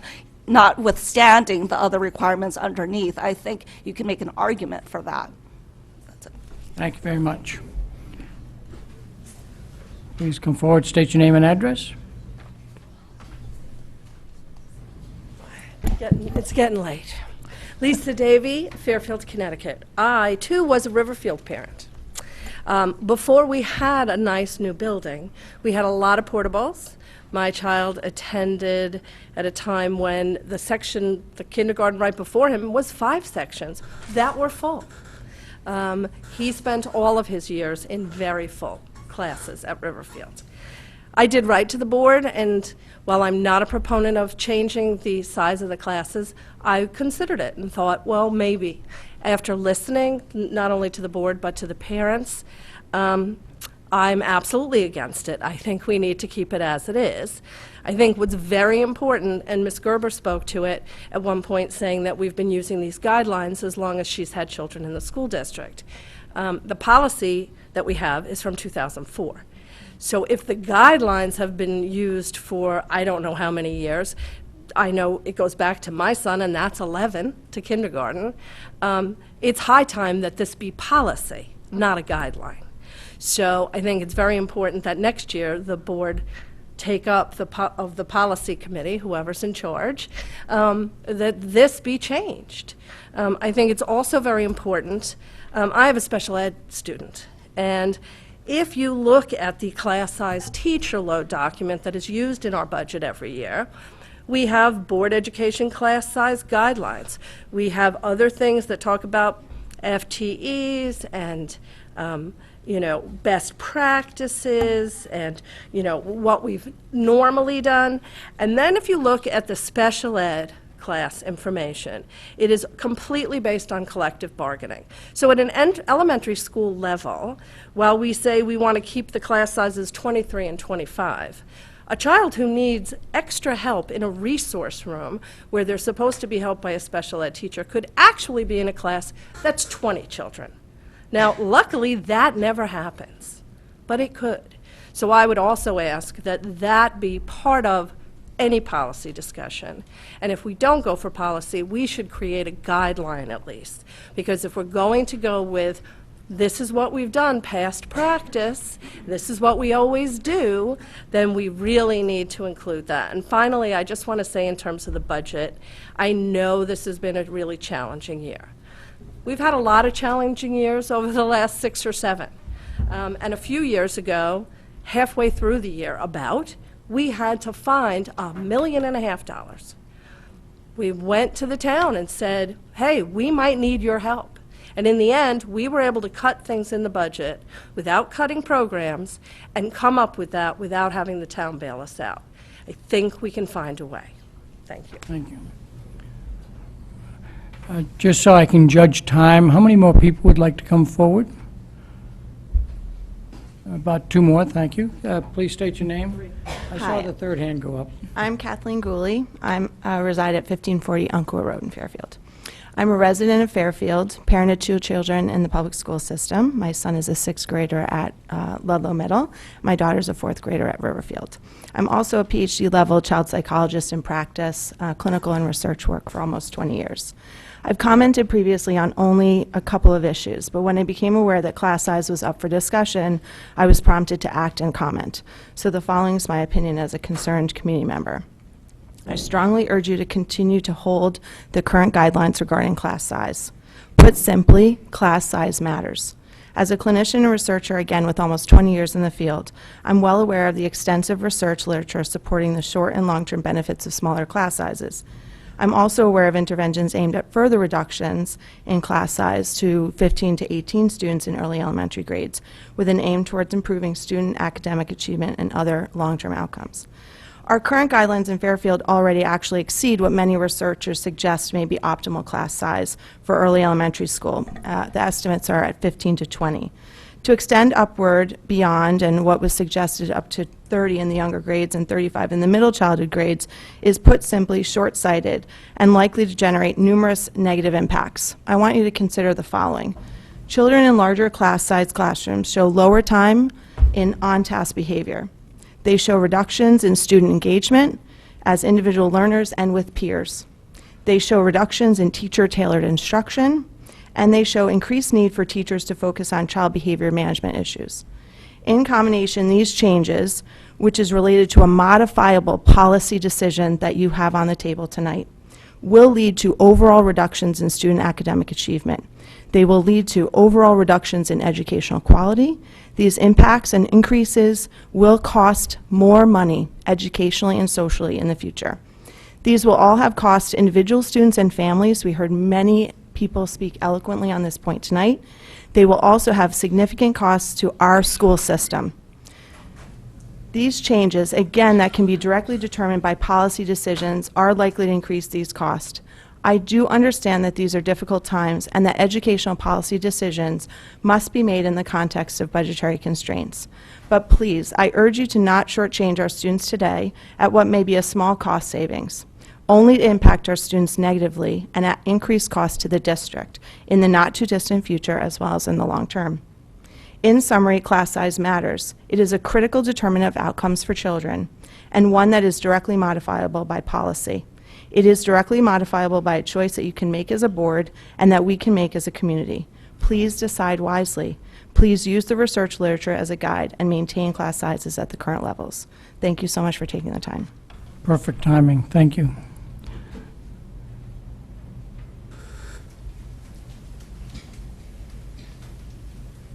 Please state your name and address. Nancy Haberly, Fairfield. I would like to echo what Lisa Davey said. I agree 100% with what she said. I agree small class size is very important. I'm a Riverfield parent as well. My kids have both graduated, and they both were in large classes, and definitely it has an impact. I also would like to echo the fact that the SPED kids are in large groups as it's the disparity is just to me it kills me. It's like you've got the kids who need the extra help, yet you're going by the bargaining agreement, yet everybody here is used to the guidelines for the regular ed classroom, where I know the SPED kids are in and out of. But the point is that because everybody is used to the guidelines for the regular classrooms, everybody just expects that. But that's not really what is required. I'm not saying I want larger classes, but my point is to back up these poor SPED kids too. So I think that that's something, as Lisa said, I think that needs to be revisited. I think it's quite, I don't know how that could actually happen. It sounds very unfair. And as you go up in grades, it gets even higher. You know, in middle and high school, these numbers get up to like 25. Anyway, so and one other thing I wanted to ask was McKinley Elementary School seems to have different guidelines than I guess all the other elementary schools. Maximum of 21 for K through 2, and grades 3 through 5, excuse me, have a maximum of 23. And I'm just wondering why that is, because I know when we were at Riverfield, we were 25. So I'm just wondering, I think it was 23 and then 25, K through 2. So that's just something I was wondering if anybody knew the answer to that. And I know I can't ask questions, but thank you. Thank you very much. Who would like to come next? Christine Vitale, 254 Vernon Hill Road. I could talk about Dwight because I think that I actually might be the oldest person in that building. I think that I've been there longer than all those people. Mrs. Varg, I think, is the only person that maybe has been there longer than I have. But this really, I see this as more as a district issue. And I honestly can't believe we're having this discussion because this is a tough budget year, but we've seen other tough budget years where we've actually been dealing with a real cut that's come to us from town bodies. And during those years, we cut things like buses and staff and technology and world languages and music, and it was hard. But, you know, as a community, maintaining smaller class sizes was something that I think the majority of people in this town valued and fought for and was willing to sacrifice for. And I don't think really the value has changed that much, and I think that just the sentiments voiced by all of you, I mean, like, you're actually in agreement for the most part, which is, you know, all right. I think it just speaks to the value of this town. So I'm going to ask you to please make a policy, stick to the current policies we've been doing for the last 15 years, and as far as Dwight, keep that teacher there. It's a small school. Collaborative teaching is so important, and it just adds to keeping the smaller class size. So if you can do something about that, I got to look out for my peeps. Thank you. Thank you.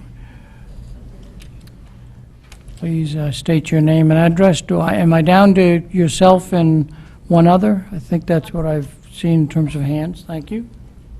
Hi. Jen Jacobson, 1094 Fairfield Beach Road. I've thought long and hard about this for a couple of days now and done a lot of digging into the numbers and research, and yes, there is more than these sections because I've done the counting and the math. I think that this consideration of this policy is fundamental values discussion for our community.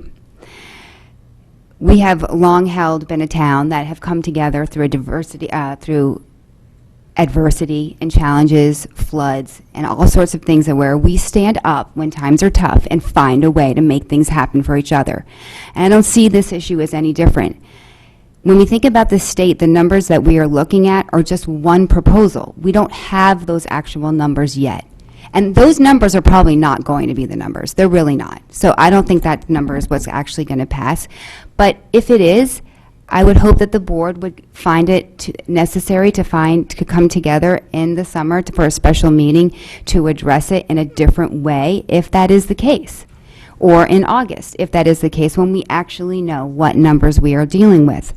At this point, Phil, you asked the question in the beginning of tonight, what is the desirable number? What is the desirable that we are looking for? And for me, and for PTAs, and for our past boards, and for most of the people in this room, and probably most of the people in the community, what is desirable is what is best for our kids and our teachers. And that is absolutely staying within these guidelines for McKinley. Because of the special nature of that environment, absolutely, for our K2s and our 3-5s. But we are going to have to pull our bootstraps up at some point, possibly together. We are. I know that we're not going to be able to keep everything, and everyone here needs to know that too. And we're going to have to find a way to not only cut, but raise revenue as well. What are we willing to pay for? Not only what are we willing to cut. It can't just be about cutting our way out of this hole. So I hope that when it happens, or if it happens, that we take time to do that, but not in this way. Thank you. Thank you very much. And our last speaker on this topic from the public, Dr. Jones would like to make a comment, and then we'll move on to the next agenda item. Yeah, thank you. Bob Smoller, FEA president. Just a couple comments. First, when I hear people talk about 26 or 27, I think you need to keep in mind that the 23 and 25 guidelines that we have right now are the low end of the undesirable levels of students in a class. I mean, I think most teachers would tell you that somewhere between the 15 to 20 is most manageable. So when we start talking about anything above 23 and 25, it's like people are cringing because, 23 and 25 are already unacceptable. And then you go beyond that, it's like, well, you give me a shot, give me a fighting chance to try to make it. I mean, it's beyond the pale. But I do want to remind people of this budget process we just went through. Because the reason we're not looking at a $2 million cut to the ed budget done by the town is because we had this very vibrant dialogue about buying some time to make those structural and operational changes that need to be made in the district and in the town itself to hopefully save a lot of money. And I do think this is a very good dialogue to have, because I think we should be talking about everything going on in the district. But I do think we need to, hold off, keep these guidelines as they are, and look at all these long-term savings that can come from these structural changes. And if there are some short-term savings that need to be had because we get some bad news from the state, as I said to Dr. Jones, we'll all get together as a community and we'll figure out how to save that money. But above and beyond everything else, the reason we need to buy time is to save the instructional programs and services that we deliver to the students. That's the core of what we do here. And when we start to talk about anything having to do with diminishing that instructional offering, it's basically just a self-inflicted wound. We're hurting ourselves even before we know that we have to. So I would encourage you to hold off. If we get some bad news from the state, we'll deal with it, as people said we've done in the past. But here, we need to have this conversation about what our core values are. But I think class sizes, you're hearing from everybody in the room, and I think you'd hear from every teacher. That is one of the real cores to our instructional offering, and we need to find ways to keep it lower than it is right now, not talk about ways to increase. So thank you very much. That's basically all I want to say. Thank you very much. Dr. Jones. Yeah, I just want to say thank you for the input from the board. Very helpful for me, and so we have our direction, and it's very clear. And to the Dwight staff that are here, thank you for being here. I was at your building for the first grade program today. I didn't know, like 12 hours later, we would all be together again. So, but very clear. So thank you for the dialogue. I'll just make one comment. While I appreciate, let's wait till August and we see where things are. I, for one, don't think we'd be keeping faith with our administrative staff, our teachers, our students, our parents, the audience that showed up today, if we said, we're going to stay in pat, but in August we might change our mind while you're all on vacation. So I think we've made a decision that is going to be implemented for the 17-18 year. And that will mean, in the next discussion, that there's additional funds to reserve to be determined. That number will go up. We don't know where the number will be because we have to wait and see what enrollment looks like, but that number will go up, and it's just a challenge we'll have to deal with. And so I thank the public for coming out tonight, for staying long enough to get through the other agenda items. I am a believer that we should not duck from an issue, that we ought to have good discussion. I think we did have good discussion. I think that has given very good discussion and guidance to the superintendent. And so I think we've done our job as well as you have. Thank you again, and we'll move on to the next item.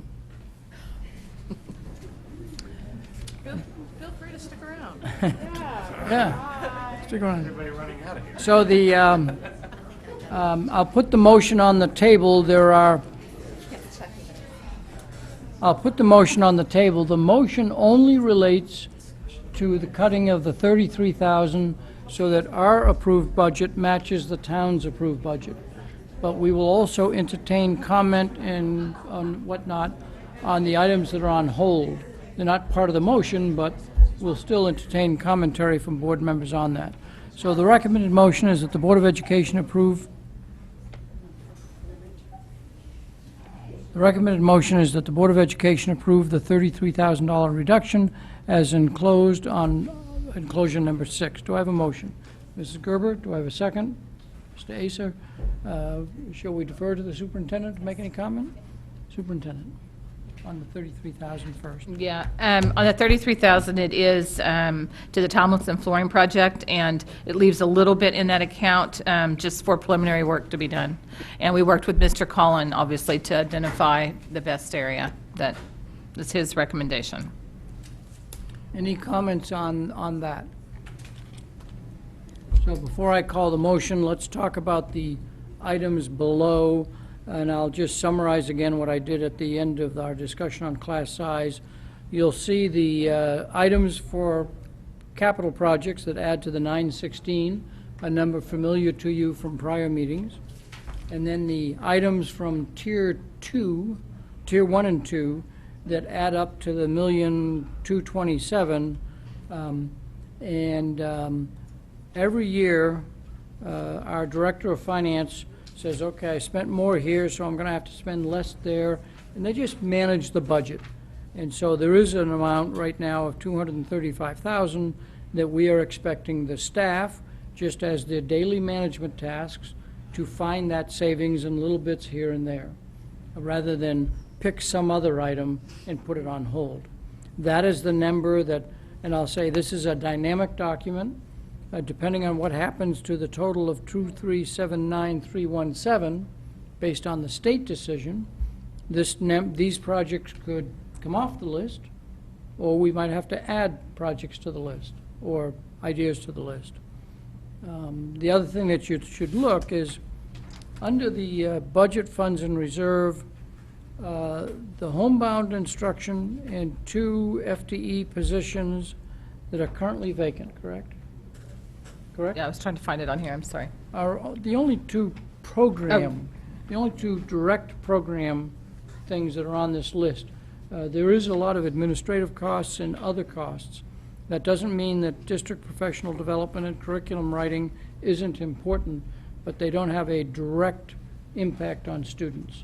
And so I applaud the superintendent for creating a list that has limited direct program engagement. Comments from the board? Mrs. Maxon Canali. First, and I apologize if this has been said before, at this point I'm spinning a little bit, but for the District Improvement Plan program implementation, what exactly is that, does that $147,000 represent? Mr. Cummings, do you, out of that 147 for next year, is that, do you know off the top of your head? Yeah, we would have to pull that detail probably, just because there's quite a large amount that's rolled into that. I think part of it is probably science, because we're working on implementation, the guides in the spring. And it possibly could have to do with some of the social studies, but that I'm not sure without having both of them look at their documents. And probably because it's been so difficult for us, because we've frozen stuff in 16, 17, we've frozen stuff, in the summer that kind of flows across, and then we're looking at next year's as well. Hopefully, the stuff that's on here for curriculum, we will be able to do.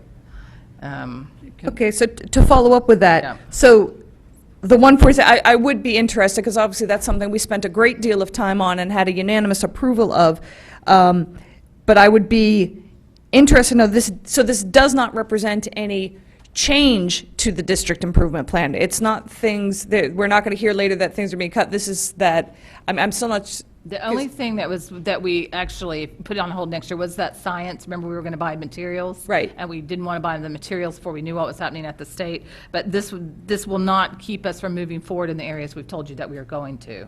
And if I can make one comment, this is the year in October that we say, after 2 full years of the district improvement plan, let's take a hard look at where do we want to make changes. In the first year, we did have the staff come and say, here are 2 small changes that we want to make, and it might be that after June, at the next meeting, the superintendent might say, and here are a couple of small changes based on my review of the district improvement plan. We're not making any wholesale changes until the 2 full years of implementation. Right, well, that's what I was just wondering, is that if this was a forecast of something was going to be dropped on us of, yeah, we decided to completely take this or recommend this being removed, that's where I was trying to figure out where such a big sum came from, so, but certainly science materials, I assume, would And I think the board should recognize, like Mr. Cullen's famous list of capital projects, they don't go away, they just get delayed. And it might be that something that we wanted to do in year 2 didn't get done because of the hold, and right. So it may be a delay, not a cancellation. And then my only other was just a comment, rereading about the Tomlinson flooring, which was a project that had to go to bid in order for it to happen. My real worry, and again, I understand it's Mr. Cullen's recommendation, but I still feel the need to give voice to the concern that with I'm not sure if this is one where part of what's contributed to it is water damage in the past, because Tomlinson had fought with that for years with all of the drainage issues there. This is talking about asbestos tiling, et cetera. This is just a project that concerns me quite a bit, so I'm not even sure what can be done as preliminary work if this is something that has to go out to bid in order to be fully realized. State your name and position. Yep, good evening. Tom Cullen, Director of Operations. This Tomlinson project is actually on all 4 floors in the back of the building. This proposed project is for the first 2 floors, basement and first floor. It's a series of problems. Some of the vinyl composite tile is on old hardwood subflooring. It never was replaced during the whole renovation, so it's moving a lot and it's buckling and popping. There is some portions of the vinyl composite tile that is over vinyl asbestos tile. So our thinking was, with the little bit of money left, we could at least hire the hazardous material consultant to verify what readings we're getting. If it's just the vinyl asbestos tile, if it's the mastic under it, we'll need to know that when we file with the state. And we'll need a contractor to come in and look at the portion that's vinyl asbestos tile and tell us what kind of a proposal we would need to remove that. That information, if we go ahead, has to go up to the state level to be put in as a notification to remove asbestos. So we can do that little bit of work with the money that's left on that project. Does that help? Yeah, I'm just not happy that it's being, again, you had to pick something, I get that. I just, in reading the description over that project, it concerns me. Understood. Other comments or questions from board members on the budget funds and reserve columns? Mrs. Lou McCormick. I just wanted to know if that discussion we just had and how, if at all, it will impact this. Will this impact? So let me restate. See the number at the very bottom, 235,460? You see the number at the very bottom of this list, Not the last line. Oh, 235460, yes. right? At some point, probably not until mid-August, a decision will be made, how many extra sections did we have to create based on our traditional guidelines? Yeah. Let's say it's 4. That's $300,000. 4 times 75,000 on average. That number will become 535,460. Again, just picking a number based on where August might be. And then we'll say, okay, now that the number is bigger, do we tell the staff just find it? Or do we tell the staff, give us 2 or 3 things that we're going to look and say, yeah, this is not going to happen? Right, no, I was just looking for an estimate, just on the top of your head, based on that discussion, how much right now would you estimate that impact to And be? the estimate that Dr. Jones said earlier was that decision is probably a 300 to 500,000. 300 to 500,000. Decision. Yeah. Right, right.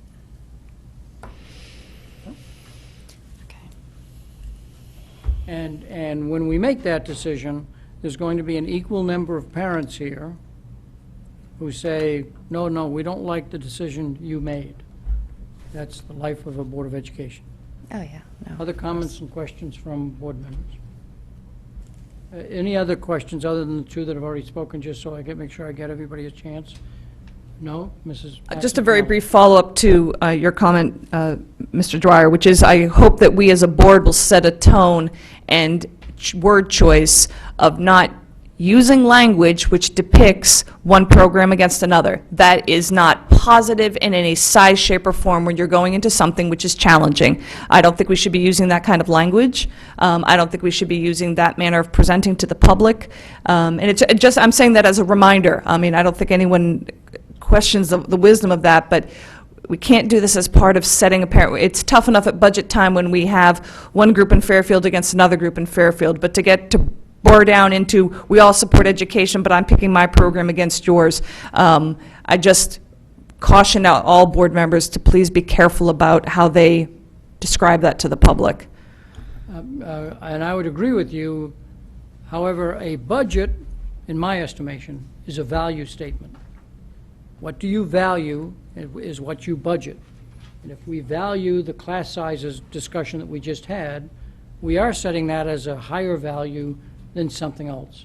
And the way we present that is important, but budgets are value statements. Right, but as part of an entire conversation. Correct. That we don't pick and choose and start using one over and over again as a fallback reference point. Let's have that be part of the full conversation, then of course you're absolutely right, that ultimately we're going to have to do some picking and choosing, but... Other comments and questions from board members? So therefore, we're about to pass the motion, but I'll say that the potential budget shortfall in the list of items, we are in concurrence with the staff's putting these on hold, and this will be a dynamic document. We'll keep looking at it. I'm not sure, the staff might look at it daily, but we'll look at it, probably at every meeting, and especially until after the board, the state acts. So we're back to the motion that's in front of us. Before I go to the motion, is there anybody out there in the public that would like to speak on the motion? Hearing none. The recommended motion is that the Board of Education approve the $33,000 reduction as enclosed in closure number 6.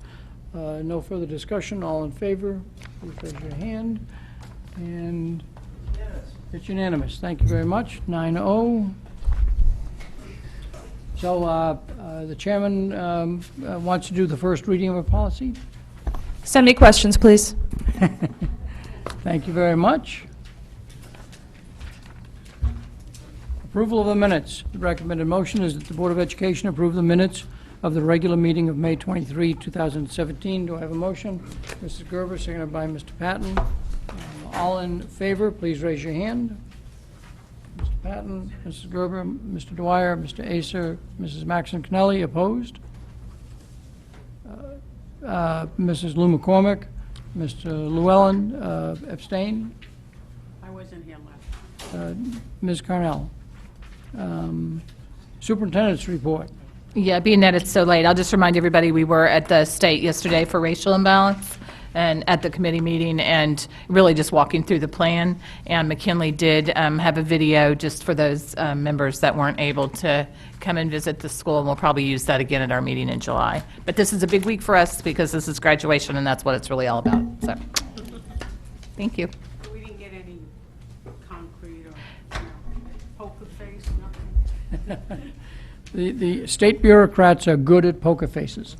However, I will say that I think McKinley presents well, the video presented well, the parents that were up there presented well on behalf of the school, and it's just a matter of convincing enough state board members that we're doing the best we can, and the school is special, and so let's not try and go down a path that will disrupt what's happening at the school. We'll wait until July or later to see whether we did accomplish that or not. Yes. Just very quickly through the chair to Dr. Jones, I know you spoke at a PTA regarding the new position, the new administrative position, so I just wanted to put out there, and I know who knows who's going to pay attention in June, but if that could be part of the superintendent's, just a suggestion, in June, I would love to hear that more fleshed out myself. Yep. At the second meeting in June, yeah. Yes. Yeah, all right. Any other comments on the superintendent's report? If not, committee liaison reports? Do we have any committee liaison reports? Mr. Patton, just to break it up, Mrs. Gerber, and then we'll go around the table. Go ahead. We have to get out of here by 12. Good financial news. Board of Health, 2 things. The State Board of Health had a proposal. It's been going on all year to kind of unify town health departments. So every town in Connecticut is all the same, and grouping them by, it was a million different things, by county, by area, et cetera. And of course, every town is different and had different needs and requirements. So thankfully, that never made it out of committee. It's kind of DOA right now, so they are looking at other options, maybe a top 10 list that they want every town to do. The good news is I things like EpiPens come out of the Board of Ed budget, and for the second year in a row, the Board of Health and Nursing Coordinator was very persistent in negotiating and got us we saved us $13,000 and got 22 free EpiPens, which would have normally come out of our budget as a regular thing. So we have $13,000 more dollars. Yay. Thank you. Mrs. Gerber. Ludlow Building Committee meets tomorrow, but everything's on track for the windows to start as soon as school is out. Mr. You have a question on the Ludlow project? Mr. Asa, did you have, Ms. Pitko? Was it last night? I'm getting so tired I can't even think. We went to SEPTA. 2 days And ago. we had open forum about the new process to hire the new director of special education. Mrs. Leffert came and she asked 2 great questions. It was open to the public, but it was the last SEPTA meeting for the school year. I thought it went very well. She got a lot of great feedback and explained the entire search committee and all of the people that will be on that and moving forward. So thank you. Mr. Asa. Holland Hill Building Committee presented to the Board of Finance, got unanimous approval on that project funding. It goes to the RTM Joint Committee on June 19th and the full RTM for a vote on June 26th. So far indications are that they seem to be on board. We'll see. Mrs. Maxon Connelly. Really wish for once we could have had committee and liaison reports much earlier on the agenda, but, so I'm just hoping someone out there is watching or will watch later, but 2 items regarding PTA Council. First of all, and if this was said at the beginning of the meeting, then I missed it, but it bears repeating that the PTA Council did have their awards last week, in addition to 6 teachers being awarded the Brian Fagan Award, which is a nice financial award for pursuing additional education. We also had 3 local amazing volunteers recognized. Rainey Noor, who's been in several schools and just a wonderful volunteer. Lisa Havey, recognized district-wide and quite frankly statewide at this point. And our own Jessica Gerber and her husband Bill, recognized for their amazing work with St. Baldrick's. And at this point ranked 7th in the country for their fundraising of this year. Just amazing work that they do. And it was a great evening to be a part of. Dr. Jones, thank you so much for showing up at that and for the board members who came. Secondly, well, actually 2 more points. Secondly, a thanks to Nancy Burns, who is hosting today and tomorrow, and then as needed over the summer, meeting with PTAs, presidents and membership chairs to work. This is dating back to when we went over the directory information. Working to have Infinite Campus work with individual school PTA software, their membership information to try to get those so that we can do a information transfer, and so thank you to Nancy for doing that. And then finally, I'd hoped she would still be here now, but just from the point of view of policy, I'd wanted to give my own personal thank you to Mrs. Parks, whose last day will be June 21st. She's gone, so maybe I'll send her this clip of the video just to let her know how much I appreciated the years she put in with the policy committee and all the guidance that I know that she's offered me with that work. And I'm sorry that she wasn't here for me to be able to say that to her, but obviously by our next meeting she will not be here, so my thanks to her. And I just want to agree with Jen. We worked hard with Karen Parks, and she was there and guided us along the way when we had questions, and really she was great part of the team. So